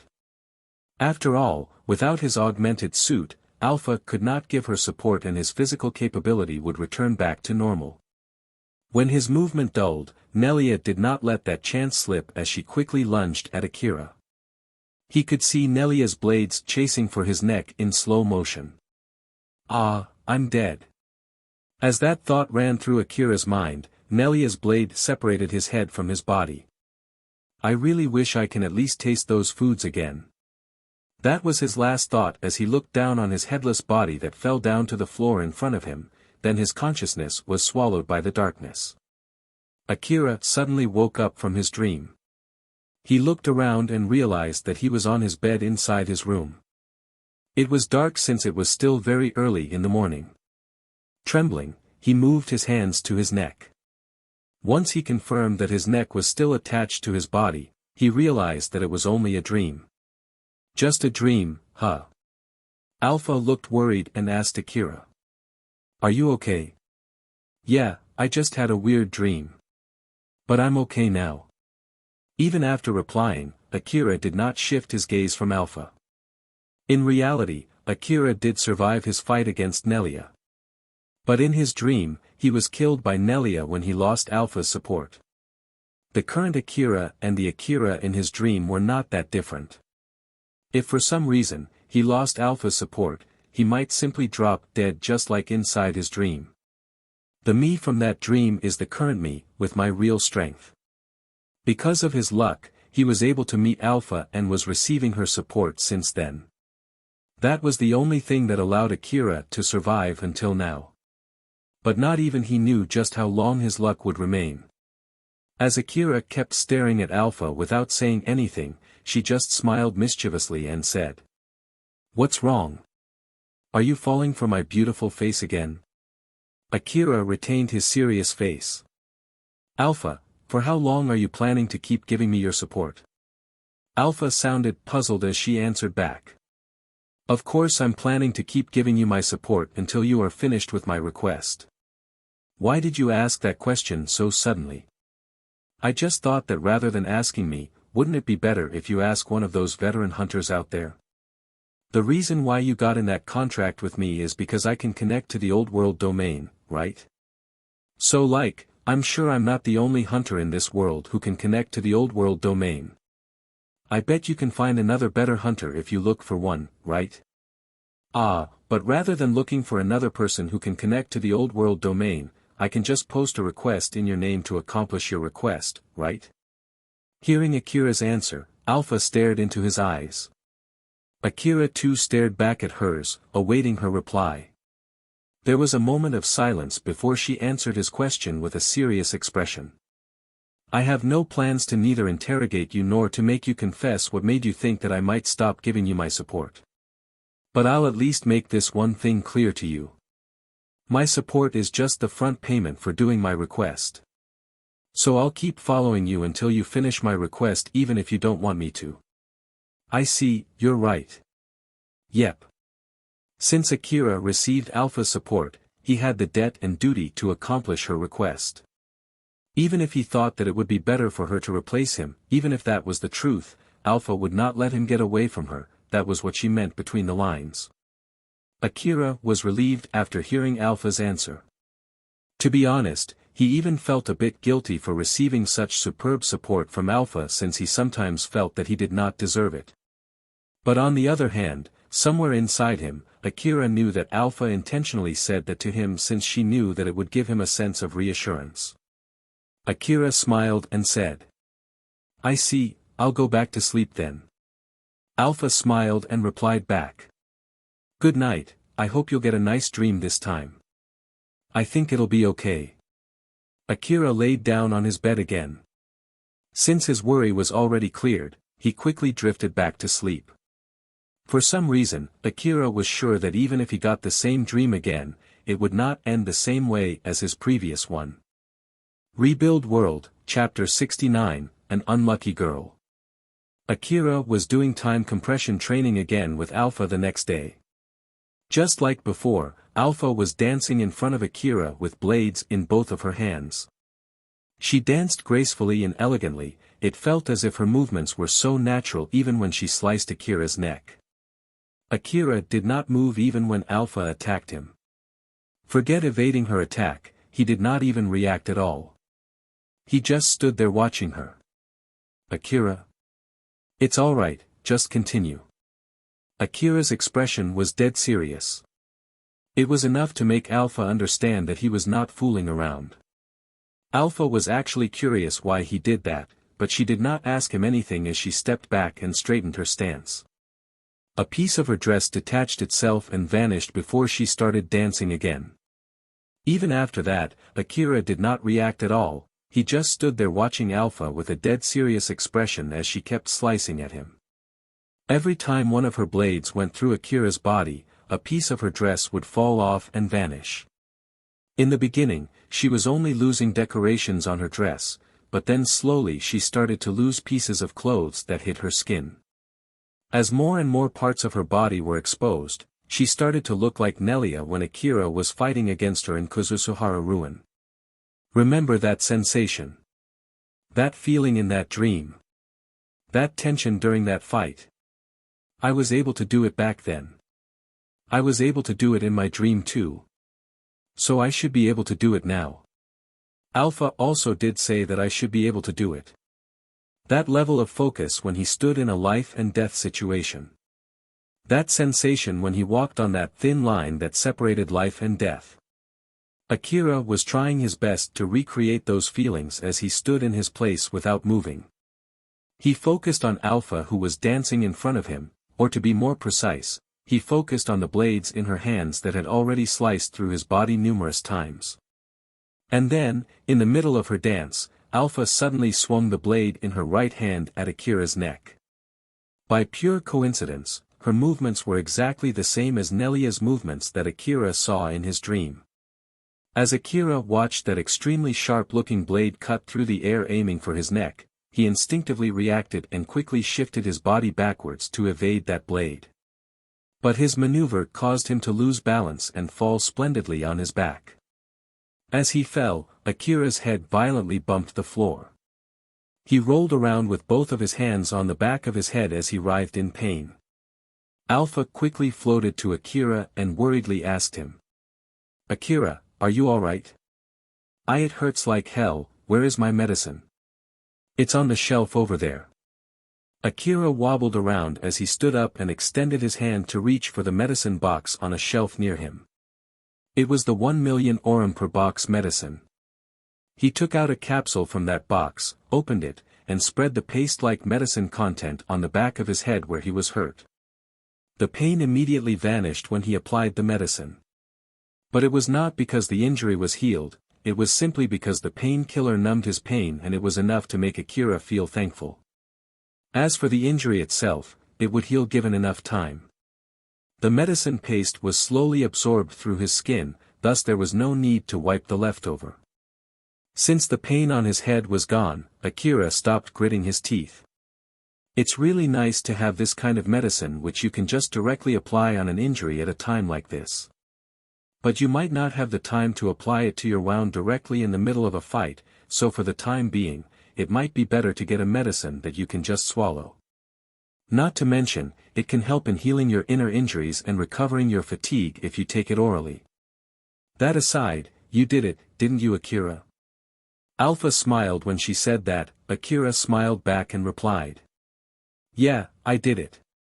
But thanks to that, I couldn't move my body well and ended up falling splendidly on my back though. That's to be expected.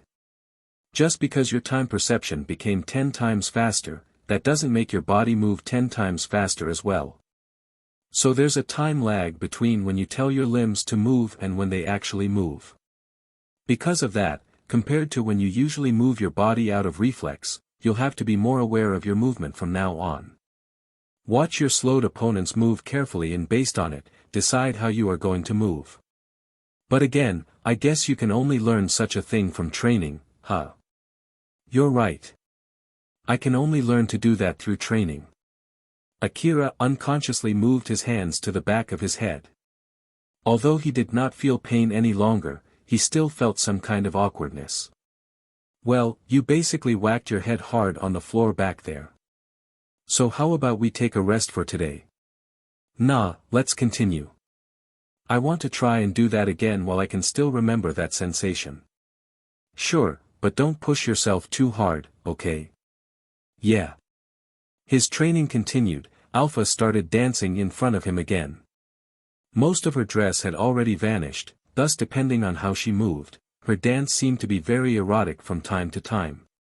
But in order to properly follow Alpha's movements, Akira did not avert his eyes at all. Akira then finished his training for the day. Usually, by the end of the time compression training, Alpha would be more or less naked. But this time she still had some more pieces of clothes on her body than usual. But that was not because Akira was able to evade Alpha's attacks, it was more because he was too tired to continue until she became naked.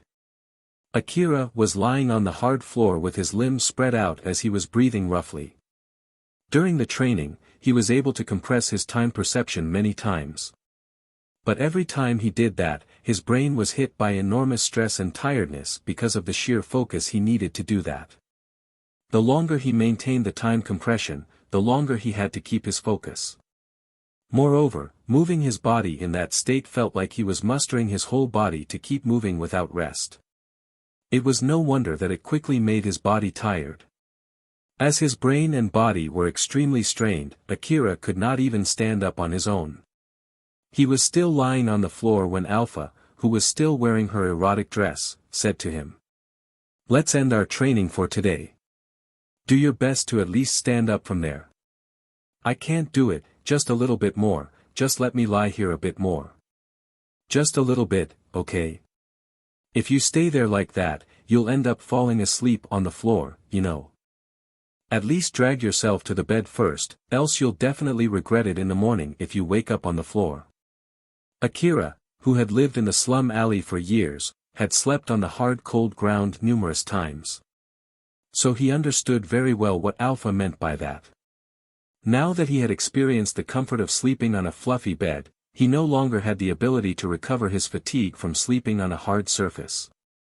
If he really ended up falling asleep on the floor, there was no mistaking it that he would definitely regret it tomorrow. Akira was still breathing roughly on the floor, but he eventually calmed down. He then wrung any strength that he still had left to pull himself up and drag his feet to the bedroom before crashing to the bed. Alpha was floating next to him. Since Akira had not told her to change her dress yet, she was still wearing what was left of her dress after the training. Her high-class looking undies peeked through the gaps between her clothes. But Akira did not even have the strength to tell her to change her dress. Akira was somehow still able to fight the heaviness of his eyelids, but it was only a matter of time before he was lulled by the fluffy bed and his heavy body. "I'll sleep for a bit. Wake me up when it's time to study. Just take a good rest for today. It's not like you can learn anything if you're still tired during the study session." "All right." After saying that, Akira let the tiredness take over his body. As he fell asleep in front of her, Alpha looked at him thoughtfully. To be honest, she predicted that it would take about at least 6 months until Akira could compress time. So basically, now her prediction was totally off. Alpha was not sure if it was a good thing or it was a bad thing since it indicated that Akira could surpass her prediction. Whichever the case, there was a need for Alpha to readjust her plan. As she thought of what she should do to readjust her plan, she was not smiling, not even once. There were all kinds of people living in the Kagamayama Lower District slum city, from youngsters to old people, male and female. All of them had to somehow earn money to pay for their expenses in the slum city. Some of them collected wreckages from the wasteland bordering the slum city and sold them. Some of them worked for people who, for some reason, lived in the slum city although they had relatively a lot of money. Some people chose to gather any sellable things that they could find and sold them to scrappers. And of course, some of them were living by stealing others' money. A girl named Ulna, who was living in the slum city, was one of these people. Luckily enough, Alna was a genius when it came to picking pockets, and unfortunately, she had no other choice but to rely on her talent to survive in the slum city. The harsh living condition gave her enough justification for her action, and her talent let her continue picking pockets without getting caught until now.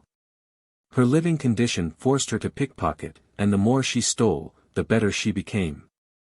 At this point, it would not be an exaggeration to say that she was already a first-rate pickpocket.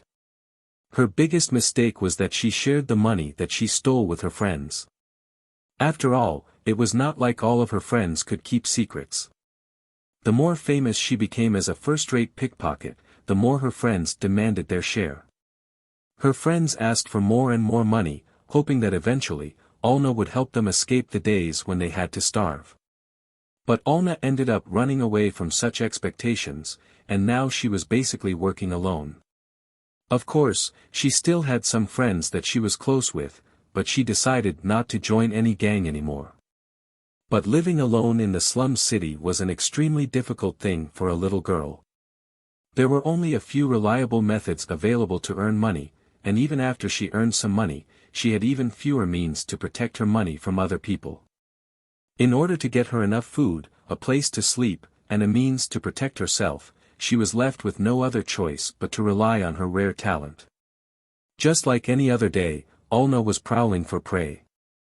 It was not like she would just randomly pick people's pockets as she was walking around the slum city.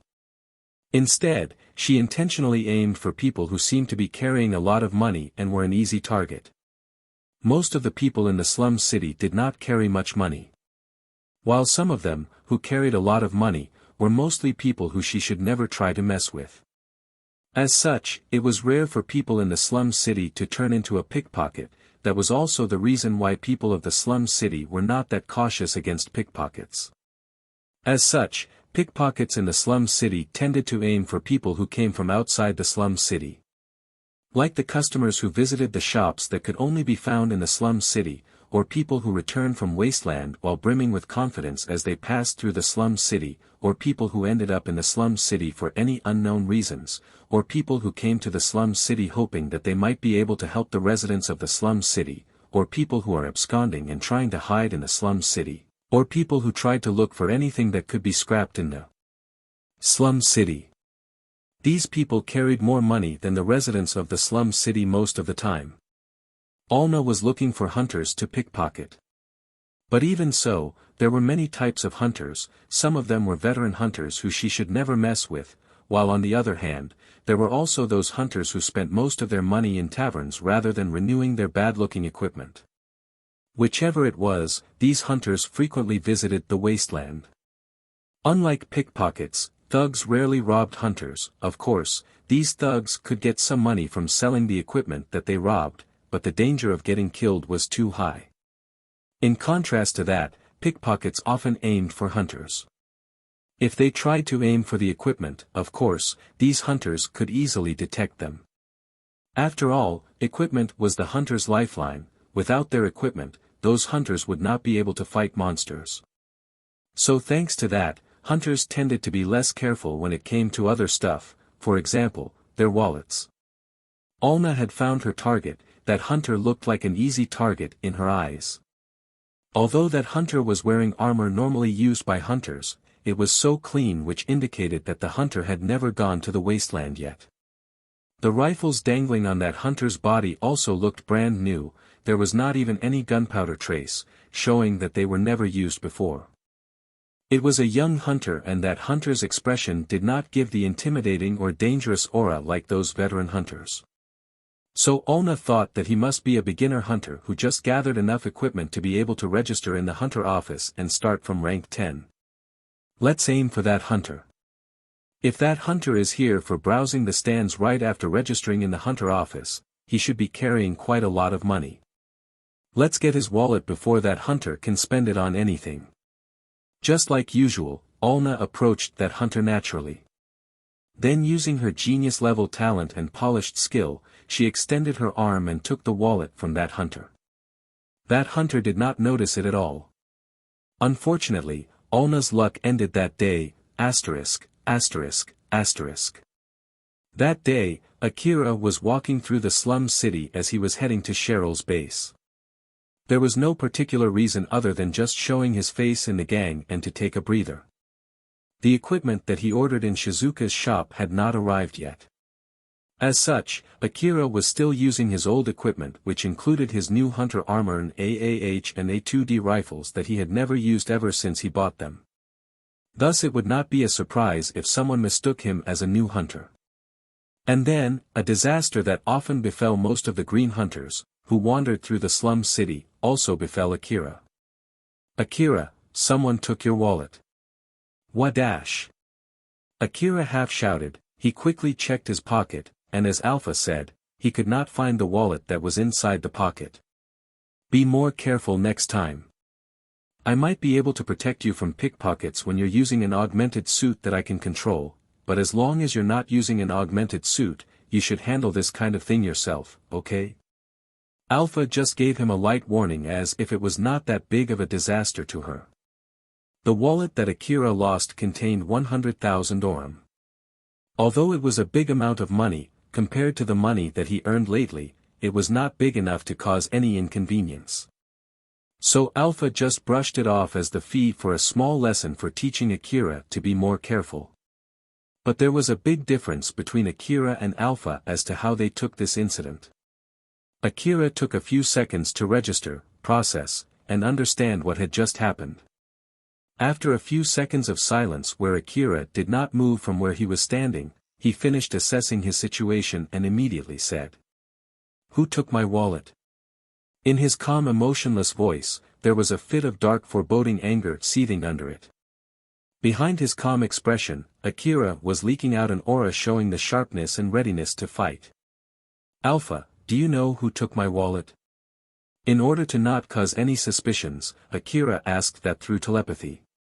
It showed that he had regained his calm and composure, enough for him to remember to talk with Alpha through telepathy. Alpha was surprised by how angry Akira was. At the same time, she took this chance to gather more information about him and readjusted her image of Akira inside her mind. With this, she was able to understand his character at an even deeper level. Alpha quickly answered back. "It's that girl." At the same time as Alpha pointed her finger, Akira's vision enhanced, allowing him to see through obstacles. His attention quickly zeroed onto a young girl who was already in the back alley. He immediately started running the moment he found his target. Alna was looking through the insides of Akira's wallet. "Oh. 100,000 orum. Lucky. This should be enough for a few days." Alna was beaming since she got more money than she thought she would get this time. But that smile immediately vanished. This should be enough for a few days, but after that. Alna cut her sentence there. She did not want to say its continuation nor to think about it. It was exactly because she understood the meaning behind it. It was an extremely difficult endeavor to become successful in the slum city. Of course, being successful here did not mean being rich, but getting a stable income enough for one's living through honest work would be enough. Even so, getting to that point was an extremely difficult struggle. In order to get an honest job, one would need to have enough knowledge and education. But in order to get enough education, one would need enough money in connection. Most of the residents of the slum city did not have the knowledge to get that money nor enough money to gain such knowledge. Alna knew somewhere inside her heart that her future was bleak. She would definitely ruin her own life one day. There was no way she could keep on living as a pickpocket. After all, if she kept doing that, she would be found one day, captured, and made to pay the price for everything that she had done. She had no idea what kind of price she would have to pay. It might be just getting beaten up and then dumped in the back alley, or she might get raped and then left battered on the roadside, or maybe she would be simply killed. In the worst-case scenario, she might be put in a living hell where death would have been better. But with that being said, Alna had no other skill that she could rely on to survive other than picking pockets. And since she was able to survive until now, that particular skill of hers was very well polished. Alna shook her head to help her forget her thoughts. "Let's stop here. There's nothing I can do about it even if I start thinking about that here.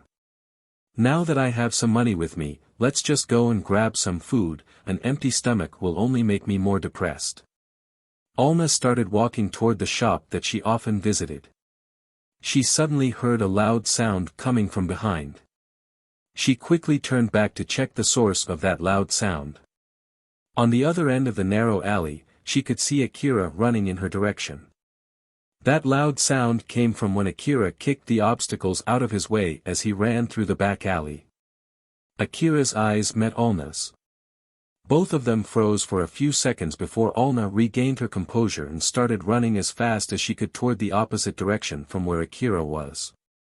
Alna quickly understood that Akira found out that she took his wallet and he was there chasing for her. How did he find out? It didn't seem like he noticed anything when I took his wallet. And even if he did, there's no way he would know that it was me. And that too. It doesn't seem like he was randomly looking for me and found me by pure coincidence. He ran here fully knowing my location. Alna did not know what kind of person Akira was. But that was not the only reason why she was running as fast as she could, it was because she saw Akira's expression. He's going to kill me. He's definitely going to kill me if I get caught. Alna, who could feel the intense killing intent from Akira, ran as fast as she could for her life. The moment Alna started running, Akira snapped back to his senses. He quickly fixed his stance and took an aim with his AAH rifle. But before he could pull the trigger, Alpha warned Akira, who had lost his calm. If you pull the trigger, you might hit innocent people. Are you sure you want to do that? Alna and Akira were not the only people in that small alley. Although it was not like it was filled with people, there were quite a lot of people there. Some of them were merchants who could not open their shop in public, some of them were customers and guards of those shops. There were also people, who had lost their place, sleeping in the corners of that alley. Although Akira's shooting skill was way better than before, at the moment, he had no augmented suit that would allow Alpha to assist his aim and he was using a brand new gun that had never been used before. Thus he had no confidence that he could shoot accurately. When he was hesitating, the people around him noticed that Akira had his rifle out and ready to shoot. They started to panic as they moved away from Akira. But at the same time, they also blocked his line of sight at his target. Akira himself had no wish to get other innocent people involved. So he decided to pull back his rifle and started chasing Alna again. The distance between Akira and Alna was not getting closer. It was mainly because Alna could use her smaller stature to easily pass through the narrow alley. On the other hand, Alna could not completely break away from Akira's chase since Alpha was always informing Akira of her exact location. Even after taking so many forked turns hoping that Akira would lose her, he was still able to precisely know which way she went. Thus Alna started to panic. How? How does he know exactly where I am?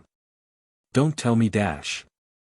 Alna thought that Akira's wallet might be equipped with a tracker. If that was the case, it was no wonder why he could accurately pinpoint her location. So she threw Akira's wallet toward his direction.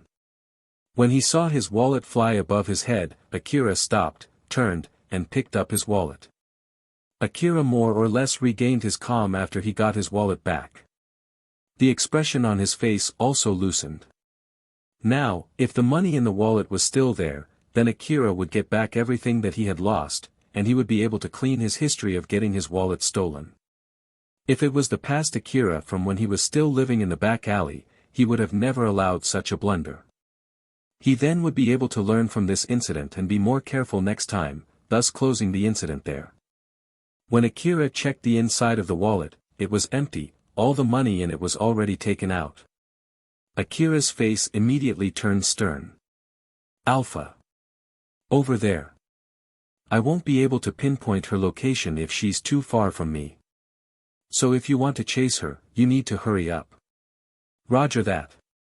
Akira answered back swiftly with a voice that would send a chill down to one's spine.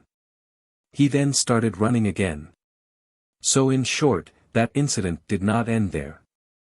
Akira blazed through the alley once again, chasing after Alna. Alna, who was running through the back alley of the lower district, stopped as she was running out of breath. She then took a long breath and tried to calm herself. Her gaze was fixed at the alley that she just ran through, but she did not see Akira there. Even after she somehow calmed herself and adjusted her breathing, she still did not see Akira. Did I lose him? So that wallet was really equipped with a tracker, huh? Well, I guess it doesn't matter now. Alna felt relieved and smiled. But that smile immediately vanished. It was because she saw Akira running towards her through the alley. You gotta be kidding me. Alna was so surprised that she reacted late.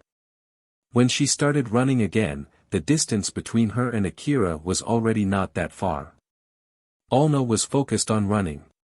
Her face was distorted due to fear, she was even half crying.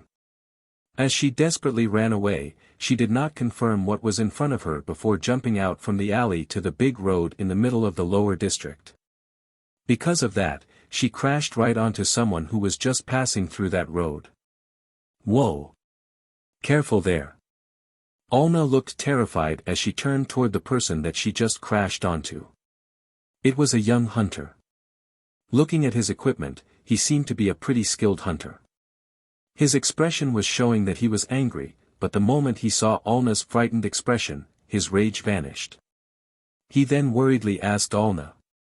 Are you alright? He smiled as if to calm Alna, who seemed horrified. The moment Alna saw his handsome smiling face, she forgot her situation and was captivated by his smile. Fear disappeared from her expression, her cheeks turned red as she let out a small gasp. But the moment Alna could feel Akira's presence coming from behind the alley, she quickly snapped back to her senses. Her eyes shifted back and forth between the terror coming from deep beyond the alley and the dazzling smile that gave her hope. Alna decided to take the bet as she hugged that boy and screamed. Please help me. I'm being chased. Rebuild World, Chapter 70, Quality of a Hero. Katsuya was walking through the main road in the middle of the lower district together with Yamaina, Eri, Reina, Shiori, and Kane. They were showing the lower district of the Kagomayama city to Kane, who just joined their team. Since all the girls, who were together with Katsuya, were wearing dresses that were better than most of the dresses in the lower district and also with some of them wearing a maid uniform, Katsuya's group gathered a lot of attention. Kane was wearing a maid uniform. It was not rare for female hunters to walk around in the lower district with their hunter armors, but it was rare to find them wearing a maid uniform. Because of that, most of the people around them were sending curious gazes to Kane and the other girls who were together with Katsuya. Reina sighed exasperatedly and turned to Kane. Kane, are you seriously planning to accompany me in that uniform from now on? Kane instantly replied back. Yep, is there any problem? Kane knew that her maid uniform was gathering a lot of attention, but she did not care at all. After all, she was that kind of girl. But in contrast to her, Reina was a bit bothered by that. You're attracting a lot of attention, you know. Can't you at least take that off? Nope, just because I have an augmented suit underneath it, I don't want to take it off. After all, I have no hobby of walking through a public space in a tight suit. Even if you have a hobby to make others do that, it's outside of my real duty. So I'll have to refuse. Kane was subtly poking fun at Reina, so Reina shouted back at her. I don't have that kind of hobby either. I'm telling you to change into something else. You can just use another hunter armor that you have, right? Even if you tell me so, this is the best one that I have. Just because I'm attracting some attention, I have no plans to change into another cheaper armor that might prove fatal for my survival. After all, no one would care when we're out in the wasteland anyways. So it's fine, isn't it? Ah, but I'll rethink it if Milady would give me better armor. Although, to be honest, if Milady has money to buy me a present, I think it's better if Milady spends it for better equipment instead. Reina could not refute that logic.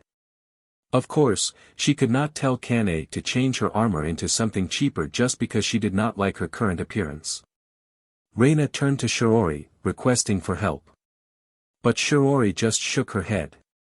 For Shiori, Kane was Reina's shield. As Reina's bodyguard, it was Kane's duty to protect Reina even if it meant that she had to sacrifice her own life in the worst-case scenario. Thus Shiori had no plans to weaken that shield. Kane smiled like it was none of her business and said, "Well, at least until Milady becomes strong enough to the point that Milady only needs one bodyguard, Milady will have to deal with it." Basically, Kane was indirectly telling Reina that it was all her fault for being weak, and if she had anything she wanted to complain about, then she should become stronger. So Reina stopped thinking of making any counter-argument then and there. In the first place, if it was not because her family thought that Shiori alone was not enough as her bodyguard, then Kane too would not have been assigned as her bodyguard. The real reason why that happened was all because of her own fault. Reina looked dispirited as she sighed and hung her head low. It was because she understood very well herself that it was all because she was too weak. Katsuya, who saw Reina depressed, tried to cheer her up. "We'll help you too, so let's work hard and become stronger together. I'm sure you can do it." "Ah, right, thank you." Thanks to him, Reina was somehow able to cheer up. But she then realized that Katsuya said something that bothered her. To be more precise, what bothered her was the implied meaning behind Katsuya's words which he himself made clear with his next words. "That's why, won't you cancel your decision to break away from my team?" Reina and Shiori were originally a part of a Drankum-affiliated team with Katsuya as its head. Around the time when Reina had not recognized Katsuya's strength, she somehow forced her way into his team. And even after she recognized Katsuya's strength, she continued to work as a part of his team. She even somehow forced her way to join difficult requests compared to her level in order to get stronger and to collect achievements so that she could catch up with Katsuya. Then after they finished the Kuzusuhara Underground City request, Reina decided to break off from Katsuya's team. Katsuya thought that it was just temporary until her extra bodyguard, Kane, arrived and Shiori fully recovered. But in contrast to his expectation, Reina decided to formally separate from Katsuya's team. And it was all because of Reina's own wish. The requests that Drankum assigned to each of the hunter teams affiliated to it were based on the average hunter ranks of the members of each team. Of course, the higher the average rank of a team, the higher the reward and the difficulty of the request that Drankum assigned to that team. If Reina broke off from Katsuya's team, there was no mistaking that her team would only get lower-level requests with lower rewards. It would be almost impossible for her new team to get a high-risk high-reward request such as the Underground City Exploration request from the other day. So in the end, it would be harder for Reina to increase her hunter rank. Reina understood that Katsuya was trying to stop her out of goodwill. Most of the people would think that Katsuya was trying to stop her out of ulterior motives, something like because Shiori and Reina were real beauties, or because he wanted to get skilled fighters like Shiori and Kane on his team. But since Reina knew Katsuya's personality well, she knew that was not the case. Even though she knew all of that, she still shook her head. "I'm sorry. I have no plans to withdraw that decision. After all, this all happened since I forced my way to join your team and accepted that Underground City Exploration request. Because I took a request that was way out of my capability, I ended up causing Shiori a lot of trouble. That's why I'm planning to start again by doing small requests that I can manage on my own from now on." Katsuya at least understood that something must have happened when Reina and Shiori separated from his team in the Underground City. But even until now, he still did not know the details of what exactly happened. He did try to ask for the details, but both Reina and Shiori refused to say anything. Katsuya only knew about the aftermath. Reina was so tired to the point that she could not fight while Shiori was sent to the hospital. That was all that he knew. Katsuya regretted the fact that he could not stay near them and protect them. He thought that he might have been able to do something to avoid such an outcome if he was together with them. He looked a bit bashful as he smiled at Reina and said, "If you stay with my team, you should be able to get better requests. Not to mention, if anything bad happens, well, I can protect you." So, won't you at least reconsider? Eri and Yamaina, who listened to the conversation between Katsuya and Reina, showed two different reactions. Yamaina just sighed exasperatedly while Eri looked slightly annoyed as she squinted her eyes. Although Katsuya sounded as if he was trying to hit on Reina, he did not realize it himself.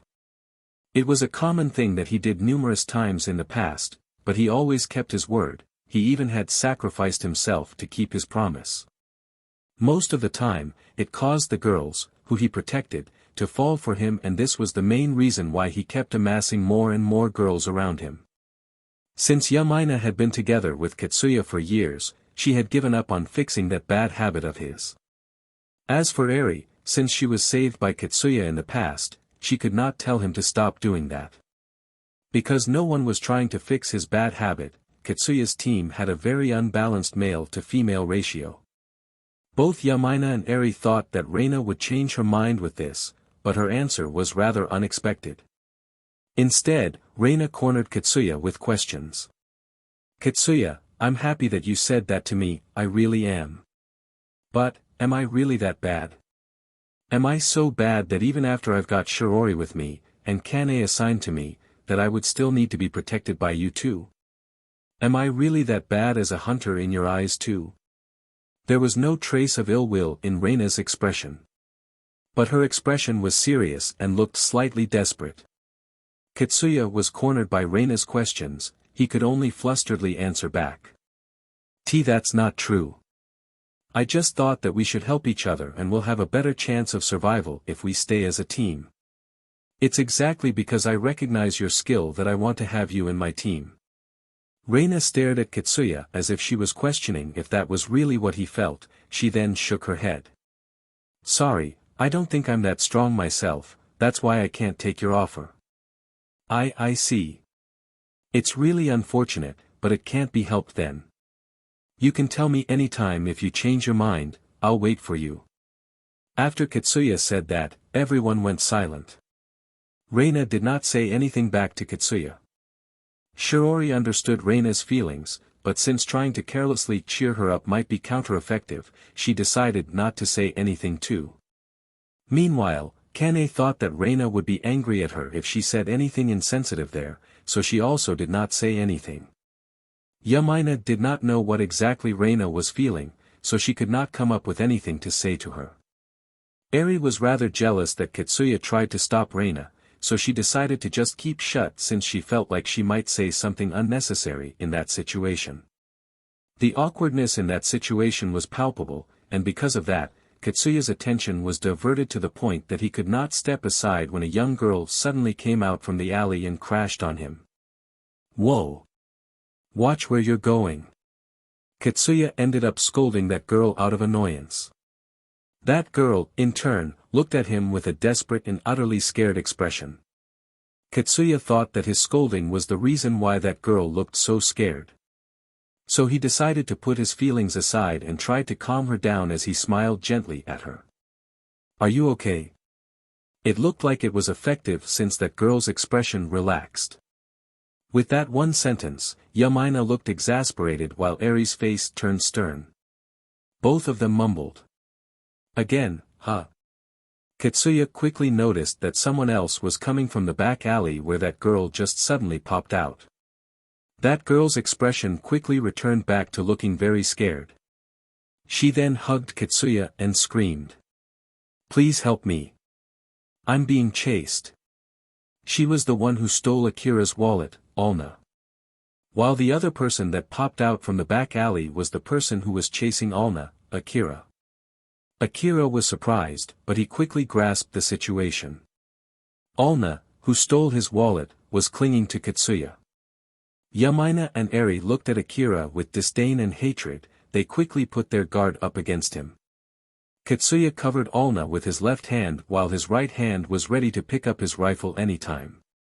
He was already looking at Akira with a hostile gaze. Reina and Shirori also quickly grasped the situation although they were surprised at first. As for Kane, she was just smiling as if she was enjoying what was going on. Both Akira and Katsuya had finished registering all the information in front of them. Alpha then warned Akira, who was overly cautious of Katsuya's team. "Akira, calm down and don't do anything reckless. You don't even need to remind me." Alpha and Akira were talking through telepathy. Akira was calm enough to remember to reply back through telepathy. The moment he was facing Katsuya's team, the moment he knew he was facing skilled hunters that he should be careful with, Akira quickly regained his composure. "Alpha, what do you think? That pickpocket, is she that guy's? Katsuya, was it again? Is she his acquaintance? If she is, does that mean that girl is a hunter who works as a pickpocket as a side job? Is she affiliated with Drankum too? It depends on how much of this is a coincidence. If it's all pure coincidence, then I bet it's just that she bumped into a kind-looking hunter and made some random excuse to ask for help. But if it's not a coincidence, then she must have run through the alley, which she knew well, into an area where there are many hunters who patronized pickpockets. Those hunters might have promised to protect her if she gets caught. I guess this must be a coincidence then. I don't see any hunters here who look so poor that they would go as far as to work with pickpockets. Well, you can't really judge a book by its cover. And even the small income from pickpocketing can become a huge sum once they pickpocket enough. But if you ask my honest opinion, I agree with you. This is just a coincidence. So, what are you going to do now? Good question. If they just stood there glaring at each other, it would not solve anything. In order to achieve the reason why he was there, Akira opened his mouth first. "I have some business with that girl, so can you give her to me?" Alna shivered when she heard that. Katsuya could feel her shiver since Alna was clinging at him. And his wish to protect her grew stronger, it was also further fueled by his hostile disposition toward Akira. Katsuya's impression of the situation was fully cemented. He thought that Akira was chasing the beautiful girl Alna because of some kind of no good reason. And so, he was obviously showing his hostility with his glare. "Do you really think that I'll just give her to you because you tell me to?" Akira more or less knew that Katsuya would give him that reply, his expression turned stern, thus showing his intent. Yamaina and Eri readjusted their position so that they could jump to Katsuya's help anytime. Shiori slowly moved in front of Reina, who was still confused by the sudden turn of events, as she watched carefully how the situation developed. In the middle of that situation where everyone's tension was rising, Kane was the only one who was still so relaxed. It was not like she was enjoying the situation, it was because she was a battle maniac who loved fighting. Kane then interjected with a cheery voice that did not suit the situation. "So then, why are you chasing her? She stole my wallet." Everyone turned to Alna. It was obvious that she was starting to panic. Kane then asked Alna with the same cheery voice as before. "That's what he says, so, did you?" Alna desperately clung on Katsuya. "It's not me. That boy just suddenly started chasing me with a scary face. That's why I was running as fast as I could. I'm telling you the truth." Katsuya could not discern whether Alna panicked because she was accused of something that she really did not do, or because she was trying to hide something. But at least he understood very well that she was desperate. Because of his bad predisposition towards Akira, Katsuya somehow sounded mocking as he asked Akira. "Do you even have any proof that she took your wallet?" "Proof, huh?" Akira went silent as he was thinking of what to say, but Katsuya immediately interpreted that silence as a no. "You went silent there, so you don't have any proof, huh? I bet you just dropped it somewhere." Akira and Katsuya glared at each other, raising the tension. Eri then approached Alna. "I'll search her. If she had really stolen your wallet, I should be able to find it if I search her body." "Oh okay, you can go ahead." Alna stepped away from Katsuya and raised both her hands in front of Eri. But before Eri started searching her body, Akira interjected. "You won't find my wallet on her. She took out all of my money from my wallet and threw it away to cover up her crime." After hearing that explanation, Eri stopped. She thought for a bit and then asked Akira a question. "How much did she take?" About 100,000 orum. Eri took another look at Alna, who was wearing a complete set of clothes. But the clothes that she was wearing were those worn-out clothes normal for the slum city residents. At least, she did not look like she even had 100 orum with her. Even if she found that Alna was carrying 100,000 orum with her after searching her body, there was still no proof that she stole that. She might be carrying that money by pure coincidence. Eri turned to Akira. Even if she told him to back off since he had no evidence, it did not seem like Akira would withdraw at all. This time, Yamaina interjected. Is there any chance that it was just a pure misunderstanding or some kind of other mistakes? Are you really sure that she's the one who stole your wallet? There's no mistaking, it's her. Do you have any proof why you can say that with confidence? Do you have any proof that you're not mistaking anything? Did she somehow run away from you after you caught her once before? Was the situation akin to you being with only her in a certain location when you realized you lost your wallet? Well, about that. As Yamaina asked him those questions in a calm manner without blaming him, Akira was rather troubled by how to answer those questions. The one who noticed that he had lost his wallet was Alpha, not Akira himself.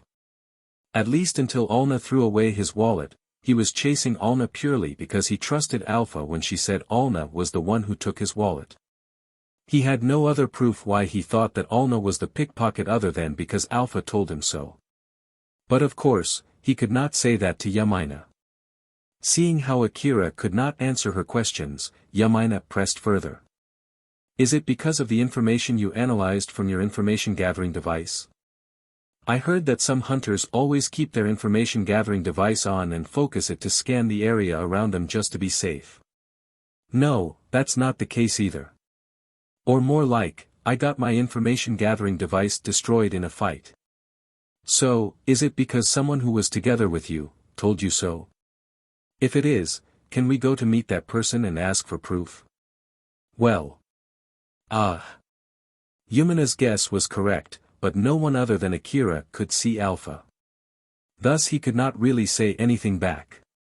Is there any security camera around the area where you got your wallet stolen? There are multiple security cameras installed on the main road of the lower district. We might be able to find something if we check the recording. It happened when I was in the slum city, so I think there aren't any security cameras around. As Yamaina continued questioning him, Akira's voice became smaller and smaller. Compared to when they started, Akira sounded as if he had calmed down considerably. Yamaina then continued with her still calm voice. I won't say that you're lying and I won't say that you're mistaken either. I do think that you have absolute proof that makes you say for sure that she's the one who stole your wallet. But it seems that you have your reason as to why you can't tell us the details about that. But again, as long as you won't tell us anything or give us any proof, we can't just trust your words and give this girl to you. You at least understand my point, right? Yamaina stated that she understood what Akira was trying to say as well as asking him to understand her point. Akira also understood well why Yamaina was taking that stance. So basically, she was not saying that he was mistaken or anything, while on the other hand, she asked him to not fully blame her either. Because of that, Akira was considerably calmed down, and the aura that was leaking out from him had also vanished. After talking with Yamaina, Akira had more or less regained his calm. It was not like Akira himself wanted to rope someone unrelated to his problem too. The tension in the air had already lessened. It felt like at this rate, that incident would be solved without any fighting. Seeing how the situation had developed, Kane looked slightly displeased. Akira, let's withdraw here. It's true that we can't expect them to trust us without telling them anything. Alpha also encouraged Akira to pull back. He also agreed with Alpha's opinion. There were many criteria that could be used to decide the winner and the loser, and they were often used to make a clear distinction between the loser and the winner in every case. Akira, who had gotten his wallet stolen and his money taken by Alna, might be the loser here if he withdrew from this place without getting his money back. Then at the same time, it might mean that it was Alna's victory for getting protected by Katsuya although she did steal Akira's wallet, as well as it was Kitsuya's victory for being able to successfully protect Alna, who came asking for his protection. But again, it was nothing more but a biased evaluation. Kitsuya looked confident since he thought that he had won there. Akira, who was leaking out intense pressure, had calmed down after Yamaina talked to him. Basically, he had more or less successfully protected Alna from Akira who was chasing her. It boosted his ego. Moreover, since the tension in the air had also died down, it gave Kitsuya the leeway to think of something else. Because of all those reasons, Kitsuya suddenly mockingly said to Akira. "Humph, even if it's true that you got your wallet stolen, it's your fault for being careless although you're a hunter." Kitsuya. Yamaina yelled at Kitsuya. She then immediately turned to Akira to apologize in Kitsuya's place. But the moment she saw Akira, Yamaina froze. The aura around Akira had completely changed. The peaceful aura around him from a moment ago had completely vanished, replaced by an ominous aura. It was somehow obvious that Akira would suddenly open fire anytime. Although he was looking down towards the ground, there was a foreboding ominous pressure exuding from him. Akira then raised his face and looked at Kitsuya, and suddenly started laughing. "You're right, you're absolutely right, it's all my fault." Akira continued laughing as if he had turned insane. "It's my fault for being so careless. It's my fault for being negligent. It's my fault for being barely able to react when my wallet was stolen. It's my fault for being unable to protect my own wallet." Akira's laughter was getting louder as he spoke. "But that's my money, the money that I earned, the money that I got from working my ass off. To reach this point, I had to consume a whole lot of medicines that it's breaking my own body, all of that just to be able to move my body when I really need to move it. I even had to cross over dangerous bridges that almost killed me numerous times too. Then I got sent to the hospital and lost all of my equipment. That's the money that I got after going through all of that stuff. But to think that money will be easily stolen from me like that. There's a limit to how someone can be so stupid and so pathetic. Yeah, you're right, I'm a big stupid dumb guy to make such a blunder." Akira laughed loudly while admonishing himself. His laughter suddenly died down, only self-hatred and self-reproach were left on his expression. "But I'll erase this pathetic mistake from my history. I'll get my money back and make the person who stole it regret it. That's one thing that I can promise you. And now I can finally erase it, or at least, I can deal with it to some point." The Akira in the past could not earn that sum of money, and even if he did, he could not get it back if someone robbed his money from him, since he simply had no right to carry any money. But the current him had worked so hard to the point that he could escape from such a situation. But right now, Akira could not take back the money that was stolen from him. It was as if he had returned to his former self. Akira wanted to show to the other people, and especially to himself, that he really had escaped from that position, that situation, that world. And that it was all not just his imagination.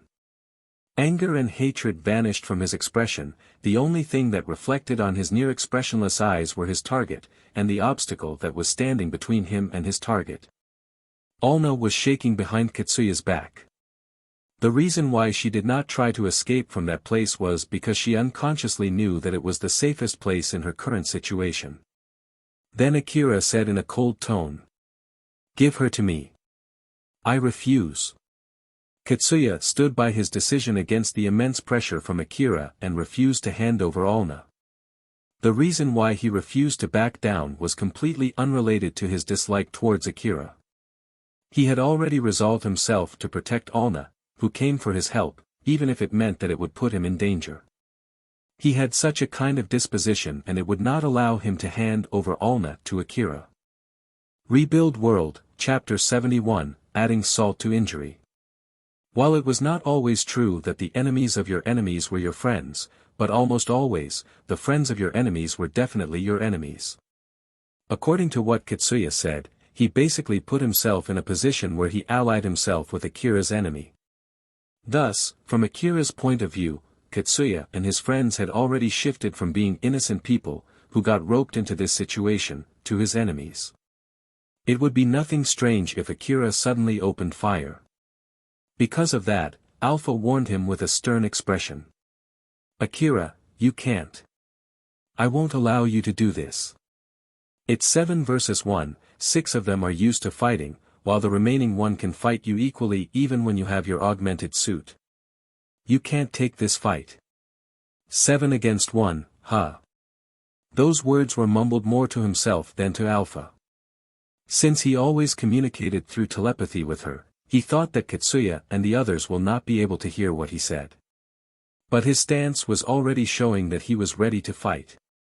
Currently, his focus was divided into two, observing the enemies in front of him and planning on how to dispose of all of them. As such, he forgot his usual routine. Thanks to that, his obviously hostile statement that he just mumbled were heard by Katsuya and the others.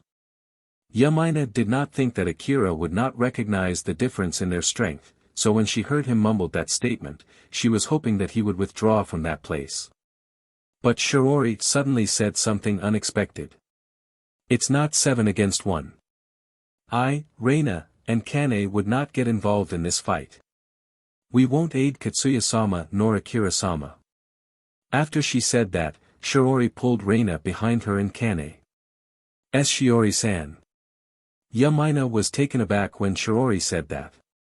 There was no trace of blame in her voice, she was just purely surprised by that statement.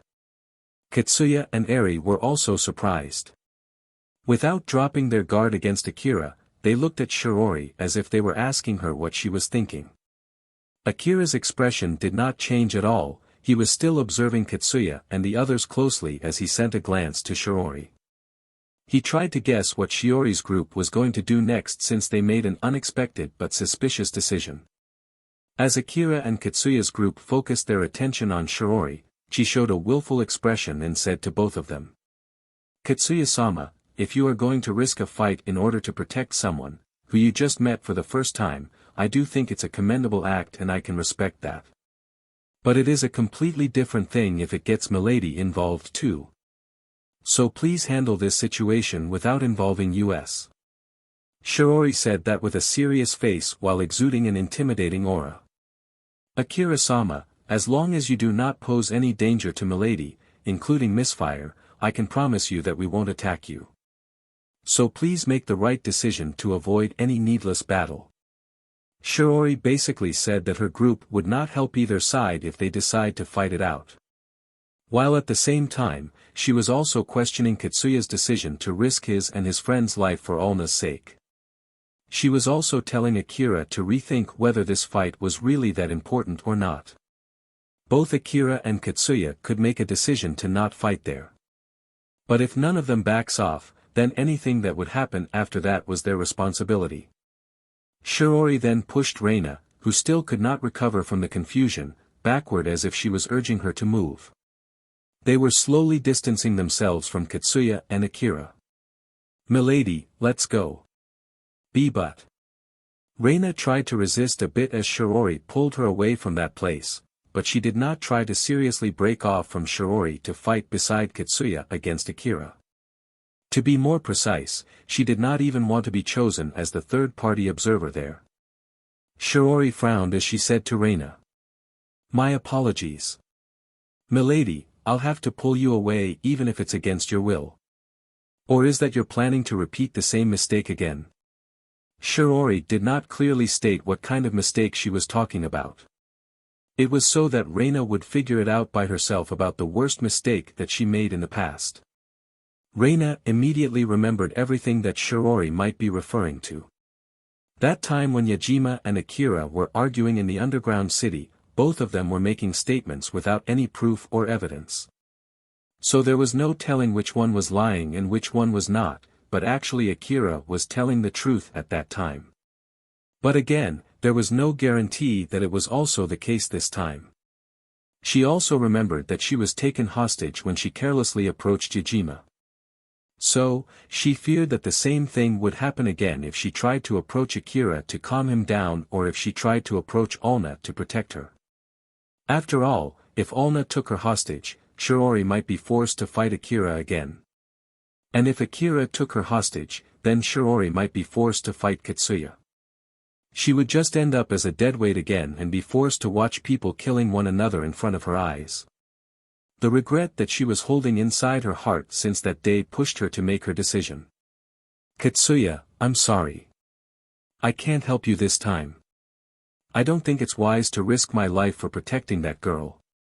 It was a tough decision for Reina, but her love for Katsuya was not big enough for her to rope Shiori into that problem for his selfless action.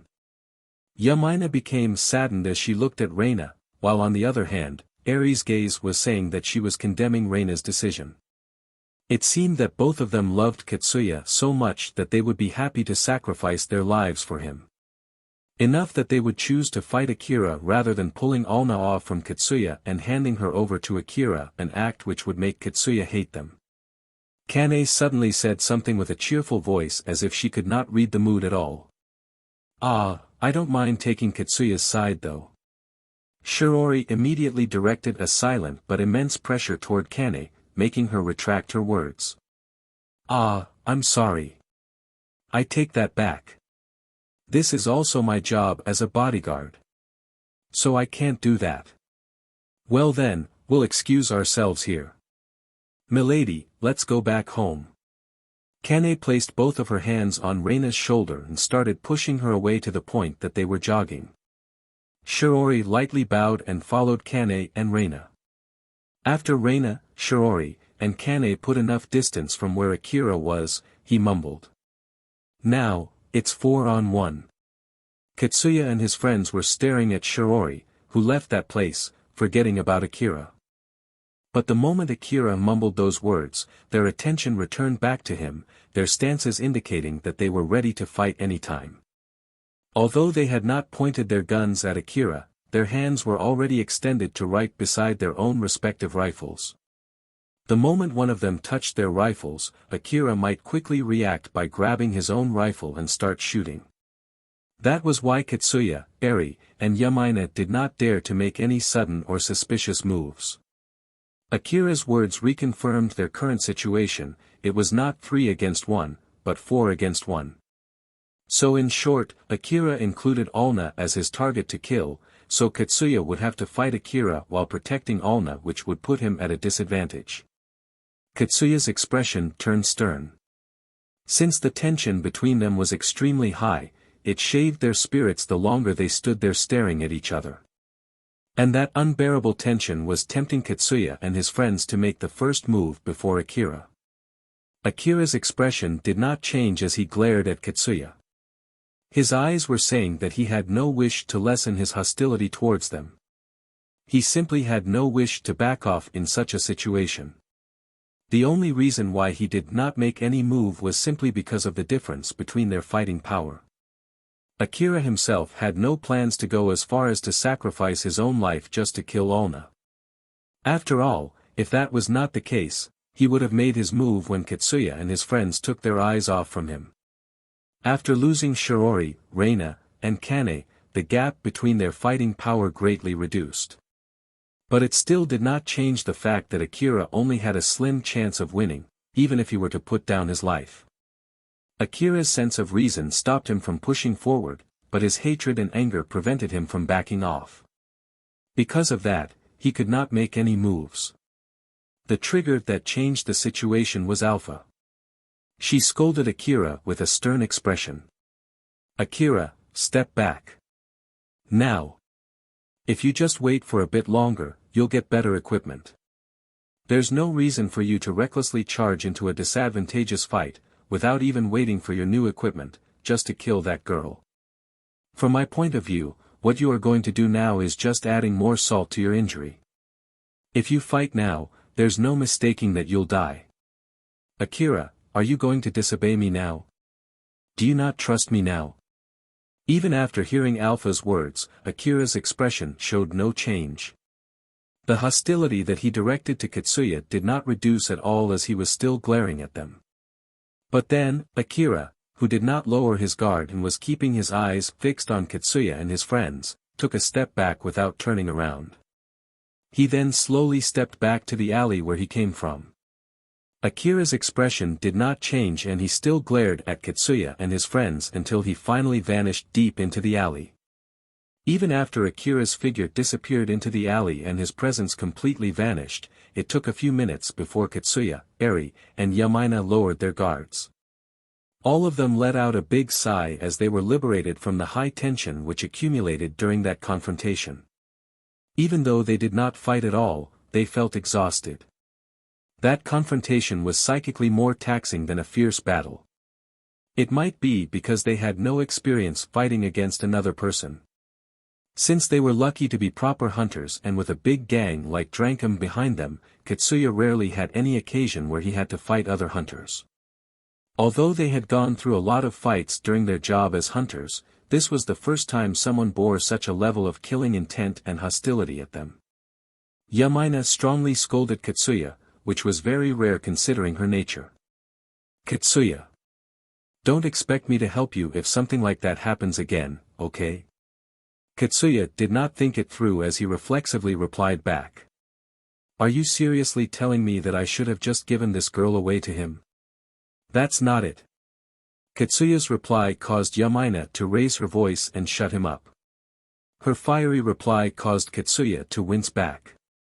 If you hadn't said what you said back then, we could have resolved this peacefully. So why in the world did you say that? I didn't think that he would get enraged, you see. What I'm asking you is the reason why you said that. Did you really think that he would just laugh it off and forget about it when you say such things? It just slipped off from my mouth. I am sorry. Katsuya sounded like his apology was sincere, it seemed that he at least knew it was his mistake.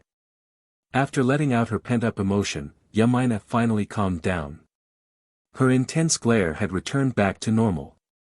After she took another long breath, she then scolded Katsuya again.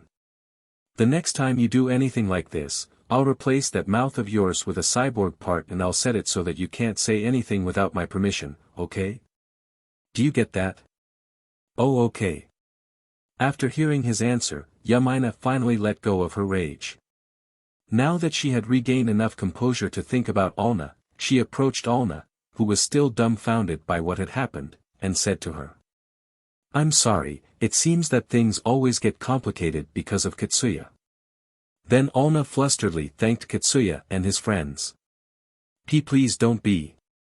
It's me who should be apologizing for roping everyone into my problem. Thank you very much for saving me. Alna was now sending passionate gazes at Katsuya. It was normal for a girl to send such a gaze to a member of the opposite sex who saved her when she was in trouble, and of course, Alna was not an exception. Eri watched that confrontation between Akira and Katsuya from a location little far from Yamaina. Unlike Katsuya and Yamaina, who became hunters starting from a blessed environment, Eri started from a rather poor environment. According to her past experiences, she bet that Akira was telling the truth.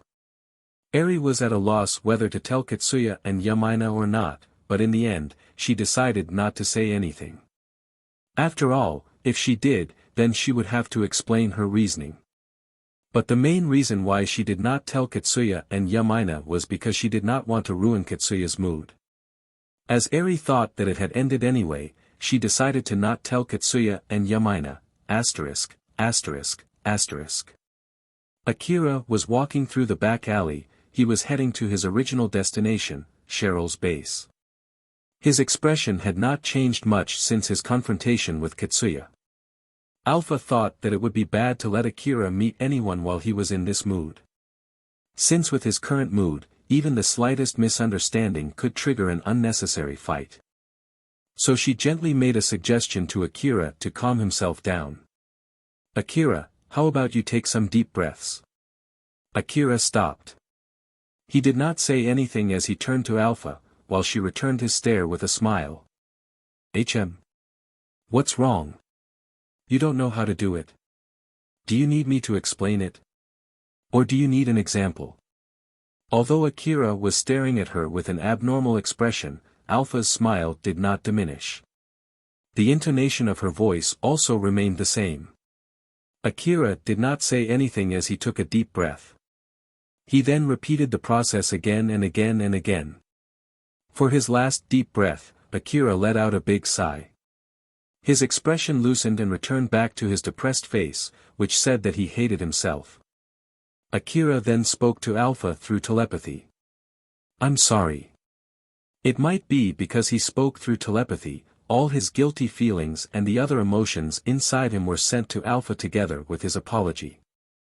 There was guilt, frustration, self-reproach, and gratitude. Don't worry about that. Alpha received all of those emotions sent to her and told Akira that it was not that big of a deal. Akira started walking again, and Alpha walked beside him. I know it's too late to say this, but I really am relying on you for everything, huh? You can keep on relying more on me, you know. You can just ask me anything. Even if you tell me so, I think I'm already relying more than enough on you. So rather than that, do you have anything that you want me to do for you? Let's see. I want you to not die until you can finish my request. I'm sorry. Yep, that's good. Akira sincerely apologized and Alpha smiled in satisfaction. Akira arrived in front of Cheryl's base, but he decided to head back home without entering the base.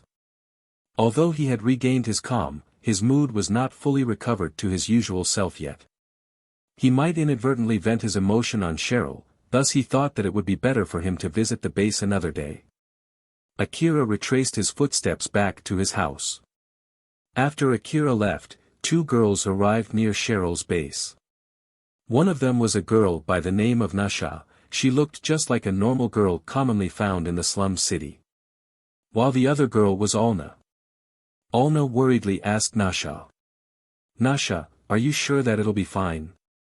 Don't worry, I carefully picked this gang after gathering all the information that I could get. Even if we get rejected from this gang, they won't kill us or take all of our possessions. Maybe.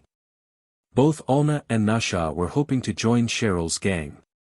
Although Cheryl's gang was a relatively small gang, it gathered a lot of attention from the young boys and girls in the slum city. Starting from its boss, Cheryl, all the members of the gang were young boys and girls and there were even small children too. But even so, the gang was properly managed like a real organization and it had enough influence to provide some level of protection to its members. Moreover, news had spread through the slum city that Cheryl's gang had successfully secured food and guns too. Thus, the reputation of the gang started to spread. People who heard about Cheryl's gang normally had good impressions of it. So, many of them wished to join Cheryl's gang in order to gain benefits. Nasha smiled to clear up Alna's worries. You were the one who kept rushing it in the first place, remember? So why are you hesitating now? That's true, but still. I don't know the real reason why, but it seems that the boss of this gang prohibits all of its members from thieving or murdering other people. That's why I'm sure they won't tell you to pickpocket even after you get accepted. I'll join first to see if that's true or not and then you can join in later after I confirm it. That's our plan, remember? Alna sounded apologetic as she said. Nasha, I'm sorry.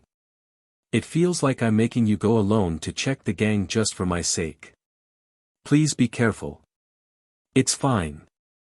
I've always been thinking of joining this gang anyway, so this is a good chance to do that. Nasha then extended her right hand to Alna and opened her palm. Alna took out a few pieces of papers from her chest and handed it over to Nasha while making her grip on it. Both Nasha and Alna did not think that they would be able to join Cheryl's gang without any connection or money. And at the same time, they thought that they would have a better chance to get accepted if they had some souvenirs that they could give to the boss of the gang or the people working under her. So their plan was to use their hard-earned money to get a better chance. As Nasha counted the bills that she received from Alna, she frowned and her face turned stern. 90,000 orum. Alna, you really overdid it this time. Are you trying to kill yourself? Nasha knew well how Alna got her money. This 90,000 orum was a huge sum that would drive any slum city resident into a frenzy if they were pickpocketed. It was huge enough to make someone kill for retrieving it. Alna's face distorted with fear as she replied. I know.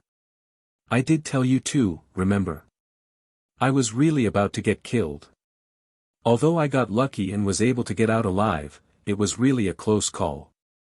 I know what I'm doing is really dangerous, that's why I'm rushing you so that I can live without the need to pickpocket. So that I don't have to face that kind of thing ever again. Alna shivered as she remembered Akira's image when he was chasing her and when he was confronting Kitsuya's team. When Nasha saw Alna shivering, she hugged Alna to help her calm down. Alna's shivers slowly died down thanks to that. Alna then hugged Nasha back. I'm sorry, Nasha, please be careful there. Rather than worrying about me, you should worry more about yourself. Make sure to remain hidden, okay? Alna and Nasha expressed their worries to each other before going their separate ways. Alna went to their hideout in the slum city while Nasha headed to Cheryl's gang, ******. Akira spent his days training inside his house without even stepping outside. It was because he decided to stay in his house as much as possible until he got his augmented suit and regained alpha support. He thought that it must be one of his unlucky periods, that was also the reason why he got his wallet stolen. Thus he stayed inside his house as much as possible. Akira had spent all of his luck when he met Alpha, so normally, he had no luck left with him. He always somehow managed to get through it with his hard work and Alpha support. But at that time, his carelessness wasted all his hard work, and since he did not have his augmented suit, he could not have Alpha support. Akira thought these were the reasons why he got his wallet stolen. Although there was no proof for this, if only Akira did not get careless, or if he had his augmented suit with Alpha support, he might have not lost his wallet back then. At least the logic checked out and that was enough as a proof for Akira. As for Alpha, she wanted to keep Akira inside since there was a good chance that the current Akira would react unexpectedly when faced with a problem. She had no plans to allow him to go out until he got his new equipment, or at least until he got his new augmented suit. Since both Akira and Alpha agreed with each other on this, he decided to spend his time training inside his house. Akira's time compression training was doing well. Although it was not like it exponentially increased his fighting skill, his time compression success rate was increasing. He no longer stopped the training because he was too tired to move. But to be more precise, it was because Alpha adjusted the gap between her attacks depending on Akira's level of tiredness. Because of that, every time Akira finished his training, Alpha would have lost most of her dress to the point that she seemed more or less naked just like before. Every time he failed to evade Alpha's attack, a piece of her dress would flutter away and vanish as usual. Today too, as the last piece of her dress fluttered away, it vanished without making any sound. As Alpha was floating there with a dress that was barely hiding any part of her body, she told Akira, who was breathing roughly out of tiredness, that the training had ended. Let's end the training here. You did well in today's training. Akira glanced at Alpha while trying to regulate his breathing. What's wrong, Akira? Well, about that dress. Since it seems that you like erotic clothes, doesn't this interest you? Akira sounded a bit annoyed as he said. That's not it. I'm just thinking that although I'm starting to get a grasp on this time compression thingy, your dress has not changed much compared to the first time we started this training. So in short, I still can't evade your attacks, and that really bothers me. Akira was displeased by the result of his training since he felt that he was not getting better at all. Alpha smiled to reassure him. That's normal. Even if you can slow down your time perception to 10 times, it's not like your physical ability increases 10 times. It's not easy to get yourself used to the lag that arises when you try to move your limbs and when they actually move. Moreover, you'll have to get yourself to the point where you can move your body freely in that state. So there's no way you can do it right off the bat. Don't worry, you're slowly getting there, I can guarantee that. Is that so? I don't feel it though. But if you say so, then I guess that's true. Yep. So don't worry. Okay. Akira picked himself up and started to walk to his room for taking a rest. But when he grabbed the handle of the garage door, he suddenly stopped and turned back to Alpha. Turn back to your usual dress. Sure. Since Akira told her so, Alpha replaced her tattered dress. Akira was not bothered by her dress during the training since he placed his focus on dodging her attacks, or at least, he tried to do so. So when he returned back to his usual psychical state as he was about to exit the garage, that was no longer the case. Just like usual, after his training, Akira took rest in his room while eating his meal. It was his usual heated frozen meal. There was a separate kitchen in his house and it contained a stove for cooking. It was among the leftover stuff from the previous resident. But of course, it was currently not used for cooking anything. Akira had no idea how to cook and it was not like the previous resident also left behind his cooking skill there. Not to mention, the frozen food was not that bad either, so he had no plans to learn cooking anytime soon. So, for now, it was just used to heat the frozen meal. Akira's living standard had definitely risen. But at least until he found pleasure in cooking, it was highly unlikely that he would ever use those cooking utensils. As Akira was enjoying his meal during the short break before his study, he asked Alpha. What am I going to study today? Are we going to continue our talk about the corporations from yesterday? What was it again? Resource trading and distribution among the cities under the Eastern corporate government. When someone said Eastern City, Akira did not know that there were cities other than Kagomayama City until now. But thanks to Alpha's education, he started to gather common knowledge and increased his intelligence. Although he was more knowledgeable than before, his knowledge was still considered as minuscule compared to the people living within the inner wall.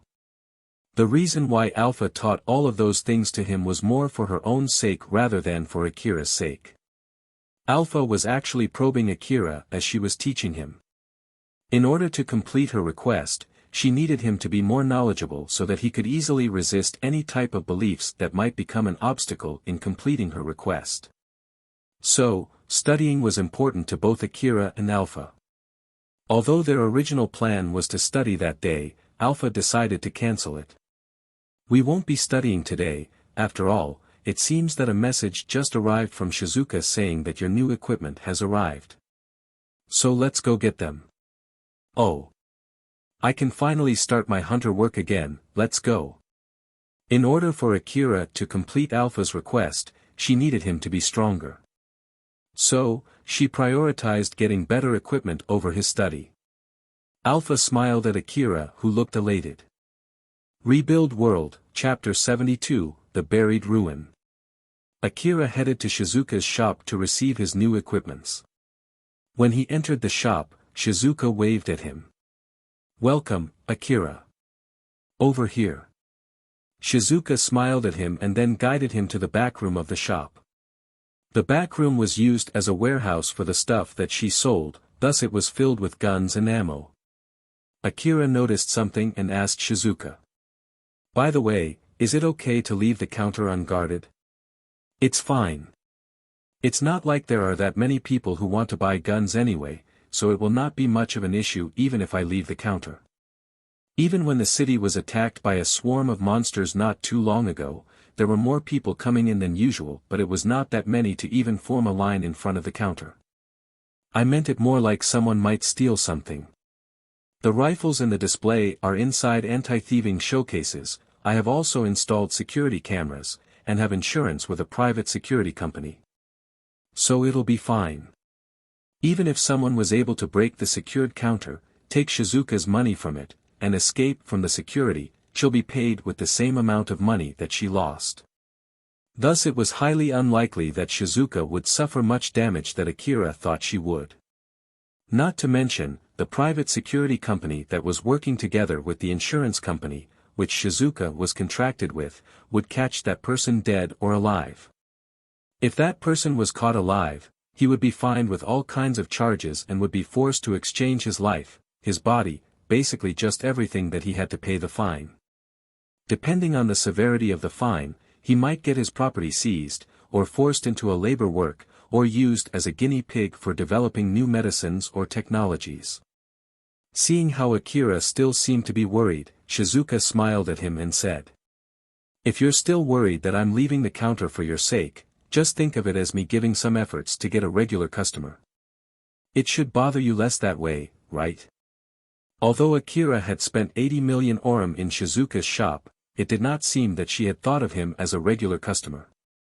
Either because it showed on his face or just simply because her intuition was very sharp, she noticed what Akira was thinking and so she continued. I'm really thankful that you're contributing to the revenue of this shop. But to be honest, I hope that you would buy goods that I sell in my shop. I don't get much profit from that augmented suit that I ordered from another shop, you see. Although Shizuka was only joking, Akira flusteredly replied. Ah, well, I'll do that from next time. Fufufu, I'll be waiting then. Shizuka smiled invincibly, after which, she pointed at the entrance shutter of the warehouse. Now then, your new equipment set is over there. When Akira peeked in, he was a bit surprised as he happily said. Although I know the contents of my new equipment set from reading the document Shizuka-san gave me, is it really okay to get this included too? Shizuka smiled in triumph as she said. Of course, it's still under the budget limit, you know. In front of Akira was a large-sized vehicle which was also included in his list of new equipment. Akira and Shizuka walked to that vehicle. Akira looked closely at it, wide-eyed. Although it looked not much different from the truck that he once rented from a rental shop and was just a common vehicle, it was still way better than a rental vehicle. Well then, let's check if you have got everything that you ordered. Shizuka then pulled out a documented list of the items and handed a copy to Akira. They then checked the items with that document. So you get one 4WD vehicle specially designed for traversing the wasteland, it's Taros 97 made by Tatsumori Heavy Industry. Although it's rather old, it's fully equipped for exploring the wasteland. I've also exchanged the control unit with a new one. Akira scanned the vehicle. It was an open-type vehicle without a roof designed so that hunters could shoot their portable heavy weapons from the seat. Since it was a vehicle designed to be used in the wasteland, it could be said that it was made to fight against monsters. Thus, its body was even equipped with force field plating. The force field plating was a type of armor plating that would activate a force field when hit by an impact to disperse the force of that impact. But after it activated a force field, the plating tile would peel and fall off. That was the reason why the wasteland was filled with used plating tiles. Then, one CWH anti-material rifle. One DVTS minigun. Both of them are installed into the vehicle so you can use them even without an augmented suit. Although you can demount them and use them just like a normal gun, you need to be careful since the DVTS minigun consumes a lot of ammo. I've also added some modification parts so it's compatible with piercing ammo. Although it's loaded with that type of ammo right now, you can also use normal ammo for it, so there's no need to worry about that part. Akira then looked at the rear part of the vehicle. Behind the back seat, there was a removable tray equipped with a gun station. Akira's CWH anti-material rifle and DVTS minigun was installed there. Although they lacked firepower compared to the pre-installed big guns and tanks, for the current Akira, they were already pretty powerful.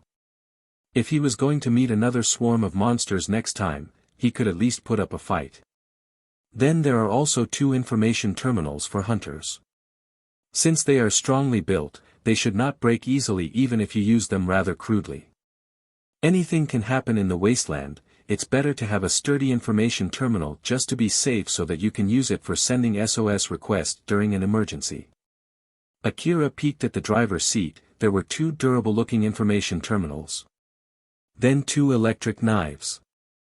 Well, if you find yourself having to fight monsters using those knives, it means that you're already in a pretty bad situation, but it's at least better than nothing. Each knife can only be used for causing a single shock. If you're lucky, it can shut down a mechanical monster with its shock. There were 2 knives beside the information terminal on the driver's seat. They might be some kind of bonus items from buying the information terminal. Of course, for most hunters, it would be suicide to challenge monsters in a close-range battle. Moreover, since most of the people knew that mechanical monsters were weak against electric shock, Akira thought that monsters must have at least adapted to that by now, and that must have been the reason why Shizuka added, "if you're lucky," when she said. Then lastly, the ERPS Information Gathering Device Integrated Augmented Suit. Its name is PWD Silence. It's inside that case over there together with all of its equipment set. The equipment set includes an aiming device that can be connected with the augmented suit, so be sure to install it later. Akira grabbed the handle of the case which was placed on the seat and pulled it out from the vehicle. But it was way heavier than he anticipated. It took everything he had to drag it out from the vehicle even after he used both of his hands. Seeing this, Shizuka extended her hand from behind Akira and easily picked up the case that he was struggling to drag out. Akira, who saw that, gasped in amazement. Shizuka smiled and said, "It's not me, it's my augmented suit, okay?" Shizuka was using a simple augmented suit under her clothes. Akira remembered the time when she had mentioned it to him. Although Akira's reaction was not that big, it seemed to have offended Shizuka. Yes, I know." Akira tried to gloss it over as he flusteredly replied back. Shizuka took out the augmented suit from that case and helped Akira put it on. Unlike his previous augmented suit, Akira's new augmented suit did not have the skeletal-like frame. But instead, it had thin hard rubber linings on top of its artificial fibers that looked like capillary vessels. There were some holes that looked like a connection port on that hard rubber lining. Akira looked curiously at those holes. Shizuka then explained to him. "You can use those ports to connect the augmented suit with small-sized information-gathering devices." I did explain that it's an information-gathering device integrated augmented suit, remember? So, it has a small-sized information-gathering device installed in it. After all, it was designed to be used in tandem with information-gathering devices. I guess this kind of thing is really expensive, right? Of course a better augmented suit cost more money. But, this PWD Silence is rather special. I got it at a pretty cheap price. Compared to the other augmented suits that you can buy with the same amount of money, this augmented suit is basically one level better. Rather special, huh? Akira knew that Shizuka would not recommend any defective products to him, but it still bothered him when she said that it was rather special. Well, it'll be fine. It's not like it's a used product with a shady background. It's a new product and not one of those products that got called back in the past for some kind of defect in its design. It's just that it's very unpopular for some reason. On its day of release, a particular hunter made a very bad remark about this product, and since that person was rather famous, the bad review quickly spread in the market. In the end, it became a failure product that didn't sell at all. Later it was known that there was no defect in its design or functionality when another model with the exact same specs and design but with the different name was released and was selling well. After hearing Shizuka's explanation, Akira somehow felt a sense of affinity. Both him and that augmented suit had bad luck. Thus, it might be the perfect augmented suit for those who tried to fight back and rise up from that situation. When Akira turned the augmented suit on, it tightened up and fit perfectly with his body shape. He did not feel any discomfort at all. Even after moving his body around, he still did not feel anything uncomfortable. If he could move this fluidly even before the fine-tuning, there should be no problem with the augmented suit just like Shizuka told him.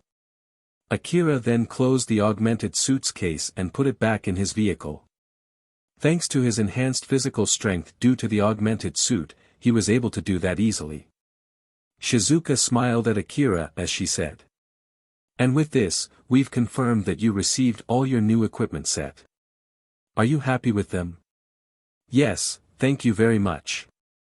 I'm glad to hear that. I hope that you'll keep coming to my shop." Shizuka took a step closer to Akira and gave him a hug. "I know that you'll return back to doing your hunter job, so please be careful out there, okay?" "Yes." After Shizuka let him go, Akira got into his vehicle. Shizuka lightly waved at him as she saw him off, Akira lightly bowed back to her and turned the vehicle. He then drove back home. When Shizuka could no longer see Akira, she sighed and smiled bitterly. This is bad, I am getting too attached. And here I thought I was more disciplined than this. I'm getting too emotionally invested in Akira that I'm now willing to go beyond my self-set boundaries. If it were not because Akira was also making a good contribution to my shop, this would have been really bad. Shizuka thought that at this rate, she would even become willing to face some monetary loss just to get Akira better equipment. She reminded herself to be more rational and to calm down before she returned back to the counter. It had been 3 days since Akira got his new equipment set, and today, he was driving his new vehicle through the wasteland. The control unit installed inside his vehicle was already under Alpha's control. Thanks to that, she was able to drive the vehicle. But this time, she allowed Akira to take full control to get him used to drive his vehicle. He had already gotten himself familiar with his new equipment. He had tried using his augmented suit to move around and took some test shots with his new guns. This was the first day he was going to do a real job after getting his new equipment. He was heading to an area in the Kuzusuhara ruin that he only visited for a short time once before he took that request to the underground city. It was the area where the pointer was pointing to the underground when he was looking for old world facilities using the information that he had gotten from the Lion Steel Corporation's information terminal.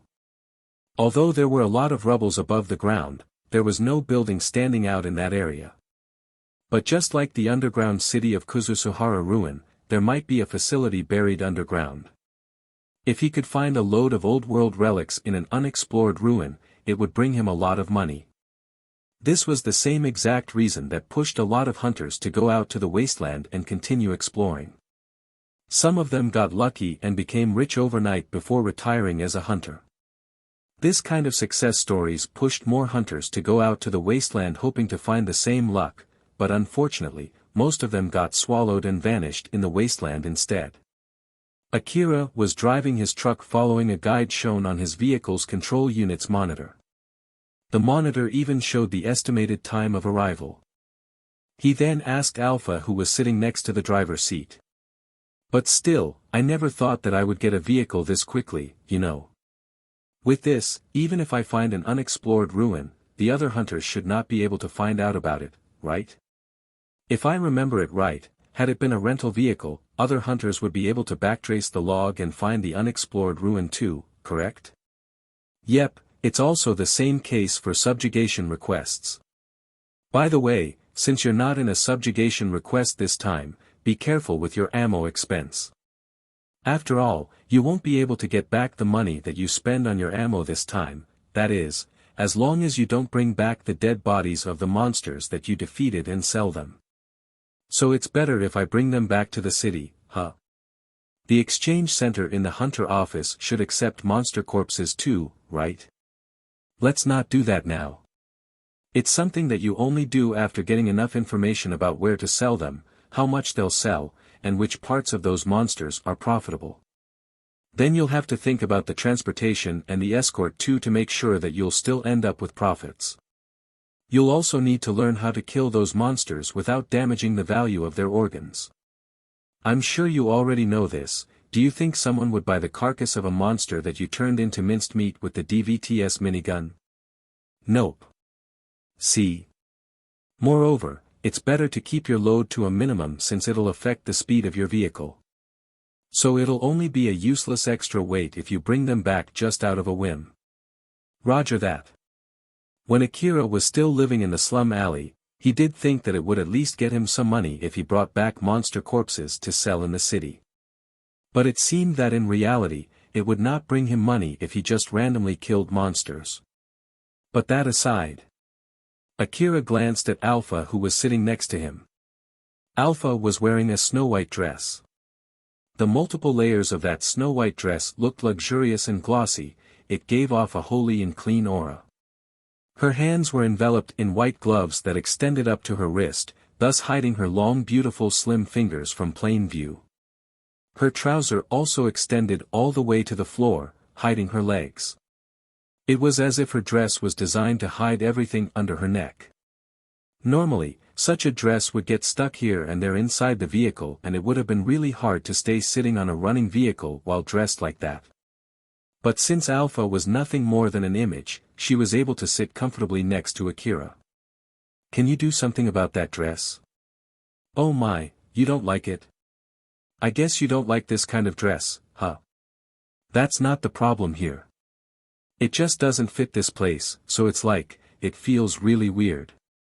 It's not something that normal people would wear when they go to the wasteland, right? I did tell you that I'm doing this intentionally, remember? This is so that I can easily find out if there are other people who can see me. That's why I'm wearing this kind of dress, to incite their reaction. Ah, you're right, you did explain that to me before. Yep, so, I hope that you'll get used to this kind of dress. Even if you tell me so. Ah, in that case, can you change to that maid uniform? I think it's at least better than what you're wearing now. Maid uniform, huh? I might be overthinking this, but I don't think it's rare to find people dressed in maid uniforms in the middle of the wasteland. That's why I'm not wearing that anymore. I don't think that's true though. You still remember that you met a person wearing a maid uniform in the lower district, right? She might be a hunter, and even if she's not, she must be some kind of soldier. Ah, you're right about that. When he remembered what happened back then, he was mildly annoyed. But he decided to just push that aside for the time being in order to keep his calm. It sure was embarrassing to withdraw from a fight when he was the one who challenged them in the first place, so he could not help but feel annoyed. But again, he knew well getting his calm disrupted because of that would not bring him anything good here. Akira knew Alpha was talking about Kane, who was wearing a maid uniform when he met her. During that extremely dangerous situation, even though she knew what was going on, she was smiling as if she was enjoying it. Akira even noticed that she hoped for the situation to end up in a fight. There was no mistaking it, Kane loved fighting, she was someone who had confidence in her fighting capability. According to their conversations, there was a good chance that she was in the same occupation as Shirori. So, he assumed that she must be at least as strong as Shirori. So what I'm saying here is that it might not be that strange for people, who have the same occupation as Shirori and that person, to use a maid uniform. Thus, people might only ignore it, thinking that it's not strange to see hunters with maid uniform when they see me in such a dress. Alpha was basically saying that it was nothing strange to find hunters in maid uniforms. Akira frowned when he heard that statement that was out of common sense. I don't exactly think that's true though. I'm just saying that there's a good chance that would be the case. For example, let's say that a hunter found a warehouse ruin that was owned by an old-world fashion designer. Then, that hunter discovered a huge amount of maid uniform inside that warehouse and sold them in the city. Even if they were not designed for fighting, some of the clothes made using old-world technologies are even stronger than the armors made using the current technology, you see. Since the supply is high because of selling all of those uniforms in one go, they'll be sold at a cheap price.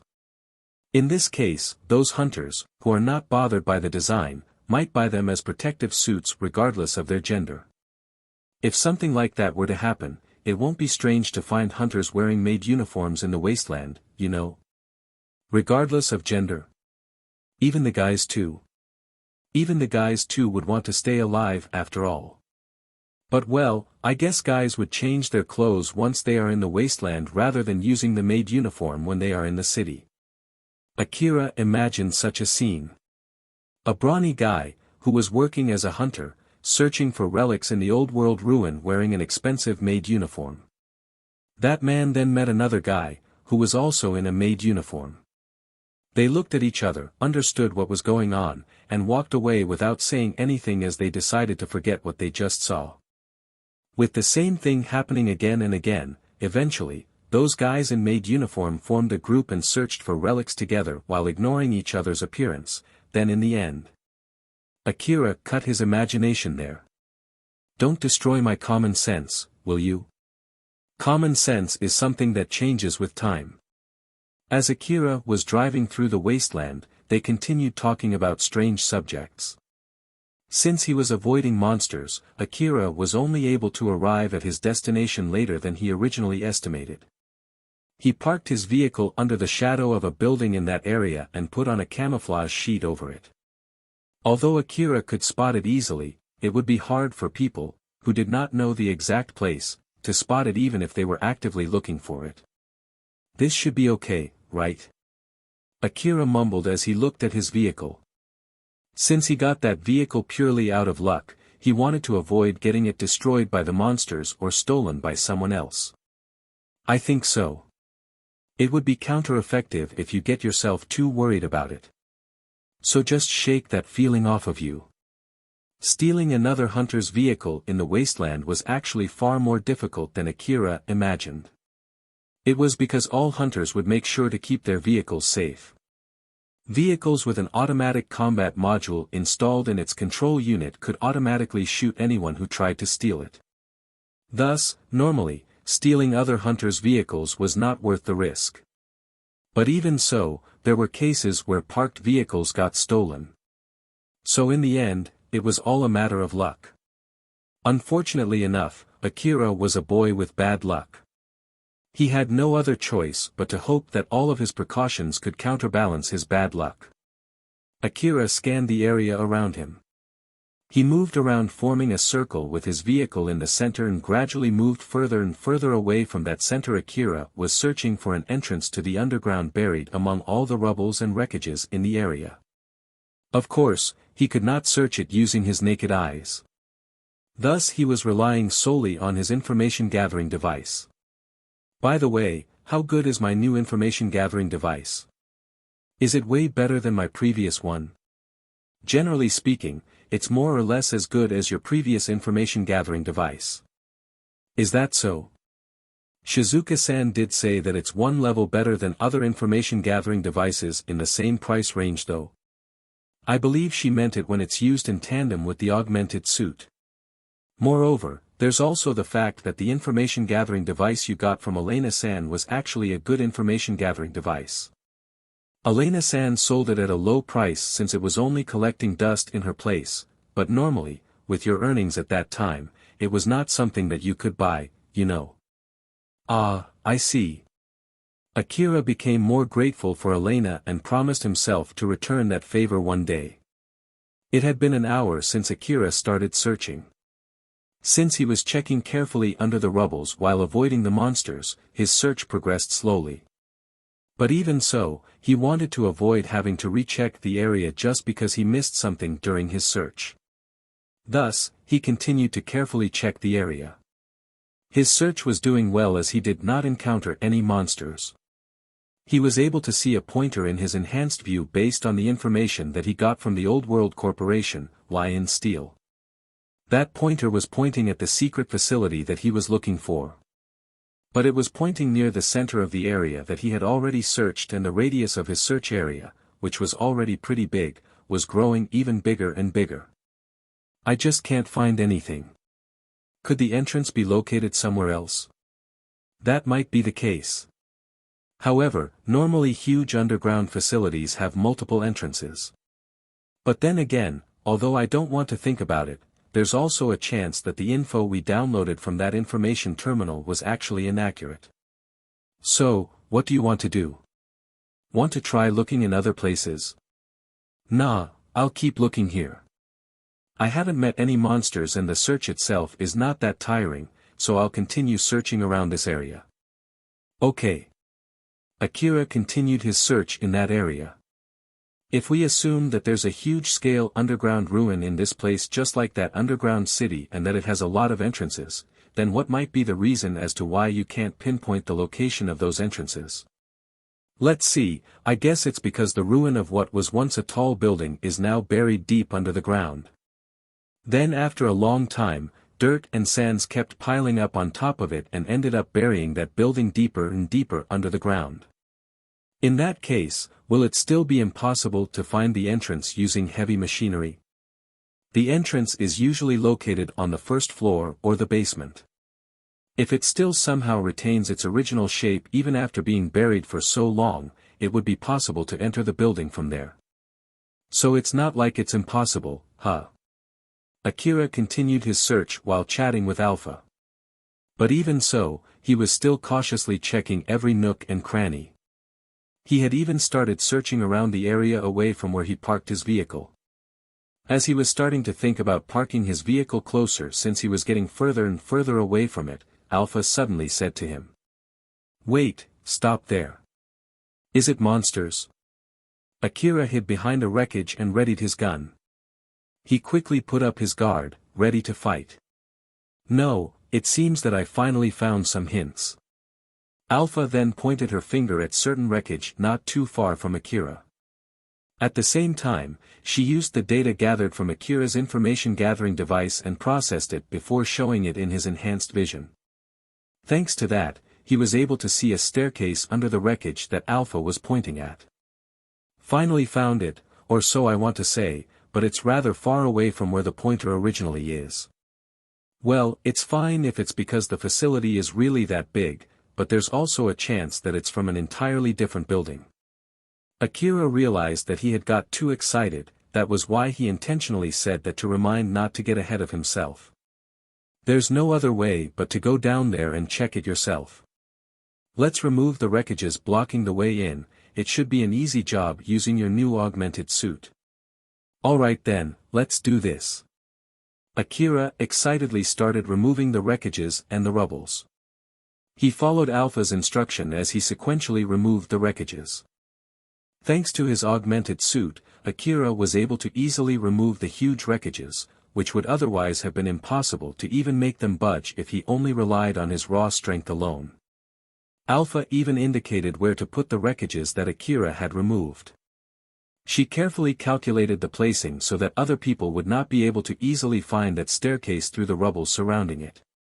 Also, if Akira parked his vehicle near that staircase, it would also create a blind spot. Akira's new augmented suit showed its full usefulness. It only took him about 30 minutes to remove all the wreckage blocking the way to the stairs. Akira then returned to his vehicle and parked it under the shadow of a wreckage near the stair.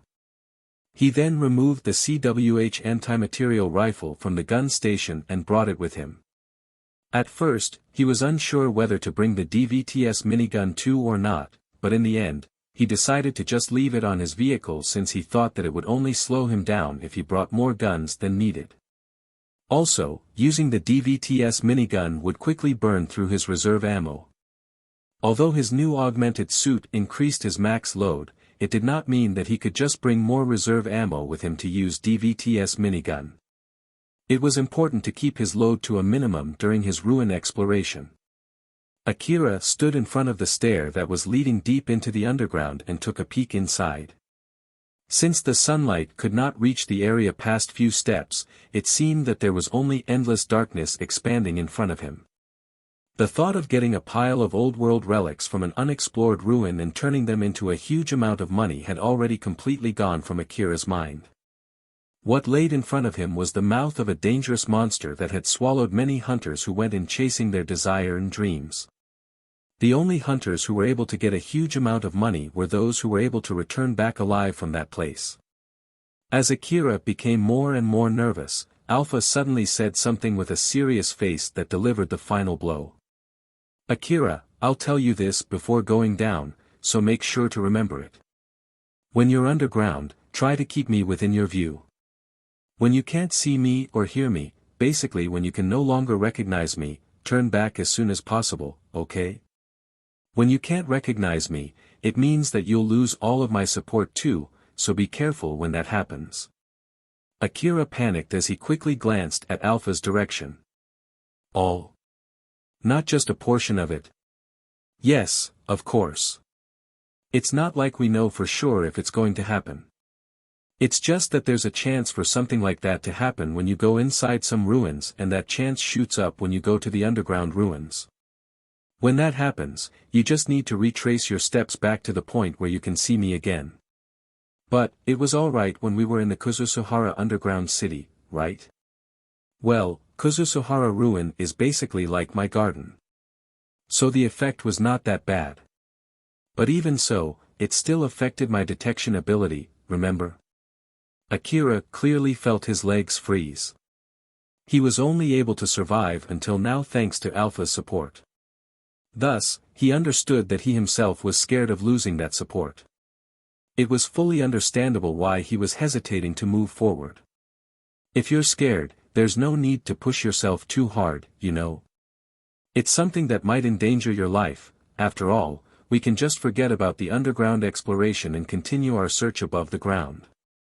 Well, since you're not stopping me, it means that it's not that dangerous. So it's basically something that I should be able to handle myself, right?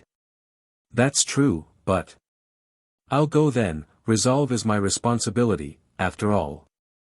Akira pulled himself together and somehow squeezed a fake valiant smile. He kept that smile on his face, hoping to make it real. Things that he could overcome with his own power should be overcome with his own effort. That one point did not change even after he met Alpha. He knew that he had done something like this many times before in the slum city. This time, he just needed to do the same thing in a more blessed environment. Akira pulled himself together and made his resolve. Alpha smiled back at Akira. Very well, let's go. Akira made his decision and started walking down the stairs. But he quickly returned back. Alpha found that weird and asked him. What's wrong? On the second thought, I'll bring that too. I'll quickly go back if I run out of ammo. Akira went back to his vehicle and took off his DVTS minigun to bring it together with him. Seeing how he went down the stairs with confidence just to quickly return back, Alpha giggled. Akira looked annoyed as he mumbled. What? It's nothing. Being careful is a good trait too. Alpha was still smiling when she said that. Rebuild World, Chapter 73, How to Sell Relics. Akira followed the stairs underground. It did not take that many steps before he was enveloped with total darkness where he could not see anything at all. He then turned on the flashlight on his rifle and continued going deeper. The light from the flashlight could not even reach the base of the stair which extended deeper into the darkness. At that time, Alpha suddenly said to Akira. Akira, turn off the flashlight. Akira hesitated, but he eventually turned off the flashlight just like he was told. Darkness immediately enveloped him the moment he lost the only source of light. In that situation where he could not even see his own body, he was able to see Alpha's image clearly. In the midst of the total darkness, Alpha, who was giving off a silvery glow, suddenly raised her right hand. The moment she did that, everything around Akira suddenly became clear as colors returned to his vision. Akira could even see the cracks and the stains on the wall around him. Although there was no light at all, Akira was able to see everything as clear as day. He was amazed. It was true that he did not need any light source in this situation. Whoa! It's thanks to the level of accuracy of the data analyzer in your new information gathering device. But because of that, you can't see too far through the darkness. If you're bothered by it, you can turn on your flashlight. The light from your flashlight will be able to help me gather information through the rifle's aiming device, then I can show the result from analyzing that data into your view to let you see what is in front of you more clearly. Akira then turned his flashlight back on and peeked forward. He could now see a floor by the end of the stair. So your support even goes as far as shooting in the dark too, huh? That's really amazing. But of course, it's my support after all. Alpha smiled proudly. Her support was really reassuring, but Akira kept on moving forward into a place where he might lose that support. Akira thought of that possibility. He then made his resolve and swung his legs forward. Akira felt like he had gone down for about 4 floors before he reached a long hallway. There were lamps installed on the ceiling of the hallway, but of course, they were not on. If it was not because of Alpha's support, he wouldn't have been able to see them at all. Akira readied his gun as he continued walking deeper into the long hallway. The hallway itself was pretty clean. Although the floor was covered in dust and dirt, there were no crumbled parts nor wreckage scattered through the hallway. There was also no white bones left over from dead people or corpses of either mechanical or biological monsters. If the floor was not covered in dirt and dust, it would indicate that the old-world cleaning drones in that place were still active. But the dust-covered floor refuted such a possibility. And since Akira did not see any footprints, it might be really an unexplored ruin. Now, if the facility itself had already been deactivated, then the security drone would also be inactive and Akira would be able to safely search the building. And since there were no footprints on the floor, it also showed that no monster had gone through that hallway. All the signs were indicating that it was a safe building. It's going really well. Now then, if I can find a lot of old-world relics left in this place, then this will be perfect. It seems that this place is just a normal hallway. It will really be a huge jackpot if it leads to a warehouse or a shop. But there's also a chance this is just a common hallway. If that's the case, I hope you can at least find some lockers. As Akira continued walking through the hallway, he noticed something that looked like a shop next to him. The shop itself was embedded into the wall of that hallway. Akira realized that it was a shop since the wall was made of glass that allowed him to see what was inside. It seemed like the entire section of the wall was built as the display window of that shop. He came closer to the display window and peeked inside. The interior of that shop looked pretty extravagant with luxurious and expensive-looking relics lined up inside that shop. To Akira, all of them looked like they would sell for a lot of money. Akira could not hide his amazement as he turned to Alpha. We did it. Alpha. Those are relics. This place has so many old-world relics. Let's take them back, let's take all of them back home. Akira, calm down. Entrance, where's the entrance? I don't see any though. Akira excitedly looked for an entrance, but he could not find anything that resembled it. The glass of the display window looked not that durable. He thought that he might be able to break it using his augmented suit. Looking at Akira, who seemed like he was going to break the glass to get inside, Alpha hesitated as she said to him. Calm down. Unfortunately, you can't take any of those relics at the moment. Akira seemed utterly shocked as he looked at Alpha. I'll explain it to you, so just calm down for now. Alpha then modified Akira's vision. The moment she did that, all the expensive-looking relics that were in front of his eyes immediately vanished. Akira dropped his jaw. Huh. I prioritized the topological data to remove any holographic images from your vision. Akira noticed an object that was projecting the image of the relics that he just saw a moment ago. He then dug through his knowledge and worded out the name of the object that came up in his mind. Holographic poster. It was made using the technology of the old world. I'm sure it's some kind of advertisement from when this place was still active. Akira finally understood what was going on. The shop in front of his eyes was non-existent. It was only a super advanced poster that produced a highly realistic image. Akira was somehow able to prevent himself from just dropping on his knees. Can I at least bring this poster back? It's embedded into the wall, so that'll be impossible too. I guess I got ahead of myself, huh? Akira let out a big sigh. He then continued going deeper while calming himself down. In contrast with his expression, his step still felt heavy when he left that poster. As time passed by, he eventually got back to his usual self. At that point, he had already reached the end of that long hallway and entered a big open hall. That big open hall was connected with another hallway. There were also several automatic ticket gates and shops present. When Akira looked at those shops, he turned to Alpha as if he wanted to ask her something. It's alright, those are real this time. Nice. Akira smiled and walked to one of those shops. Without any power source, the automatic door in front of the shop could not move, so he used the power of his augmented suit to pry it open before entering that shop. The interior of the shop was not that big, but inside it, there were all kinds of goods and some leftover broken goods lined up. Some of them were so old that they even turned into a bundle of dust, some of them looked so unnaturally brand new. The latter were known as the old world relics. they were expensive goods manufactured through an advanced technology that could not be replicated using current technology. Akira pulled out a rucksack, different from the one that he was using to carry his equipment. He then started stuffing any objects that still retained its original shape into his empty rucksack.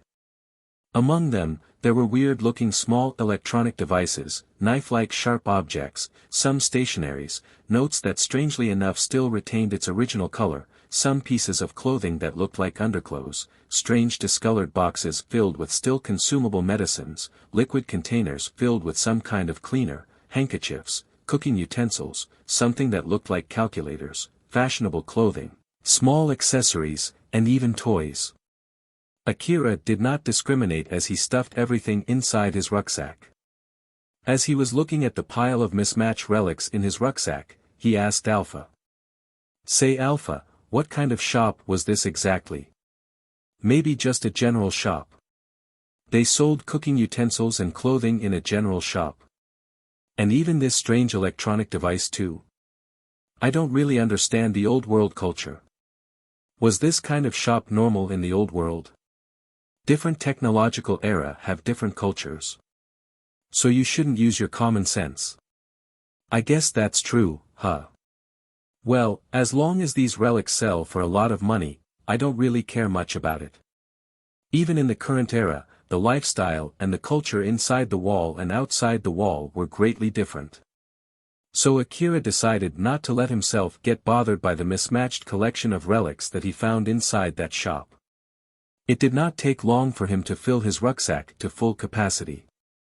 Akira smiled, he should be able to make quite a lot of money with this.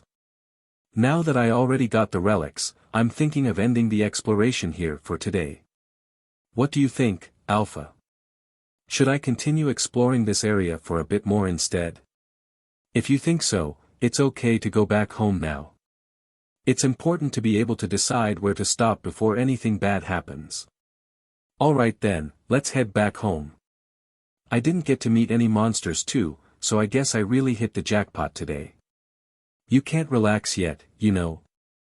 You should not drop your guard as long as you haven't returned back alive. And it's too soon to decide if you have hit the jackpot or not before you have exchanged all the collected relics into money. I know, let's go back home. Akira went back through the hallway that he just passed through in a good spirit. As Alpha was watching him walking back in such a good mood, she thought that things were going too smoothly.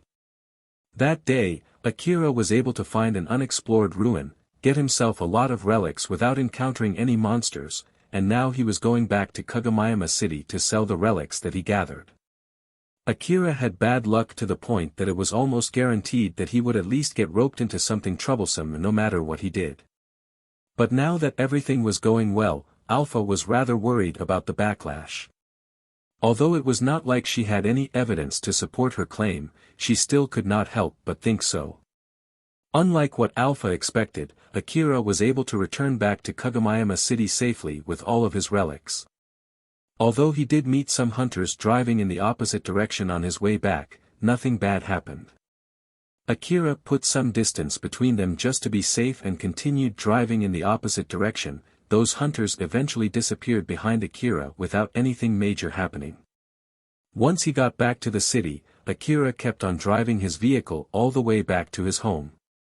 It was because it was already late, too late for him to look for Katsuragi to sell his relics. So he decided to just take a good rest for the remainder of the day and sell his relics the next day. Akira took a warm bath to recover his fatigue from all the hard work he did that day. Since he got quite a lot of relics, he was in a rather good mood. I wonder how much I'll get from those relics.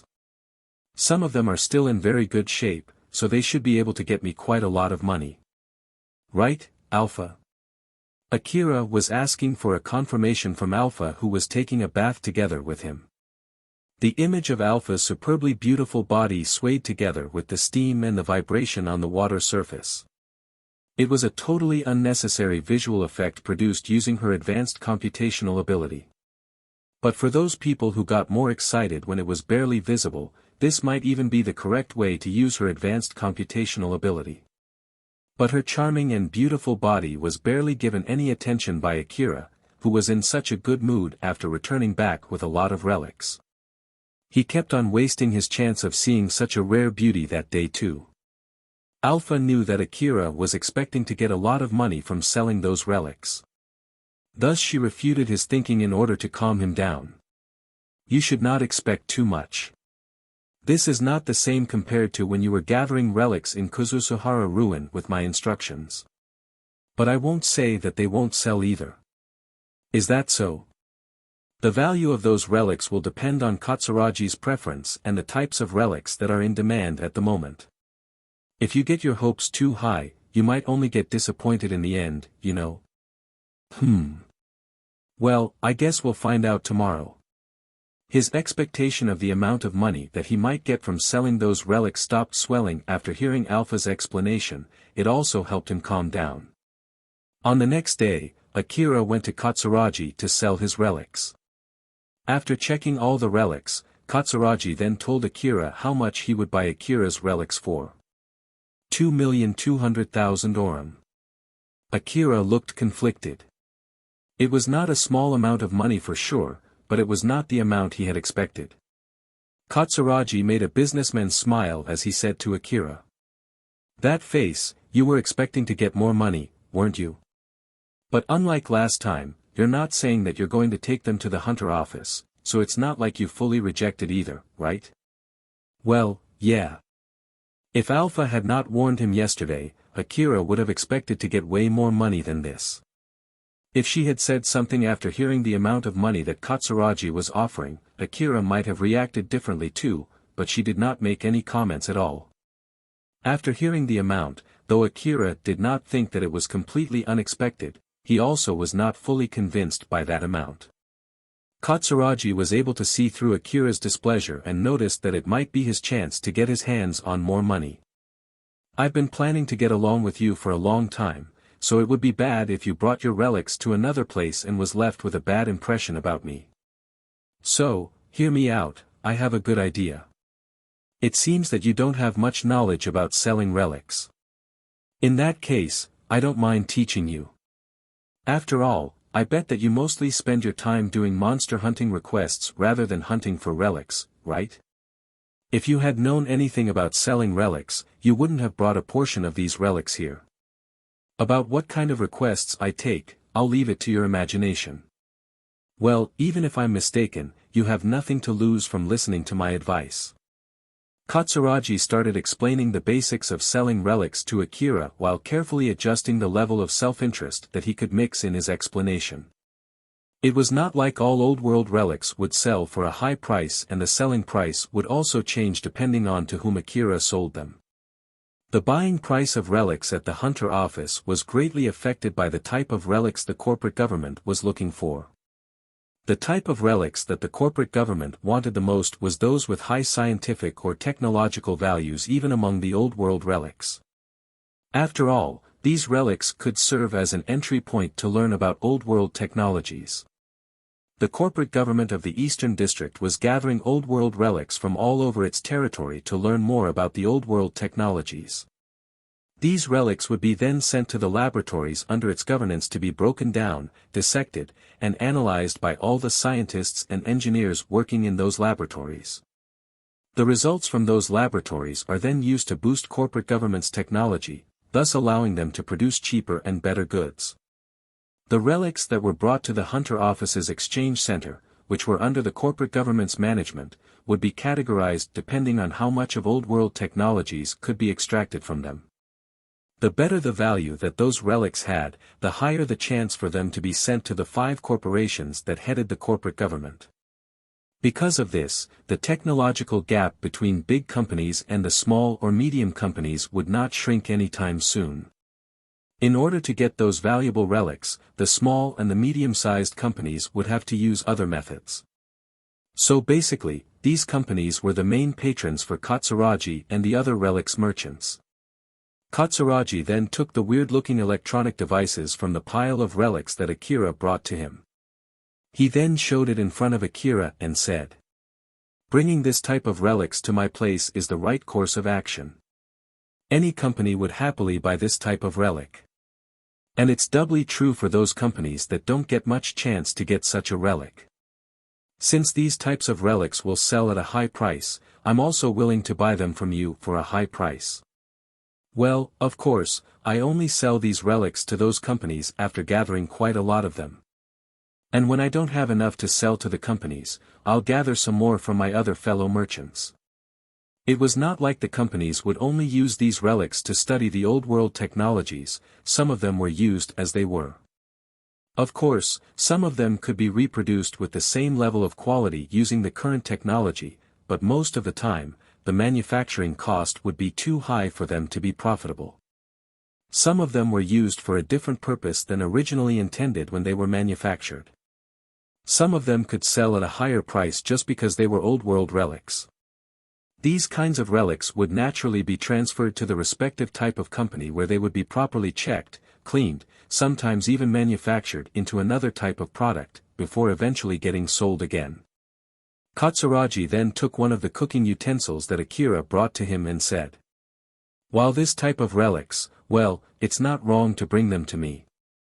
For relics that I know where to sell, I can buy them from you at a good price.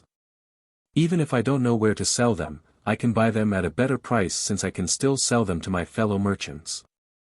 But of course, you can get more money if you look for a specialized merchant who deals with this type of relic. If it's too much of a trouble for you, you can just sell them to me, but again, you'll get less money if you do that." Every day, hunters would bring back all kinds of relics to the city to exchange them for money. But some of those relics that were deemed useless had nowhere to go. It was because some hunters would bring anything that they could find thinking that they would sell well as long as they were old world relics.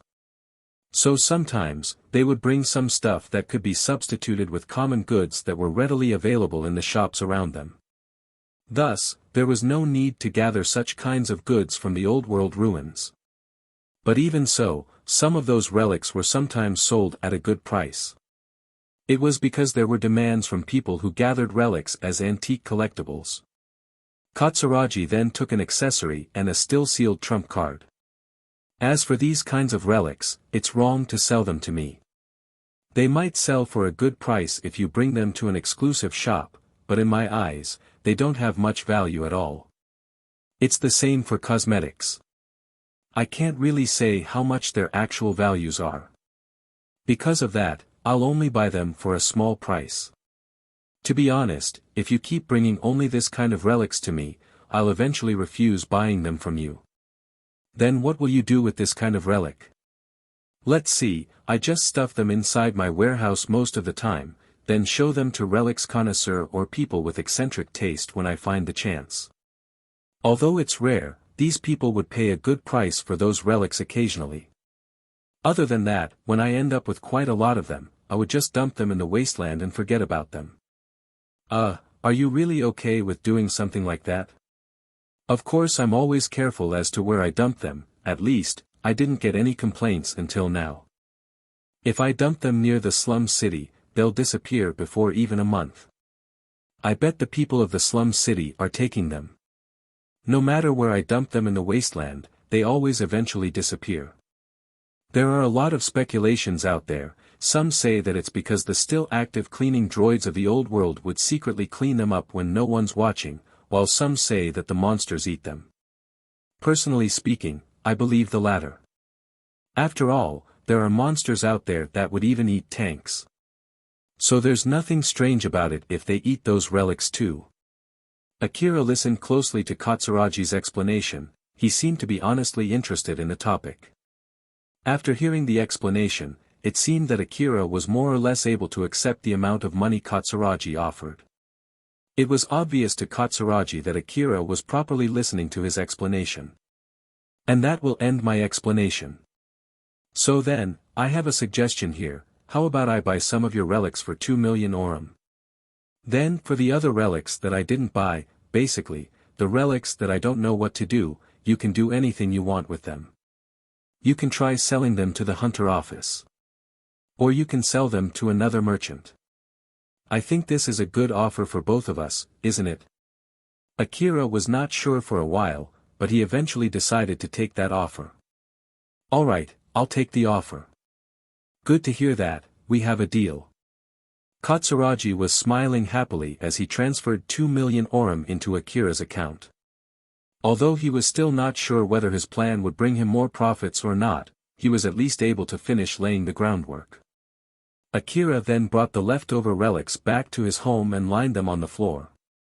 He ended up bringing back all the relics that Katsuragi rejected. There were also some small accessories and trinkets amidst them.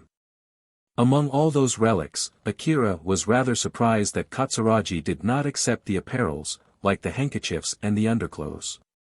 To him, those goods were completely fine. The apparels even looked completely new, although that was unnaturally so. Therefore, he thought that it must be because Katsuragi just had no viable outlet as to where to sell these kinds of relics. So in short, Katsuragi doesn't buy apparels, huh? We ended up bringing back more relics than expected, so what's your plan? What should I do with them? I guess I'll just throw them in the warehouse for now. We might find a use for them later. Akira decided to just postpone the problem for now.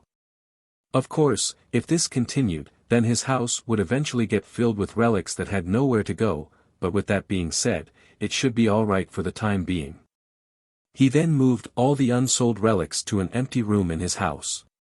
Even after he was done with it, that room still had a lot of open space and it gave Akira enough buffer time to arrive at a solution. When Akira was about to leave his house, he suddenly remembered something. He then filled his rucksacks with the apparel and accessory relics. Alpha tilted her head when Akira did that. Oh, what are you doing? Are you going to look for someplace to sell them? Nah, not that. I just thought that they should be perfect as gifts.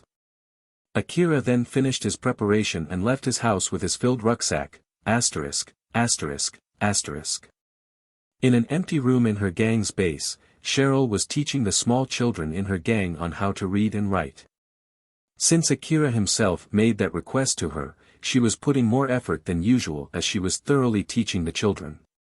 Because of that, the members of the gang took that activity really well. Unlike the adults, who ended up in the slum city from another place, most of the small children who were born and brought up in the slum city could not read or write. But they understood that reading and writing were crucial knowledge in their lives, however, they had no chance to acquire that knowledge. Adding the fact that the boss of their gang, Cheryl, told them to do so, everyone in the gang was giving their best in studying how to read and write. One of Cheryl's gang members suddenly entered the room to inform Cheryl of Akira's arrival at the base. Boss, Akira-san is here. Okay. Alicia, I'll leave this place to you. Sure. Cheryl left the teaching to Alicia before leaving the study room. Some of the boys in that room looked disappointed when Cheryl left the room. Because of both her position in the gang and her beauty, Cheryl was popular in the gang. Thanks to that, some boys put more effort into studying hoping that she would notice them. Nasha was among the children who were studying in that room. The reason why they were also teaching Nasha how to write and read although she just joined the gang was because of the gift that she brought with her when she joined Cheryl's gang. Although she only gave a portion of 90,000 orum that she received from Alna, it was enough to get her on the good side of the gang. Although it was not that long since Nasha had joined Cheryl's gang, she already had a very good impression of the gang after experiencing the life inside the gang for a few days. She got enough food to keep her from starving and she was able to get a small gun enough for defending herself. Not to mention, no one from the neighboring gangs would even try to mess with Cheryl's gang and their gang was able to make money from its connection with a certain weapon merchant. No one in the gang seemed to be supporting thieves, thus none was thinking of stealing or robbing warehouses or shops. Nasha was thinking of checking the situation for a bit more before getting Alna into the gang too. So, for that sake, she thought that she had to do a more thorough check of the gang. When Nasha saw Cheryl exit the room in a good mood, she asked the kid next to her. Say, it seems that boss is in such a good mood though, do you know why exactly is that? Well, it's obviously because Akira is here, you know. Ah, you're a new member, huh? Since Nasha asked a question that everyone in the gang already knew the answer for, that boy quickly noticed that she must be a new member of the gang. "Yep, I'm Nasha, nice to meet you." "So, what do you mean by that?" "Akira-san is the boss boyfriend and it seems that the boss really likes him. He's the main support of the gang and also a skilled hunter, or so I heard." "Ah, it's hard to ask this, but, is he sponging off the gang?" "Not only the ex-hunters, but there were also other kinds of people, those who knew how to fight, working as a bodyguard or a back support for the gangs in the slum city. Some of them became the boss of a small gang and did whatever they wanted with those gangs. While on the other hand, when they got involved with a big-sized gang, some of them were paid with a huge amount of money to protect that gang or to work as mercenaries in time of war. No matter which one was the case, the amount of money paid to those people caused a strain for those gangs." Nasha asked that question thinking that Akira might be one of those people, but that boy shook his head. "It's the opposite, it feels more like we're the one piggybacking him. It's also because he's behind this gang that no one is trying to attack us. He's also the reason why we get a weapon merchant working with us. Other than that." "Ah, right, this building too, it's a good building for a base, isn't it?" "Yeah, it has a lot of rooms and it even has a bath too. That's exactly why other gangs also have their eyes on this building, you know.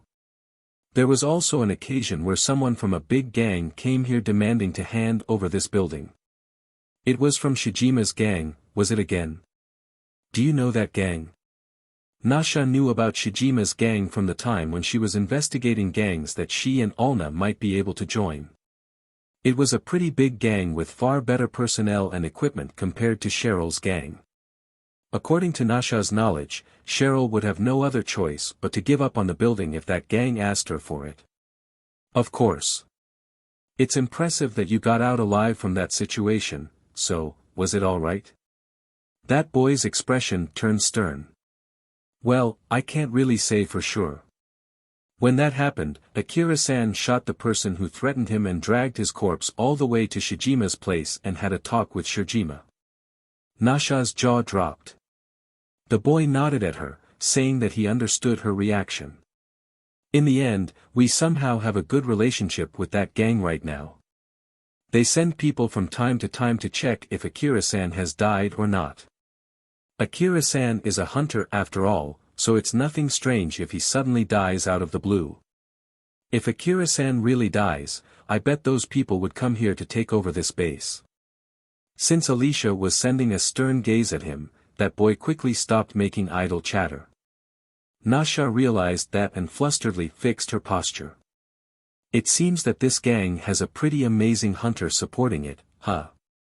I guess even this gang also has some kind of problems too. I'm actually interested in the continuation of that story. And for the sake of Alna, I still need to get more information about this gang. It's not like Alna can keep hiding forever." Then in order not to make Alicia angrier than she was, Nasha returned back to studying.